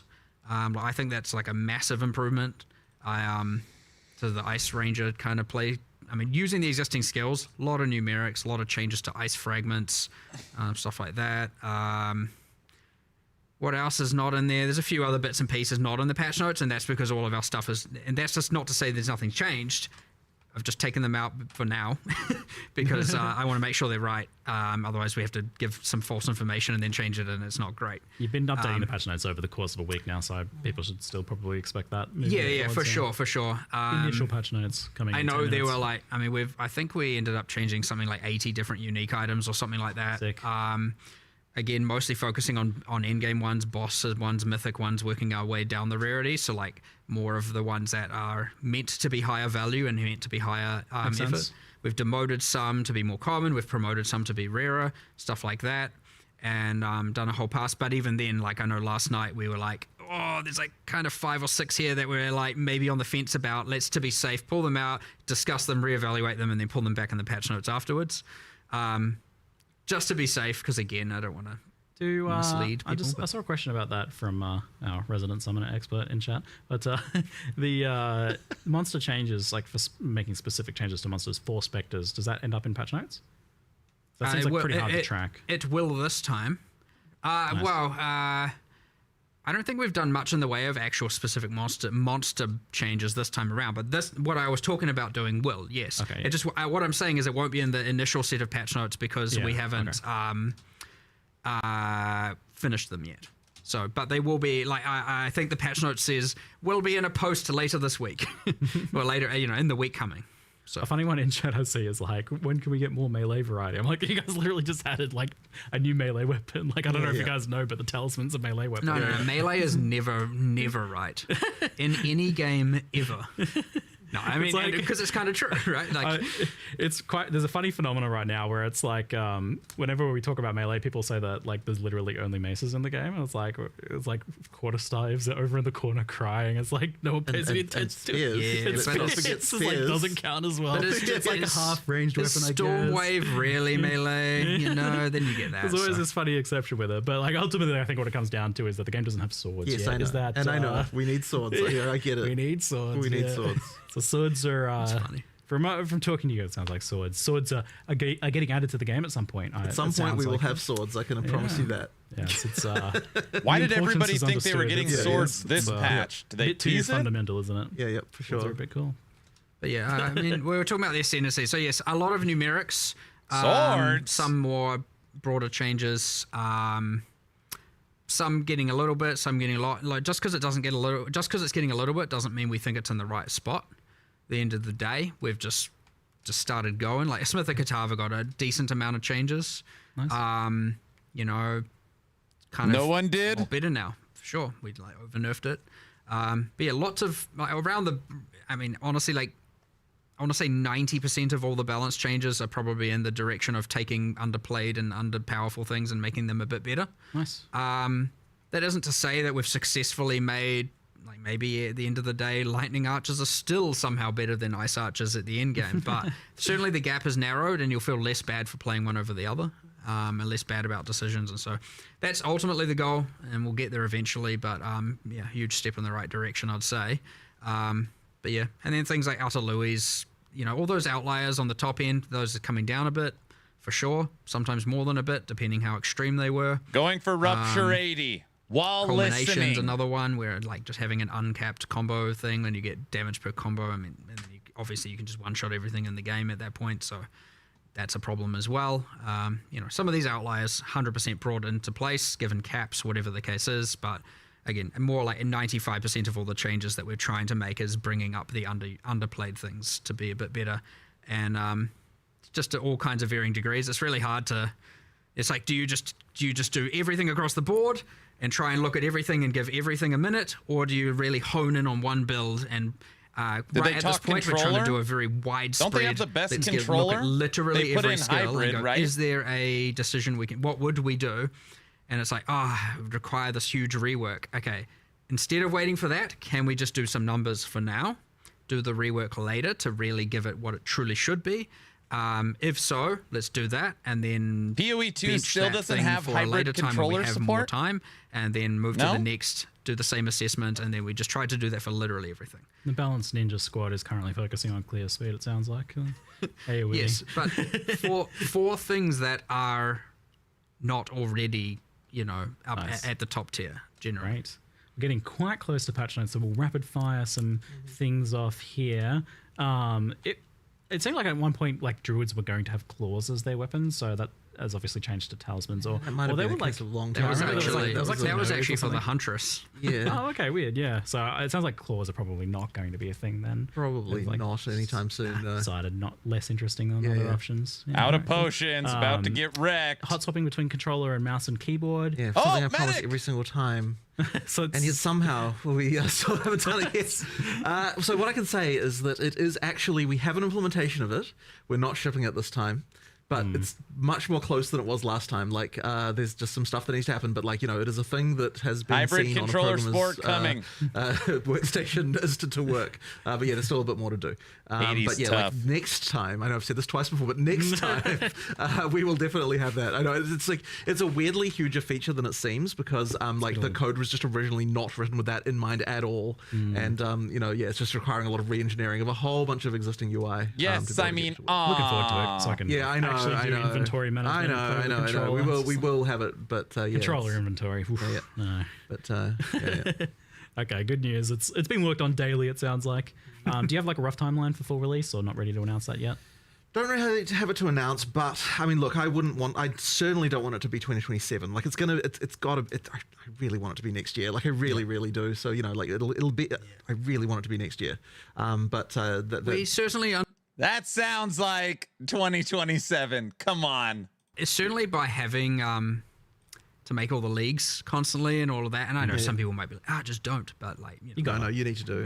we want people to play the game still and Exactly. enjoy Yeah, it they and, do. you know, do what we want to do. But so, yeah, you get this thing where we severely underestimated how much like extra time it would add. Your rule of cool of like we want to do the 130 extra passives because it's cool. I mean that has an expense. Yes, all of this does get in the way technically, but I mean, look, at the end of the day, we're not going to release until everyone's happy. Worthwhile.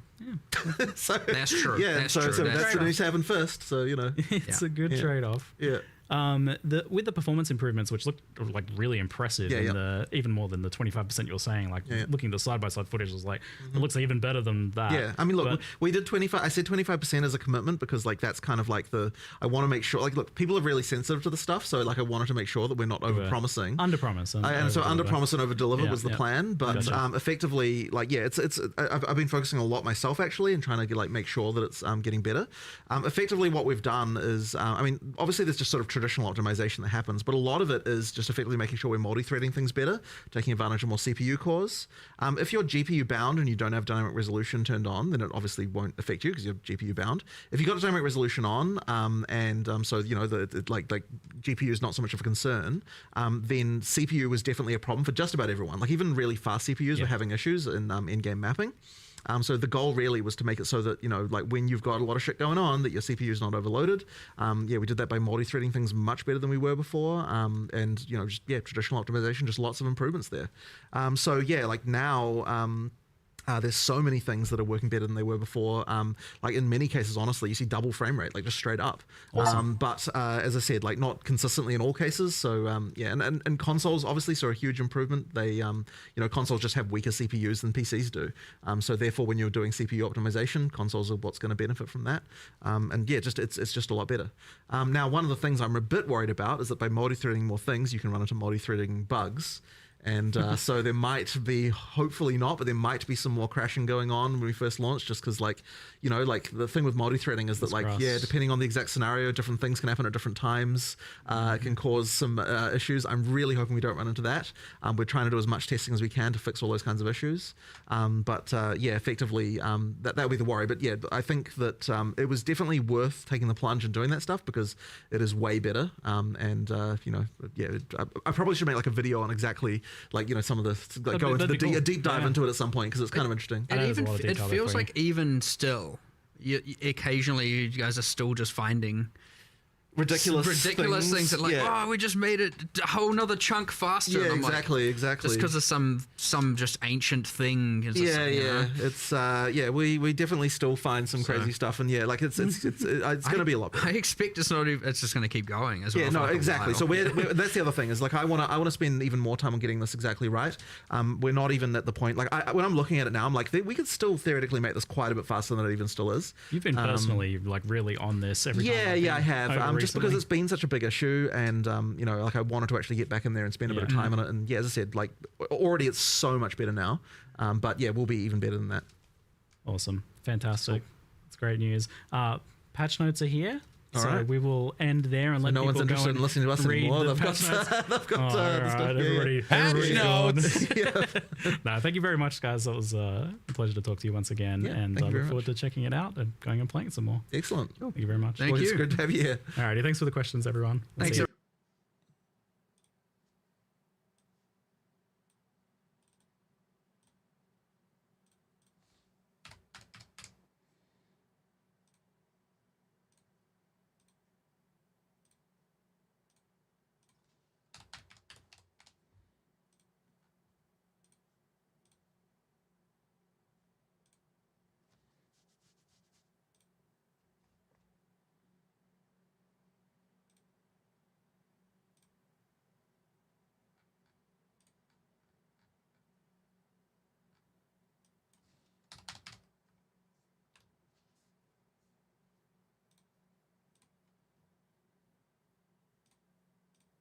Flipping the stream back.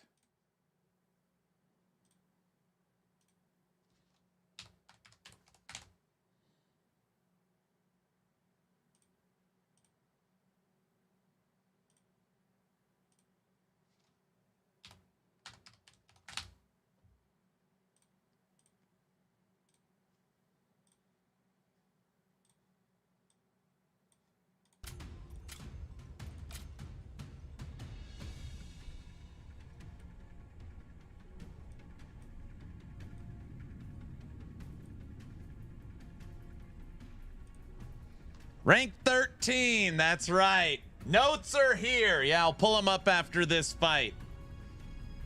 So does this look good for PoE2 players? Okay. Really quickly. Obviously, I said this a lot.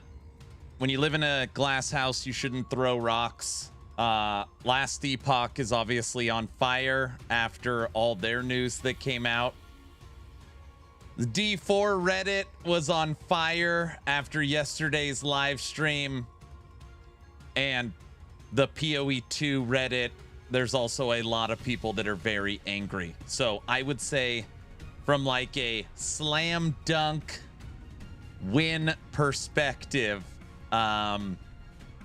it's very hard to make a live service game.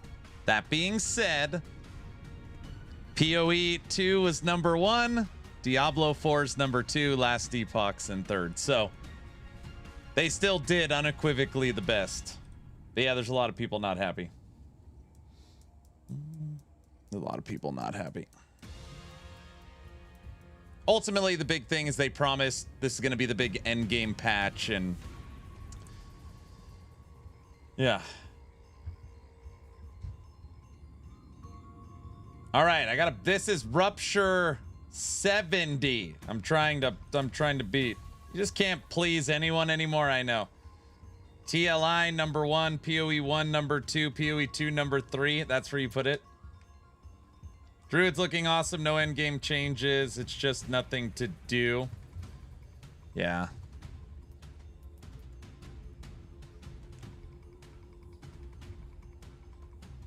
VC, send me the link really quick while added 400. Send me the link while I'm doing this fight, please.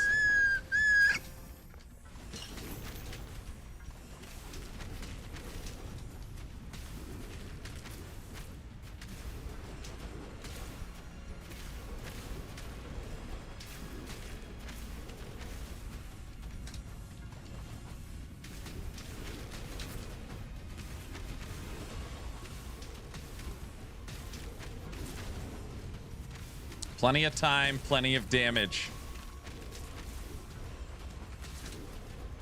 Oh, that was close.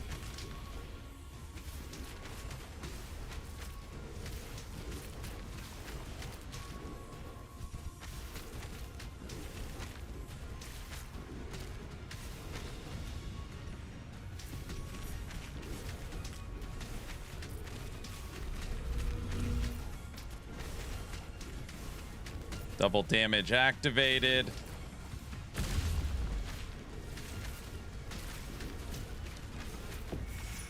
Done.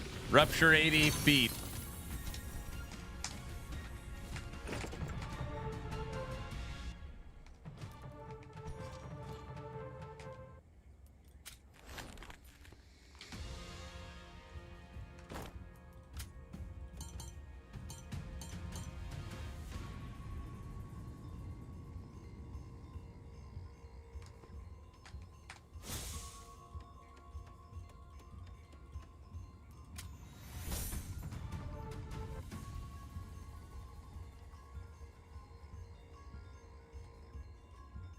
Patch notes.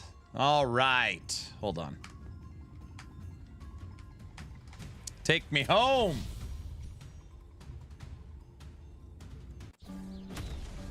Is there an end of the year sale on blurps? I don't know. Come on, where's my boss damage card? It would be red. Ooh, damage reduction.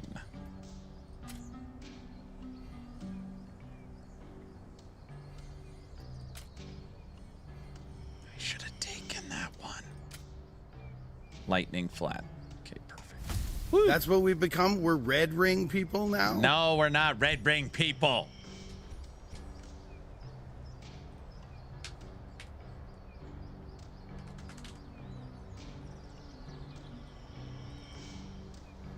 I went Control F minions.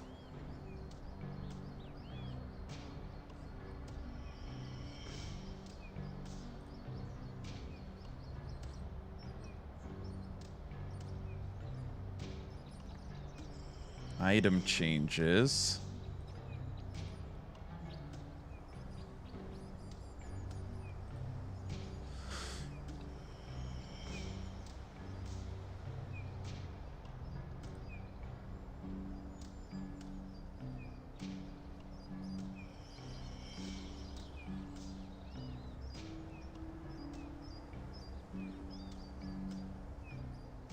What?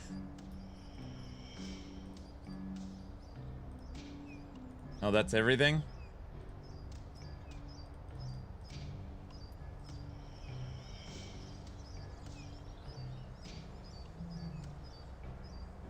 New content and features. Druid. Oracle and Shaman Ascendancy. 20 new skills. 35 supports. 250 new passive nodes. 10 new uniques. Added weapon, talisman. 4 augmented items. Continued improvement on sound, art, and effects.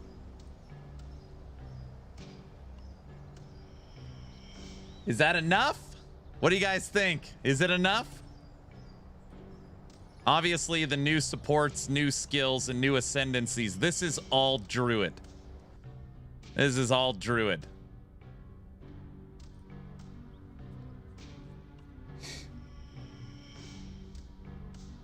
For them to talk for 3 straight hours, no.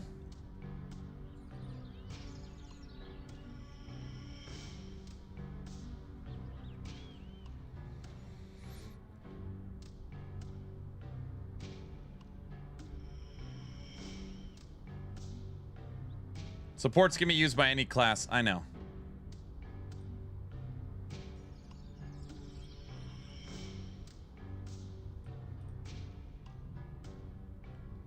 Let me know when 1.0 comes out. All right, so normally we play Infernalist. Infernalist.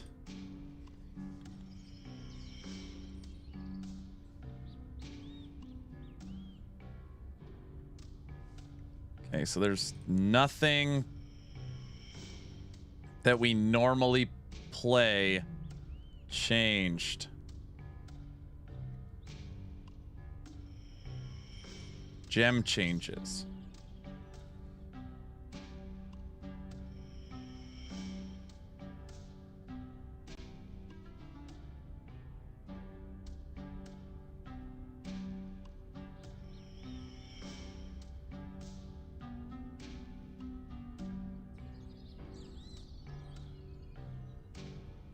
One change? Yeah. It'll be 9 years before we get PoE 2 1.0. They said they're shooting for 2026, but if it goes to 2027, they're not launching it till it's ready.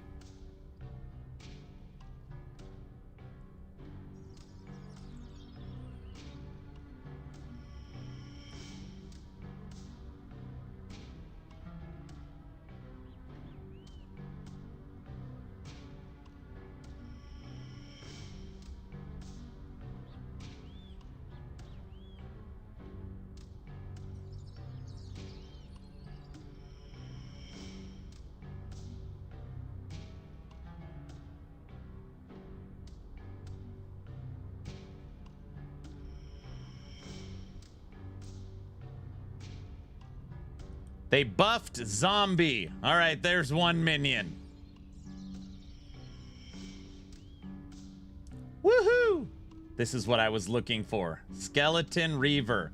Since we played Reapers in PoE 1, I was like, oh, what about Reapers, Reavers in PoE 2?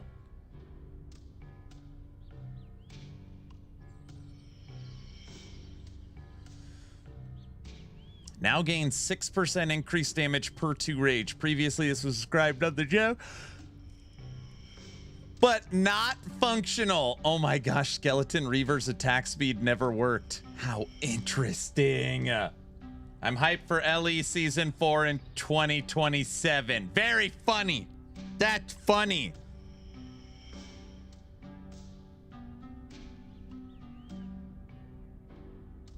Wait, I'm just going to raise my hand. I'm not required to play Druid, right? When we play, guys, right? Guys?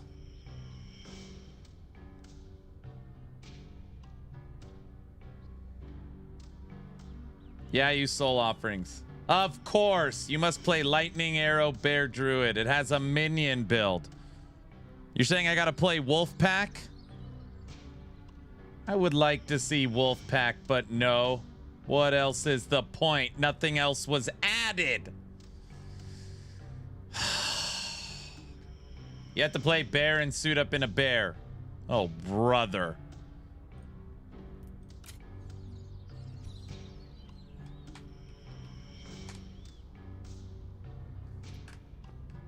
We're now ranked 11th. 11th. Lone Wolf Pack. Oh, brother. Beware, enemies in this rupture will slay you easily. I'm aware. Yeah, for the thanks-a-thon? I heard subathon. Oh, brother. All right. Man, I thought we were going to get so much PoE 2 crap. The big creators and the people that, like... I don't know. I mean, I read a lot of creators' predictions, and I just figured they knew. I don't think... I think they were all wrong. I mean, truth be told. Pretty sure they were all wrong.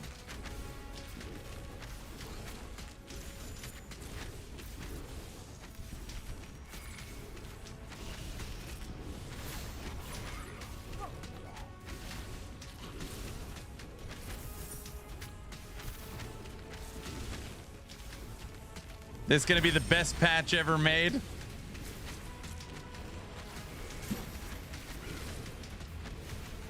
And that's how it's done.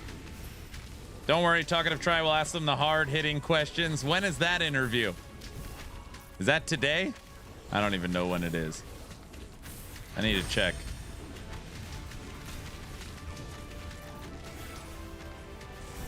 You didn't even finish Act 1?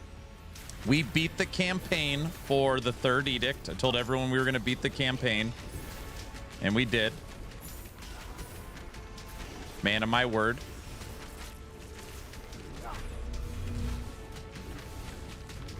The leaks were simply the 90-second Druid trailer at the beginning.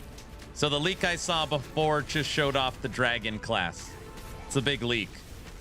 Was the dragon transform.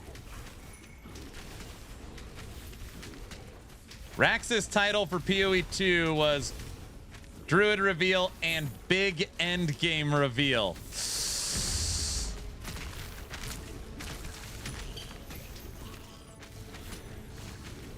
Is Diablo 4 right now cheering? Oh, thank God. December 8th is Talkatives. Man, congrats to Talkative Try. Landing interviews with Jonathan Rogers. It's pretty cool. Pretty cool.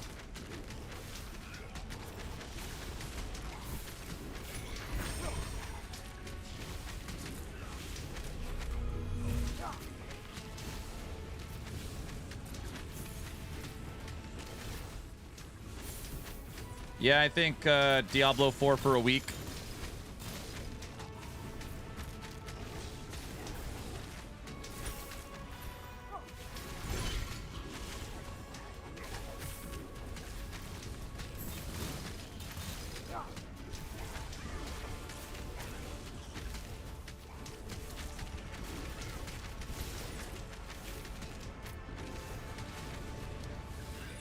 There it is. The statue stir with your essence. No! Enter the arena. Oh my gosh. Face my minion. Woo!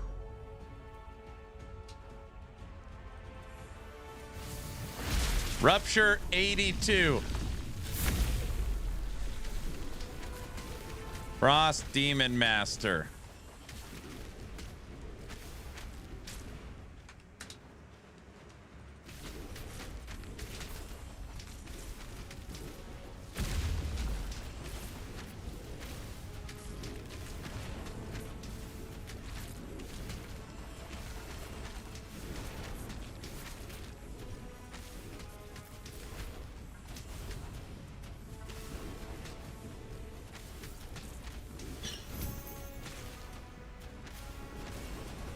Just got home. How big was the PoE 2 reveal? You could go check their Reddit. Everybody's pissed off. Sorry, I don't want to be hyper. There's a lot of people that feel very underwhelmed. No end game changes. It's mid. Yeah, there's basically we got the Druid and we got Synthesis. People are saying.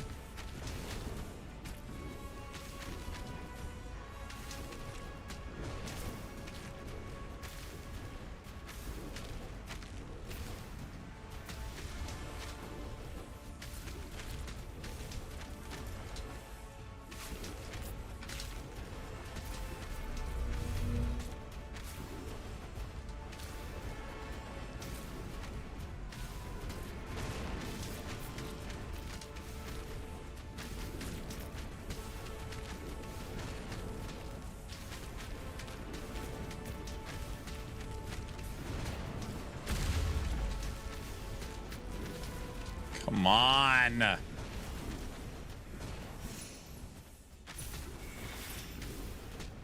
Take him down.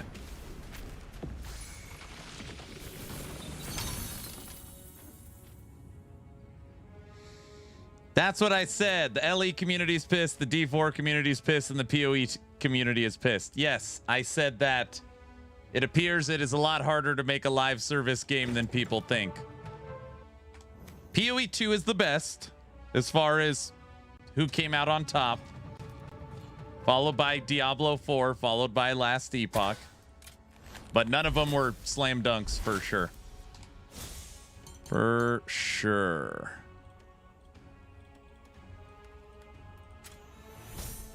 Why do you have a cow with you? Because Stav was saying, I don't like your cosmetics. So I had to show him a cosmetic I know he doesn't have.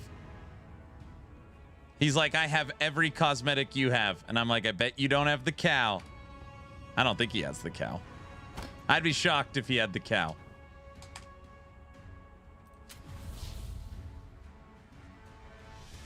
You should ride the spider. No. You did not earn that cow. What are you talking about? How do I have it then? I wasn't even sweating. But we have no info on LE Season 4, so how can it be placed third? Within the last week, or I guess longer than that, we have had communication from the top 3.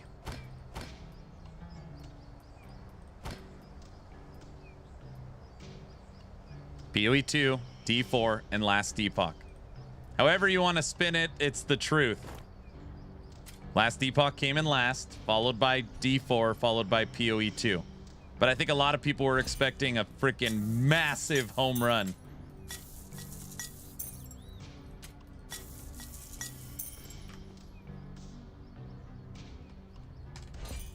Have you guys heard the Blizzard is planning something massive at the Game Awards? That's why it's releasing after. Has anybody else heard this rumor?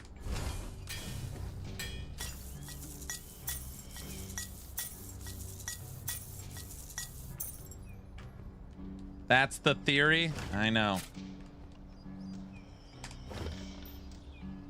Speculation, I think? Yeah, I know.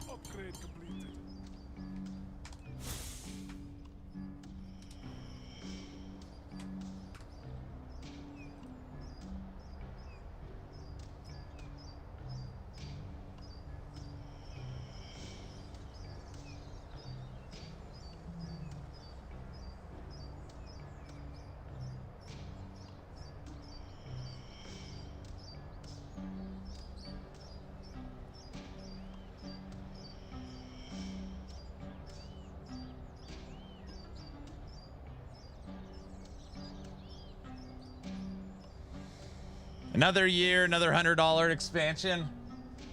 Already announcing Diablo 5 since Diablo 4 is miserable. No. All of a sudden people are like, no way Blizzard would do some dumb thing with the secret good reason. Maybe they will. Expansion announcement along with Paladin, which will be pay to play class. No, they wouldn't do that. They wouldn't launch a pay to play. Like, only filthy companies do that. Everybody knows that. Still don't have my wolf belt. Can't believe people are still hyped for D4. They like it. It is a, still to this day, it is still the most played ARPG. All right. I want to beat an 85 today. We're close. We're at 82. That would mean we went from 60 to 85. All dailies are done. We're probably getting close to one-shot territory. And our damage is also probably, look, okay, two-shot territory. I don't know if we do enough damage to kill anything.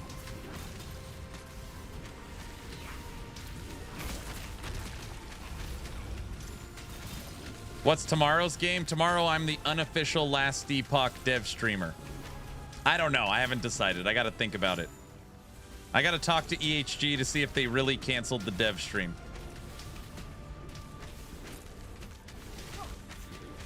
That would be the title of the stream. Unofficial dev stream. You think they'd get mad?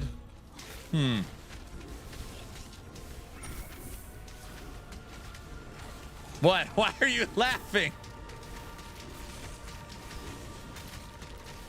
Should I go on me lucky boots?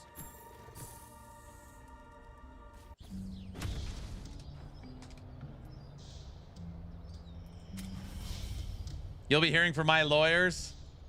Call it Ellie Andy Refuge.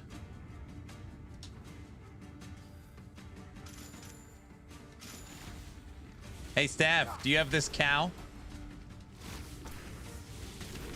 Admit it, you don't have the cow. Come on. I know you don't.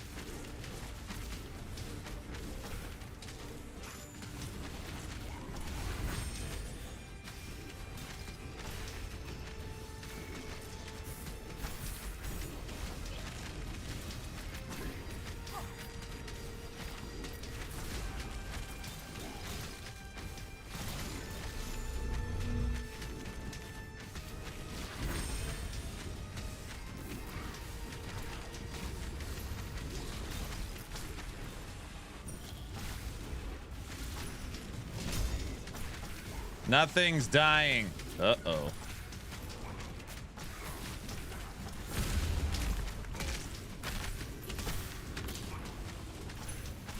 right, we're at 27. If I can get to the boss, I'm all spec'd into boss damage. I just need to get to the boss. 34.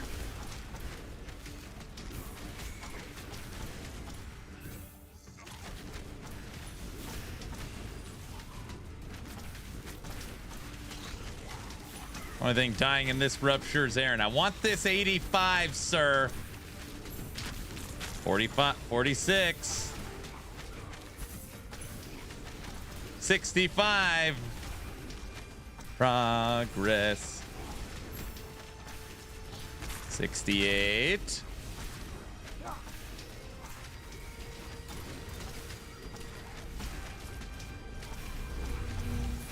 $73. Game starting to lag. No!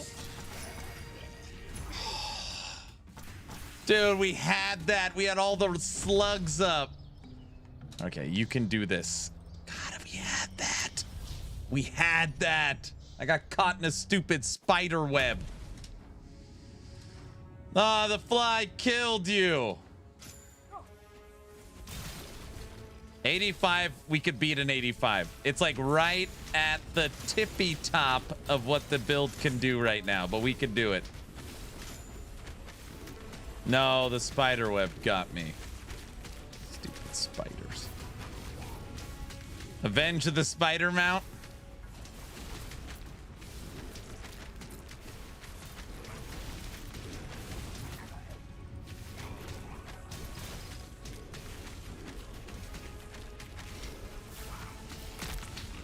Another notch on me hammer.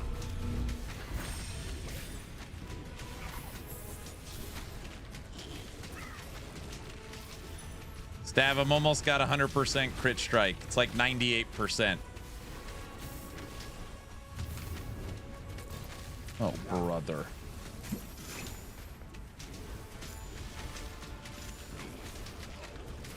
Should have worn me lucky boots.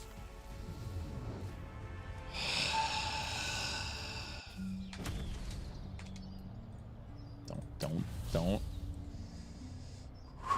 You can do this. Get good.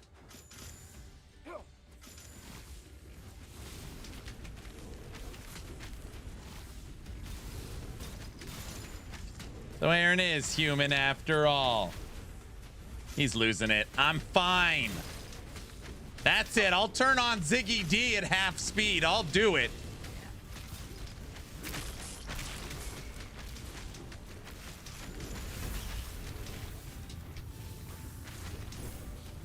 No, please. I'm sorry. Okay. I'll burn your computer down.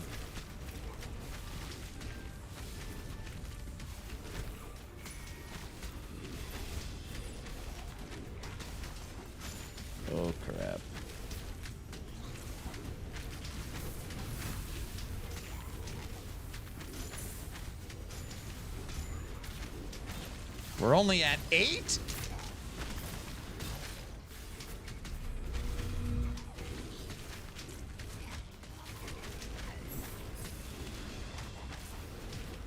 $16.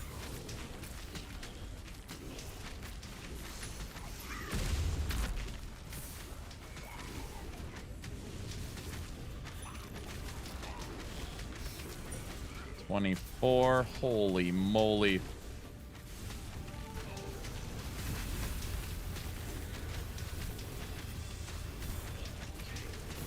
Focus. 29.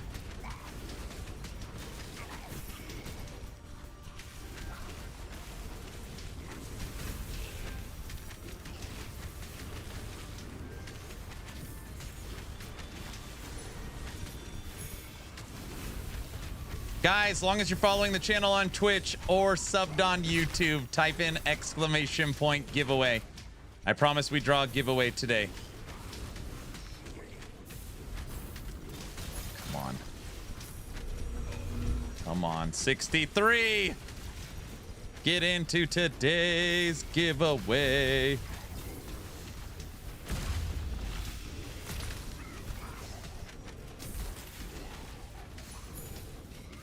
There's a big one, a lot of stuff. Oh! Okay, full life, 1 potion triggered the boss. Rupture 85.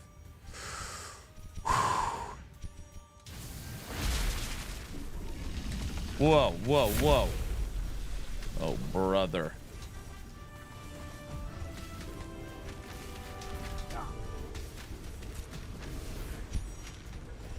Can't even see what's happening.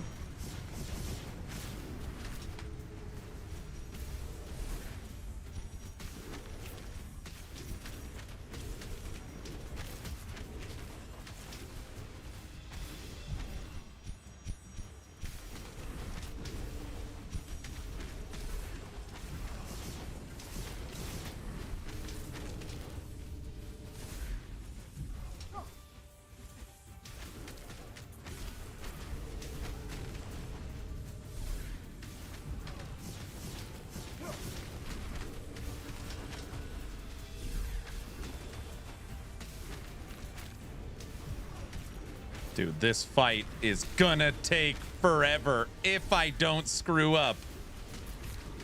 Which is a big if.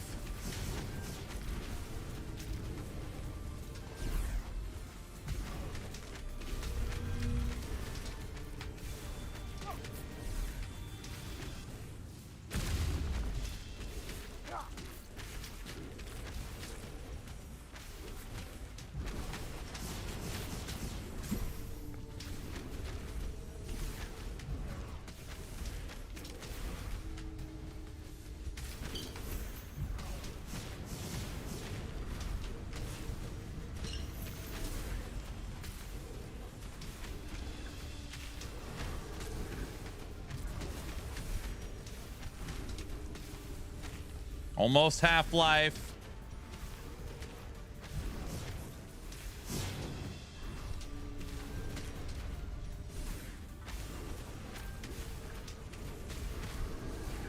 Jeez. Half-life.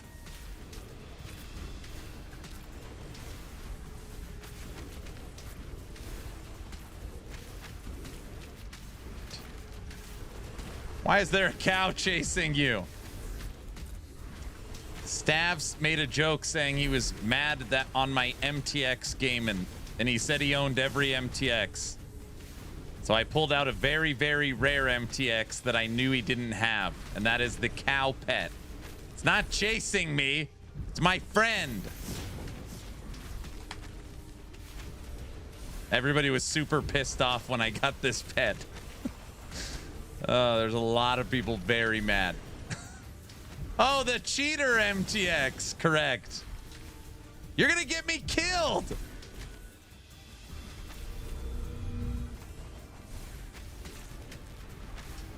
It was League 2 or 3. The cow pet was given to like the top 3 players overall. You would have had to been like top 3 in the entire season to get it. And the developers were like, hey, Aaron, do you want the cow pet? They just gave it to me. Everyone's like, what? So pissed off. Aaron was not top 3. I don't know. I got the pet. I must have been top 3. Just so you know, to be like top 3 in a season, you probably got to put in like, I don't know, but at least like 500 hours. I think I earned it. And that's how it's done. Boom. All right, Rupture 85.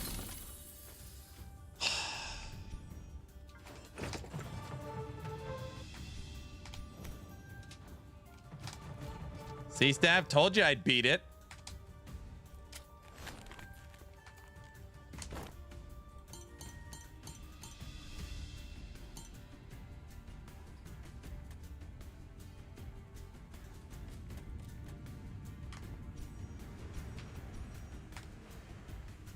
Aaron was not top 3. Yes, I was. Yes, I was.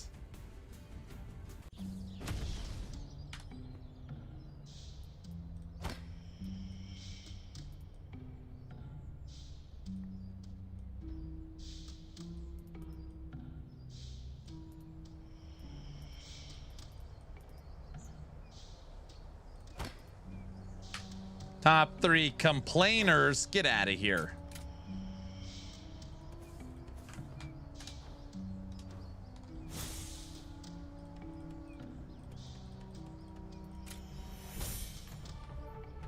Boss or lightning flat? There it is. Lightning % with flat red. Thank you.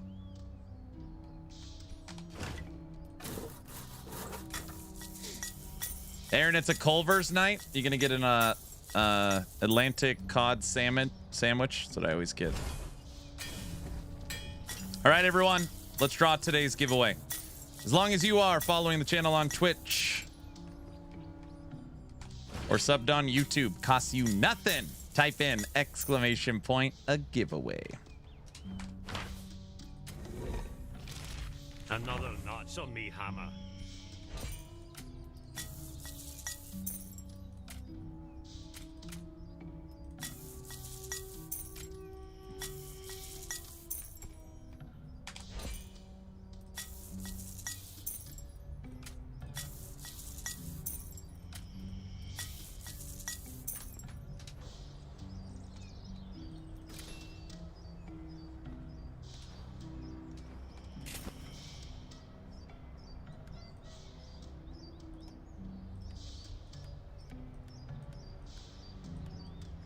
Guilty, I feel like I've really got my bearings back.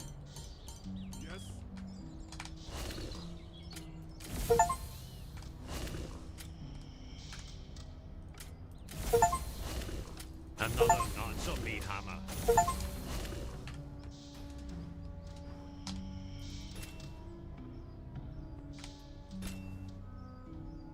What's tomorrow? I'm undecided. Tomorrow's supposed to be the Last Epoch dev stream watch party, which would be crazy. That would mean that we watched Diablo 4, then we watched PoE 2, then we watched Ellie back to back to back. Current rumors are saying that that stream is canceled, so I just need to talk to them and see where we're at. Save the best for last. That's right. Okay, I think that's good. I like finishing all my little clicks before dailies are complete. All right, sweet. Combat power 2000, so we broke 2000. Feels pretty good. Overall rank, we are back in the top 10. We ended yesterday 6. Today we are ending 9. Wait, 6, 9, 6. Oh, never mind. Okay. Rank top 10. Itchy is staying quiet until January at least. Don't say that. I don't believe that. I don't believe that.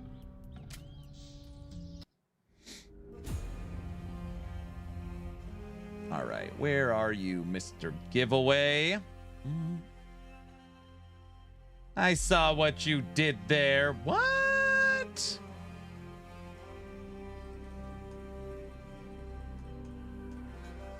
Staff, don't be jealous, bro. Don't be jealous. Everybody, if you're not in the Discord, here is the link. All the Thanks-a-thon shenanigans will be through Discord, so make sure you join.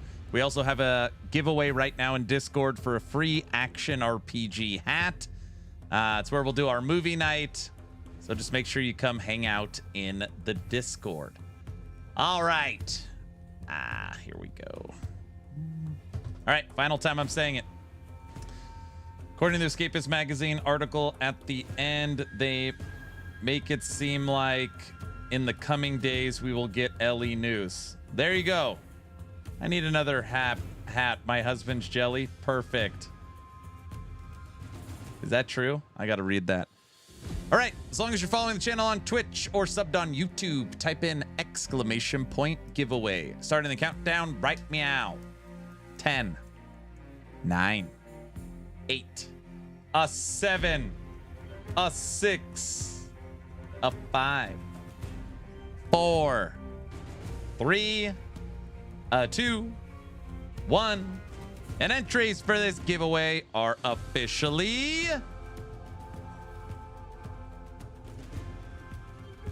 closed. And the bot, the real person, the human who wins your pick your Steam key is click bot bog moo mew bog me. It's a bot. It's not a bot. Bot? No, it's not a bot. This is a real person. What? No way. Guys, he was the last entry. Was he?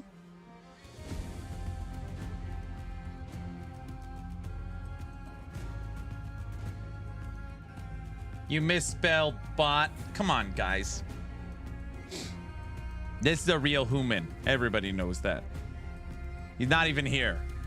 I don't know if I signed up for this. You misspelled bot.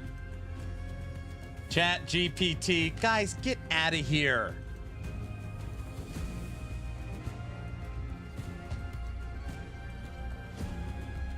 It is true I'm on the streamer client. Oh, brother.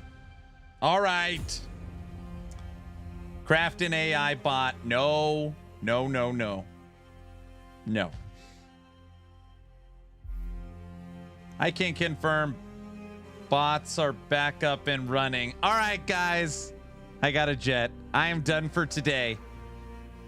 Diablo 4 live stream done. PoE 2 live stream done. 2 days the Dwarven Realms ranked in the top 10. What? And tomorrow we've got a Last Epoch dev stream. Just killing it. If you guys need anything, hit me up on Discord. I appreciate you all so much. I will see you tomorrow. Allegedly. See ya. Bye.